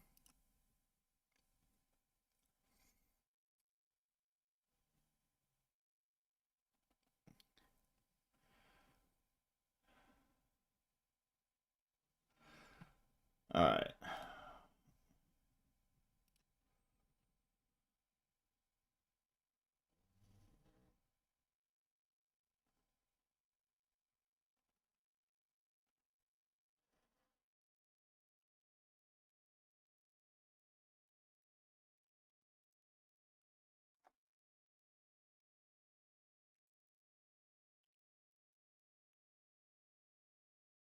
There's really not much to talk about today other than the Charlie Kirk Memorial, you know? Oh, here we go. I got something we can watch. So this is going to be... Here it is. This is going to be the basis. Well, I don't want to say the basis, but this is what inspired me to do the deep dive that I'm going to be doing here. Me and Corey have been getting some notes together and getting information together and stuff to really like go over all of this. But this is not going to be like a basis of information. It's kind of just somewhat of a reference point, right? Where like I can look at some of these things. It was really interesting. So growing up, my granddad, the one who died back in July, he was a big Mafia fan. Now, I'm not saying he was a fan of the Mafia, but just like Mafia history and stuff. He was a real big buff on all that. And I never put two and two together about Meyer Lansky and the Jewish mob and then the Israel Project, you know, the Zion Project. And from what I understand, a bill of supply is a check. And if you know the law, you should be able to call a piece of paper with numbers and your signature a bill of supply. I will look into that. I'll look into that. If that's something I can do, bro, I'm going to get myself out of debt. You know what I'm saying? Yeah, I want to watch this. What's up, dude? Corey? I was just saying I was back. Welcome back, dude. But yeah, guys, so this video inspired me to want to do a deep dive into this concept. I'm not using this as a basis of information. We're going to be going into all sorts of different aspects of the history of that New Jersey-shaped country over in the Middle East. But this is one of the things that made me want to really look into the development of that country. So if y'all don't mind, we'll watch this, and then once we get done, we'll get into the word. How's that sound? Sound good to you, Corey? Sound like a plan. Let's go. You've been walking blind in this world with propaganda coloring every aspect of your understanding of what is going on in America. The inevitable truth is it gets crazier before it gets simpler. It only takes one crack in that facade. It only takes one lie itching in your mind to realize, wait a minute, maybe these people aren't telling me the truth about other things too. The authority figures in our lives told us one lie. You have to ask the question, was any of the rest of it lies? Does anything I know about history actually add up? For most of us, what starts out as a weird moment. Oh, Nuxus, so check it out. When I do this deep dive, we're going to be going into all of these things. So if you haven't fully investigated yet, please investigate with us, because that's what I'm going to be doing. I'm going to be learning. That's how I started the channel. The channel was me pulling up a bunch of different references, reading through them, like credible references, and then learning myself with anybody who wants to watch. So if you want to watch any of my older videos, go ahead, check them out. Some of them are really good. I did some deep dives and stuff. Then I got into discussion panels and kind of put that on the back burner. Definitely am going to start getting back to my roots when it comes to like going in and reading all these different things that like are on government websites and company websites and things. And it's really interesting, the kind of stuff you'll find. Watching the TV, a weird article that doesn't make sense. The whole world is subservient to some sort of hidden regime beyond the government organization. Imagine what they've done to shape our children's understanding of the last 5,000 years of history through the textbooks, through the accepted history. But now that everyone's realizing it, that's the opportunity to do something about it. A lie has to be repeated 1,000 times to be believed. The truth need be heard only once. Because you know truth when you see it, but lies do not hold up in the court of reality. It's the black pill and the clear pill at the same time. And it's just about how you choose to perceive it. You either look at it as the world is being revealed as deeply evil and nothing will ever change, or all lies will be exposed. The world has always been this way, and finally the veil is going to be lifted. We can see the American dollar devaluing to nothing. Are people being addicted to drugs? Families are falling apart. Education is failing. Food is unaffordable. What happens to America if we don't change something? It's worse than what everyone sees, because I don't think anyone alive today realizes how fast an empire can fall when it's rotting in the core. We know that we're sending billions and billions of dollars of our tax money overseas that is turning into bombs that are bombing children in foreign countries every year. No one's receiving an education about the problems, and no one's calling anyone to account for it. Like, really, what the fuck is going on? And the only people being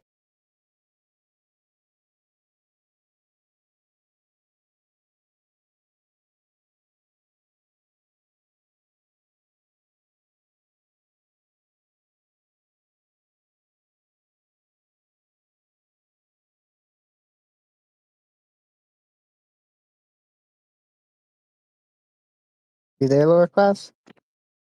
Sorry, I was muted. He's got a good point. Oh no, yeah, he does. One of the biggest things that I really have a problem with is I don't know how true the statistic is, okay? But there's a statistic that like 47% of the people that have been killed in Gaza have been children. But it's also one of those we'll never know like the actual severity and how bad it's gotten until it's already too late. Right. So go ahead. Scary. Go ahead. I was just gonna say that's a scary thought, is that everyone's saying their opinions now, but we won't truly know the numbers until we're able to go in and actually survey the damage. And so there could be twice as many children as being reported. There could be, just that number could be accurate. It could be in I think they've said like 10,000 or something like that. The last statistic I've seen, but there's no telling. And another thing is, well, what happens when this population gets so low they can't reproduce? Right.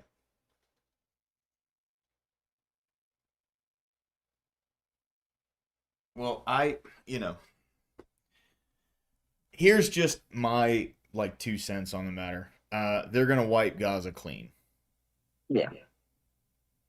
And we've already given Israel I don't want to say guarantee, but the green light that we're going to assist them with the West Bank after Gaza's finished. Mm-hmm. So, you're not going to see me out there flying a Palestinian flag. That's some virtue signal bullshit. Does absolutely nothing. But it is pretty insane that my tax dollars are going to this, right? Like, oh yeah. I don't want anything to do with this. If my tax dollars are going to something, I want my tax dollars to go to things that are going to help Americans, not this, right? This is only going to make us a bigger target, which is a reason why we have such, I guess, bad relationships with the Middle East. I mean, yes, their ideology does hate us, but it's like the fact that we've stuck our nose so far in the Middle East that now it's a common thought to think, oh, we got to do everything to bring down America. It's like, to me, I think there's some correlation with the fact that we've been sticking our nose in the Middle East for the last 30 years. Yeah, absolutely. 100%. Which is only making their ideology, which is radical, hate us more. Mm-hmm. And the vicious cycle continues. Yep. A new radical insurgency group will pop up. There's a new enemy for us to fight. That's how we fought that protracted war over there for fucking 20 years. You know what I mean? And knowing America and the way it's run now, it's going to be us that funds it early on because they're going to do something we like, and we need to fund them. And then 10 years down the road, the next generation is off fighting them because, hey, maybe giving them all these supplies and money and all this other stuff was a terrible idea. Yep. But we've been giving them money for decades now, man. I honestly, like, unfortunately, I'm kind of to the point where I don't think anything like that is going to change, you know? And once you get it into the early like Zionist history and like what predates the installation of Israel, you kind of see that Israel began the same way. Yeah. I mean, they believed that there was violence they needed to do against the oppressing force, the Brit, to kind of justify their existence. And the more and more the Brits tried to fight them on it, the more and more radical they got. And it just turned out that they had massive funding to actually turn this, I guess, these terrorist organizations into an actual country that then became Israel. Yeah. And they eased up on the terrorists because they got what they wanted. They got their country, the oppressing force is gone in Britain, and now everything's kind of looking better for them. So they got less radical over time.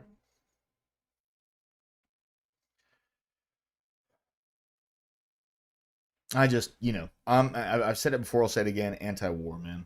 I'm not a war guy, But all right, we'll get back into it. Enriched by this system are the most wealthy, powerful, corrupt people on the planet. So my only question for you is, how the fuck did we get here? The press exists to defend regular people, regular freedoms, and to root out and expose corruption. But that is not the world we live in today. Fewer and fewer of them are journalists every year, and more of them are propaganda artists. So it's the 1920s. Think The Great Gatsby meets Peaky Blinders. And the mob and the mafia have gotten pretty big and pretty rich off of selling liquor, the most popular drink in the country, on the black market. The CIA's very first official operation was to use their buddies in the mafia over in Italy. If you have a government of thousands and thousands of men doing things with a lot of power involved in their various... Nuxus, that's an interesting little theory right there. What if we do live in 1984 and the location of the Eurasian War just changes location every 25 years? No shit.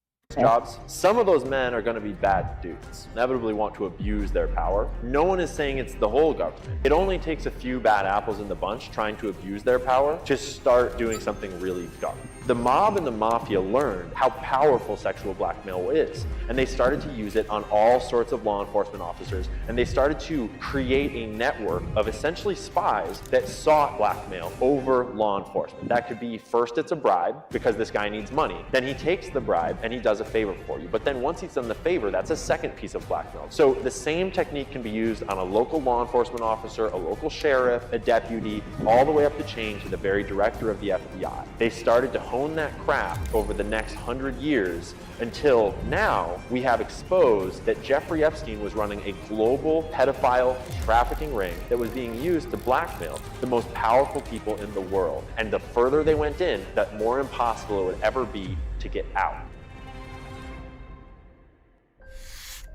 Yes, Scott Hot Vet, Joe Kennedy did, and that was JFK's father. That's the whole reason he became a president. I firmly believe that. That's why I also believe that the mafia helped him or assisted the CIA and potentially Mossad in taking him out. I think it reaches even before the CIA. Like, I think it goes probably as far back as like OSS and like I guess the organizations that predated the CIA. Yeah, yeah. Because like the mob's power, like I guess I guess the peak was around 1920, maybe a little earlier than that, like before Prohibition, and it definitely got bigger. Or I guess their peak would probably be around 1920s, 1930s. But it's like, I feel like the CIA took a lot of helpful tactics that they seen from these early organizations. See, this is why I can't wait to get into this deep dive so we can actually like see all of these things, you know? And there's going to be multiple here in the future. Oh, yeah. Deep dives are always fun.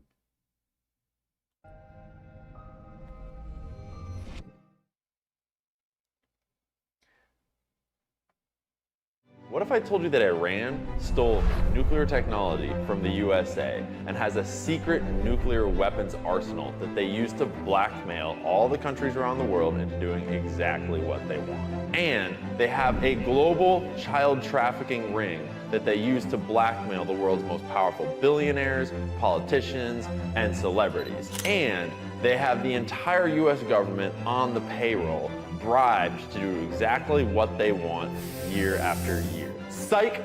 That's Israel, not Iran. And if it sounds crazy, it is. But how did we get here?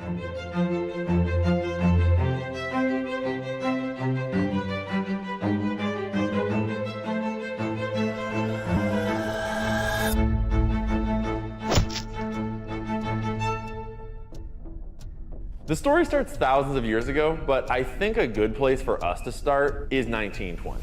So, it's the 1920s. Think The Great Gatsby meets Peaky Blinders. Both of those are set in the 1920s. Organized crime grew up around the immigration culture of the early 1900s in the USA, and everyone was flooding in from Europe for a better life, arriving on the shores of America, famously overflowing the shores of Ellis Island, and packing into cities like New York City and Chicago. And they quickly realized that the America that they'd arrived in was not exactly the America that they'd been sold. Cities were overcrowded, jobs were scarce, money was scarcer, and pretty quickly, crime started to run rampant in these massive megacities of America. And so organized crime in the early 1900s was naturally racially segregated. And as it grew and grew and grew, and these gangs became bigger and bigger, naturally, they became more and more racially segregated. And it's not that weird to think that organized crime would segregate racially, because if you were going to commit a whole bunch of crimes, you'd probably not want to do it with a stranger. Because if your stranger friend got caught, how long do you think it would be before they ratted you out so that they could go free? The name of the game in organized crime is loyalty. And naturally, blood is the strongest loyalty you can find. And so as organized crime became a business, blood relationships, family relationships, racial relationships became the ties that bound organized crime together. And by the time the US government had the great idea to outlaw liquor, the most popular drink in the country, organized crime was already off to a great start. And this turned what were street gangs into an organized criminal cartel, the size and scope of which the world had never seen.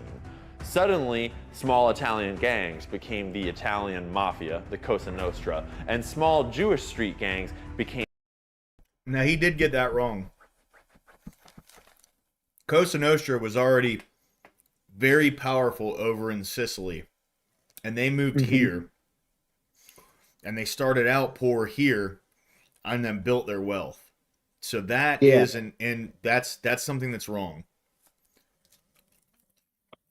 The Jewish mob. So it's the 1920s. Think The Great Gatsby meets Peaky Blinders. And the mob and the mafia have gotten pretty big and pretty rich off of selling liquor, the most popular drink in the country, on the black market. Because someone had the great idea to outlaw it. And that was what allowed small criminal gangs filled with immigrants to become international crime syndicates that ran the entire country. Eventually, the mob and the mafia got so big that they realized they'd do a lot better if they just worked together. And famously, Meyer Lansky, along with some of his friends like Lucky Luciano, had a big meeting and formed what was called the National Crime Syndicate, or I shit you not, Murder Inc. They called their mafia mob group Murder Inc. And what Murder Inc. is it was an alliance of all the biggest mafia families on the East Coast and all of the mob families. And by now they had started to spread all across the country, and all of this dirty liquor money started to fund things like Las Vegas, like a music industry to help them launder all of that money, like the movie industry to help them launder all of that money, like a bunch of political bribes and donations and other side projects. One of the most important side projects that Murder Inc. took on was blackmailing the director of the FBI. You know, the FBI that should be in charge of putting Murder Inc. in jail. It was run by J. Edgar Hoover, one of the most famous pieces of shit in American history. And J. Edgar Hoover ran the FBI before they were even called the FBI. And in total, he was at the head of that ship for almost 50 years. And for the vast majority of that time, he was being blackmailed by the very people that he was supposed to be putting in jail. Somehow or other, the boss of Murder Inc. got photos of J. Edgar Hoover, shall we say, doing extracurricular activity with his male aide. This is back in a time when homosexuality was super frowned upon. And actually, our boy J. Edgar Hoover was a big part of promoting. Dude, he looks like a homo. I've never seen that picture before. The little bit that I know about J. Edgar Hoover, there was like some weird stuff that had came out that he was also doing this to other people when he was director of the FBI. Wouldn't doubt it. If it's effective, I mean, they got him by the nuts. Why wouldn't he use the same tactic? You know, it makes sense. Which is probably how it got involved in our political system, or like how it then went from probably the FBI to the CIA. Yeah. The fear of gay people in politics and in the agencies because the communists would blackmail them. That fear, the Lavender Scare, ramped up significantly in the Cold War. It's not entirely clear how these mob bosses first got these compromising photos of the director of the FBI. We have questions, but once they had them, they proceeded to run rampant across the entire country. And once J. Edgar Hoover was blackmailed, he decided, let's have some fun, let's live a little. And so they started throwing these parties at this place called the Plaza Hotel, where they decked out this whole suite with cameras secretly. And then they would throw giant gay cross-dressing orgies with a bunch of the most famous politicians and celebrities and mobsters just mingling, having a great time. Think a rave, but it's 1920, and J. Edgar Hoover is filming you doing gay shit, or whatever other kind of stuff you're into. Who knows?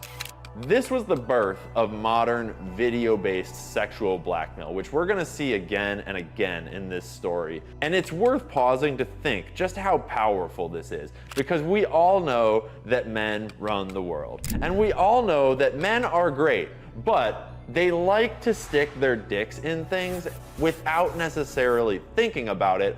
And if you think about it first and then you film it, sometimes you can catch them doing some dumb shit. And when you do, generally they would rather work with you than have the whole world know what they did last Saturday night. And they found out that this worked really well. It turns out that once you have blackmail on the boss of the FBI, you don't really have to worry about the FBI. I wonder who else you could get blackmail on. Politicians, regulators, the sky's the limit. And the mob and the mafia proceeded to get blackmail on everyone they could. But it wasn't just them. So J. Edgar Hoover also realized how powerful sexual blackmail was, and he proceeded to collect the world's most extensive library of sexual blackmail material ever formed. Until Epstein came on the scene, but we'll get there in a minute. So there's an important thing to talk about here during this Prohibition era, when organized crime is all over the place with no cop on the beat. They made a lot of money. Like, so much money, they did not know what to do with it. And you also got to take into consideration, this is back during the Great Depression. So as all of this is going on, people all around them aren't able to even halfway compete with what they have. Yep. A lot of people are drinking themselves to death, right? Like that's where AA came out of. When Bill Wilson and Dr. Bob created AA, they did that specifically after, I mean, it was established, the book was printed in like 1938, you know what I mean? And Bill Wilson, in his own story, talks about how the Great Depression, because he was a sleazy stockbroker, you know, and he talks about how during the Great Depression, you know, he lost everything, and then anything he had, he drank away, and you know, he tried going up to Canada, and that didn't work because he couldn't stay sober, and kept getting drunk at a friend's house up there, and got fucking kicked out up there too, and just wild. So naturally, they founded Las Vegas, and they filled it with casinos, and in those casinos, they laundered their money for days. They sold drugs, they sold prostitutes, they took everyone else's money at the poker tables, and whole industries sprang up around this mob, mafia money that they were getting from illegal liquor sales during Prohibition. And once Prohibition ended, all of those networks of money laundering and trafficking and movement of illegal goods, they all needed something to do. And so they started doing what they had been doing with liquor, but with drugs and weapons and children. So eventually, the US government realized, that's a fucking horrible idea. Everyone is drinking anyways. Let's just stop giving organized crime all of the liquor money and go back to life the way it was. And unfortunately, there's no take-backsies. And so now we have this whole nation full of criminals running around rampant, and the cop on the beat is blackmailed. And now it's the mid-1930s, and there's this whole thing going on over in Europe that is looking pretty spicy. And by the time World War II breaks out, America's got all kinds of problems of its own, and they want nothing to do with that thing over there. That didn't turn out so hot for them. So by the time World War II breaks out, the mafia and the mob, this collective murder inc., are extremely powerful, and they've got their tentacles of influence all over America. And during World War II, the US government runs into a problem. They're trying to turn this gigantic boat, like think Titanic, but 2.0, bigger and better. They're trying to turn this giant boat into a troop transport in the harbor in New York City. And then suddenly it catches fire, capsizes, sinks right there in the bay. Millions of dollars gone. All right, sorry. My bad, Nuxus. So Nuxus said, the Jewish community is very strong within themselves and secretive with their lives and traditions. I would too if I was told and read the history in a negative light of my people's history. Now, I'm not saying that there are none that have done no wrong. Far from it, human beings have made failed decisions since forever. Some learn from others. Some learn from that others don't. This may be the victim mentality. Yeah, no, 100%. I completely agree. Yeah, it's atrocity propaganda is what it is, right? Where, you know, we have been victimized for all of these years, and we've been kicked out of these places for absolutely nothing. And then when you look back at the places and you see why they kicked them out, you go, huh, there's actually like a consistent reason why they've been kicking these people out. It's pretty interesting. Just sinking in the ocean. And more importantly, they're worried that the Germans have just sabotaged a massive boat right there in New York City, and the eastern seaboard is not secure. The US government, understandably, kind of freaks out. And they realize that they actually have no control over their ports because the mob has control over the ports, because the mob is deeply involved in all of the labor unions at this time, and the mob is the one that's deeply involved in all of the regular people's lives at this time, and all the dock workers are in the mafia or the mob, which is all the same thing at this point. So the US government does the logical thing in the middle of World War II, and in order to secure all of their ports and take back control from the mob and the mafia and keep the Germans out, they go to the mob and say, hey guys, do you want to take control over all of our ports? Just promise you'll keep them safe. And so the government does the logical thing, and they go to the mob and give them control over the ports, trusting that obviously these good mobster gangsters are just gonna take good care of these docks and nothing untoward will happen again. No Germans, no nothing, no problem. There's kind of a rabbit hole where like the mob probably blew that boat up in the first place. Who knows why, but what wound up happening is the mob now was given full control over the entire eastern seaboard of the United States so that they could protect us from Germany. And in case you don't run an international smuggling and crime syndicate, let's just say that having all of the ports is pretty useful when you want to smuggle things in and out of America. And so they did. World War II had not even ended when all of the Jewish mobsters started sending weapons to all of their buddies over in this new little country called Israel. Well, I guess back then it was called Palestine, but we don't need to argue about that. And so before World War II had even ended, the mob started using those ports to smuggle. And you might think smuggling drugs into the United States, but actually, one thing that they did a lot of was smuggling guns out of the United States, because the world's Jewish population was busy doing this little project over in this place called Palestine that they'd been working on for a little while. Ever since our boy Rothschild got written this letter that gave him this country, which is so crazy. That's the Rothschild you were telling me about, yeah? That's I forget his name. Let me check my notes. Hey, Nuxus, thank you, man. God bless you. Have a great night. That is...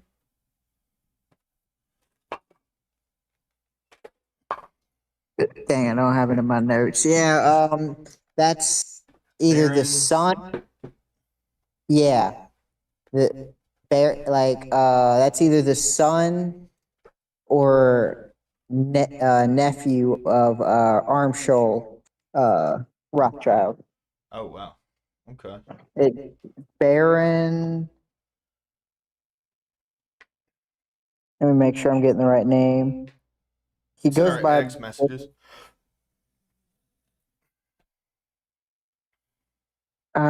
He has I think a 3 or 4,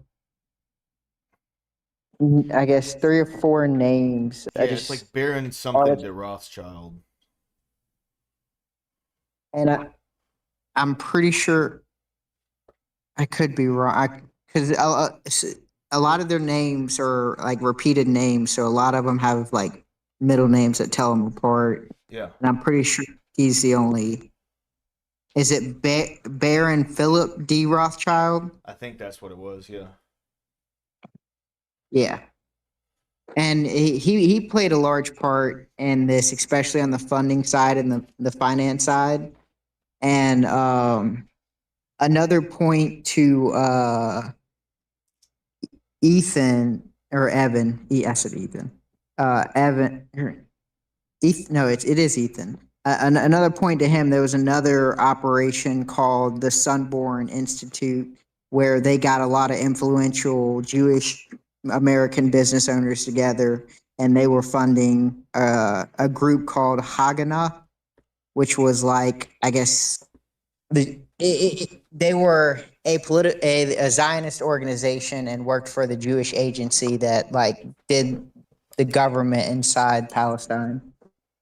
Like the early branches of the government, Yeah, before Israel was a country. Yeah, we're definitely going to get into all that.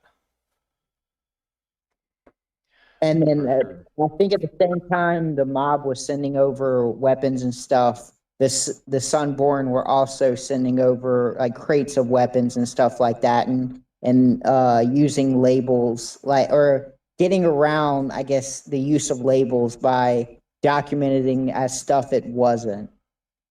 And so they played a hand with what the mobsters were also doing at that time. So it was like this big network of like funding this operation to create the state of Israel. Yeah. And it was people like America, Britain. Because I don't know if you remember when we were getting into the Maxwell stuff. Robert Maxwell was also a big component of the creation of Israel. He was doing like a lot of the, I guess, propaganda arm, like newspapers and stuff like that, to try and get out the word of Israel. Wow, I didn't know that. Oh yeah, he was a huge component of Israel, and he owned all these media corporations. So like a lot of them would send out messages for like pro-Israel sentiment and try and win over the favor of like I guess British Americans to try and give them the state of Israel.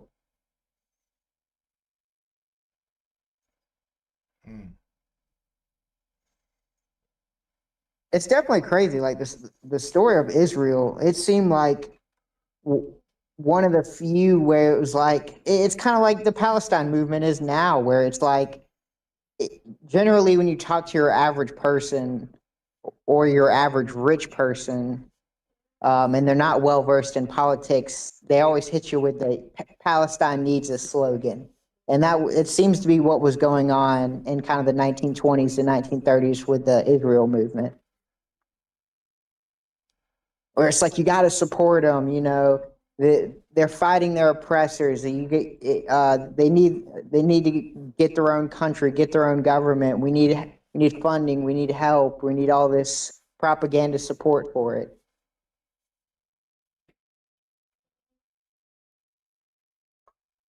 I'm interested to see everything that we learned from that, man. Oh yeah.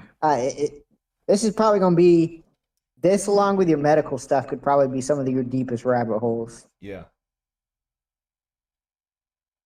They had been busy building a country over there in Palestine by moving as many Jewish people as they could into what was at the time a British colony.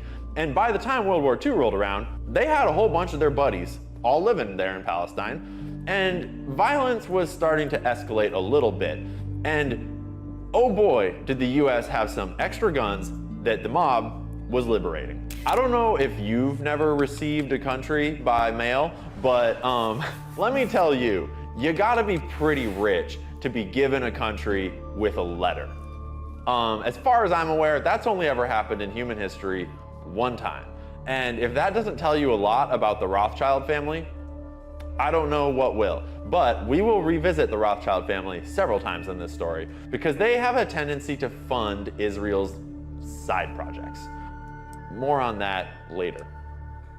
So anyways, during World War II, the Zionists over in Palestine that are in the process of forming Israel are in negotiations with the mob in order to get weapons from the USA. And as the war winds down, the flow of weapons only increases because suddenly the USA has all these guns and bombs and munitions that they no longer know what to do with. And fortunately, the Jewish mob knows exactly what to do with them. They're sending them to Palestine.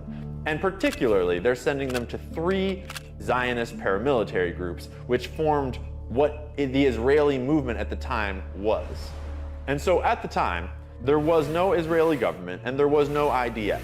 There was just a loose association of Zionists all fighting to establish their own country called Israel. And there were 3 primary paramilitary organizations: Irgun, Lehi, and Haganah. And let's be clear, all 3 of them were in the business.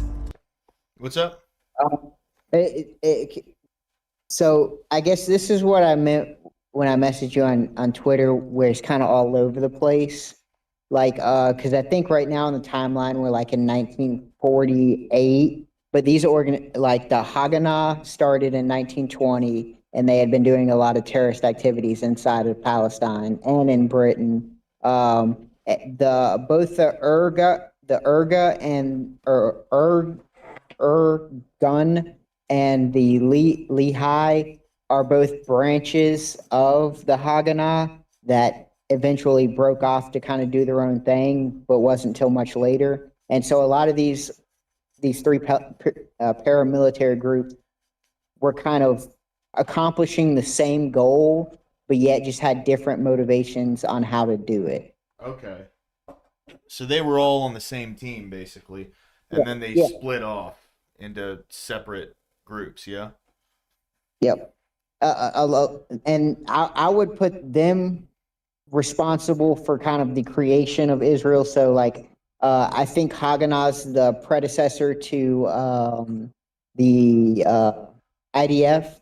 I think there's a term called, he had mentioned it, but he never gave the name. There's a term called the Mossad Li Bet, which was a spiritual predecessor to Mossad, and what they were instructed to do under Haganah was bring in as many Jewish immigrants as possible into Palestine. Britain was like, no, you're not allowed to do that. And so they became this kind of network of smuggling where they would smuggle Jewish people from, a bunch of Jewish immigrants from Soviet Union, from Germany, from Poland, Czechoslovakia. And so you kind of, I wish you would have gone into a little bit more detail, because this is where you start to see how Israel's government kind of created itself out of these organizations. Yeah, we're definitely going to get into this one when we go into the deep dive, bro. Of bombing civilians to get them to leave.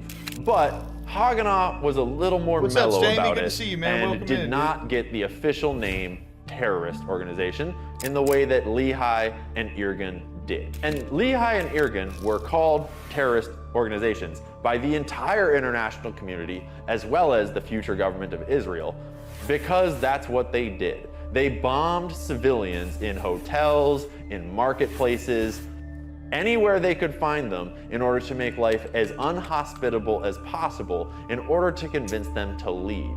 And during World War II, they had a moral dilemma, because there's this war going on all across Europe that is displacing Jewish people specifically. And the whole point of Zionism is we want those Jewish people here. And so the Irgun and Lehi groups had a little disagreement. Who should we back in this war? Should we side with the guys that are putting the Jews into camps and killing them and kicking them out of their country? Or should we side with the allies on the side of justice and peace and democracy? And naturally, half of the Jews in Israel decided, you know, those Nazis are kicking out a lot of Jews, and that's super helpful. I really think we should partner with them in order to get all of those Jews, the ones that they aren't killing in those camps, and get them to come on over here to Israel. Yeah, that did not age well, but half of them really thought that was the move. And I shit you not, the Lehi group was pro-fascist Italy and pro-Nazi Germany, and in active talks with the leaders of Nazi Germany and fascist Italy to hopefully bring as many Jews as possible into Israel. And they did for a little while before the war got a little crazy and Lehi realized maybe that is not the best move. But fortunately, the guys that were in charge of Lehi group that had all of those great ideas, they were good Israelis that would go on to lead the country of Israel in the future. We'll get back to them in just a minute. And so, all throughout World War II, and especially after World War II, the Jewish mob is smuggling all of these guns and weapons and bombs over to Israel in order to fight Israel's war and found the country. If you are selling guns to your buddies across the pond for years while they establish their independent state, are you all part of the same criminal organization or not? Serious question. If you've been buying guns from the mob for the last 5 years, are you a part of the mob? Or when you're done buying those guns, do you just get a free pass? Are you good? Are we cool? Just think about that.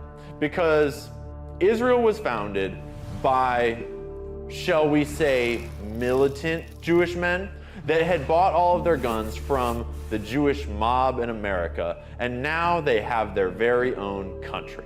This country was funded by the Rothschilds and other wealthy Jewish financiers around the world, because if you didn't realize, creating a country is pretty expensive, and they were armed by the international Jewish crime syndicates in America, because founding a country where there's already people tends to be a little violent. So, the fighting in Israel is done. The new government of Israel is looking at these paramilitary organizations that just founded their country for them, and they need to reconcile the fact that the entire world community is calling them terrorists because they've just spent the last 5 years bombing civilians and basically using whatever means necessary in order to found Israel. So Israel turned around and realized, like, yeah, that's fair. Y'all are terrorist organizations and you've got to disband. But don't worry, I got a job for you all in my new organization called the IDF, the Israeli Defense Force. And it is not a secret. You can go straight to the IDF Wikipedia page and it will tell you the IDF was formed by absorbing all 3 of those paramilitary organizations that they had just labeled as terrorist organizations.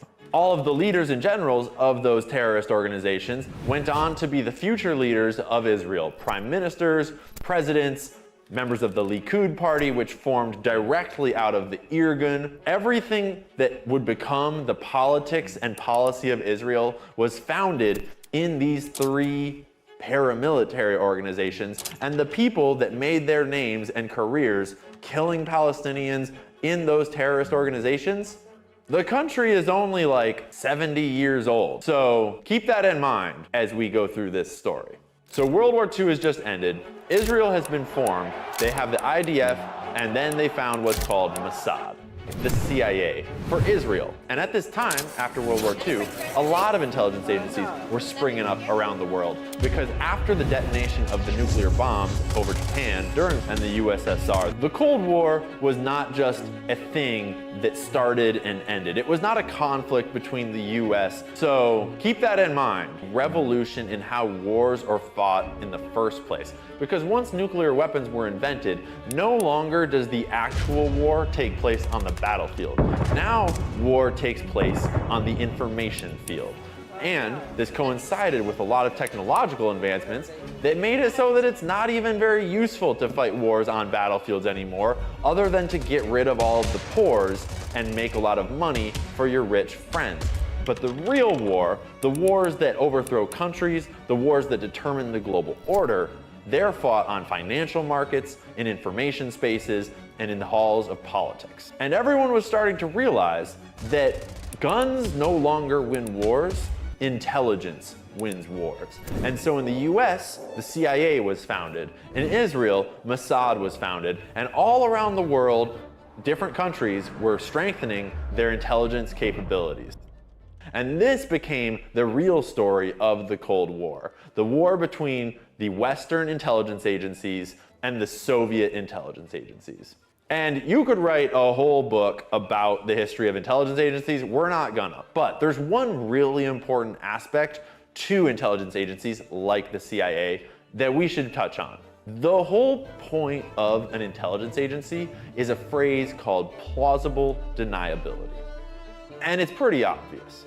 If you wanted to overthrow the government of Guatemala, you could just send the military, right?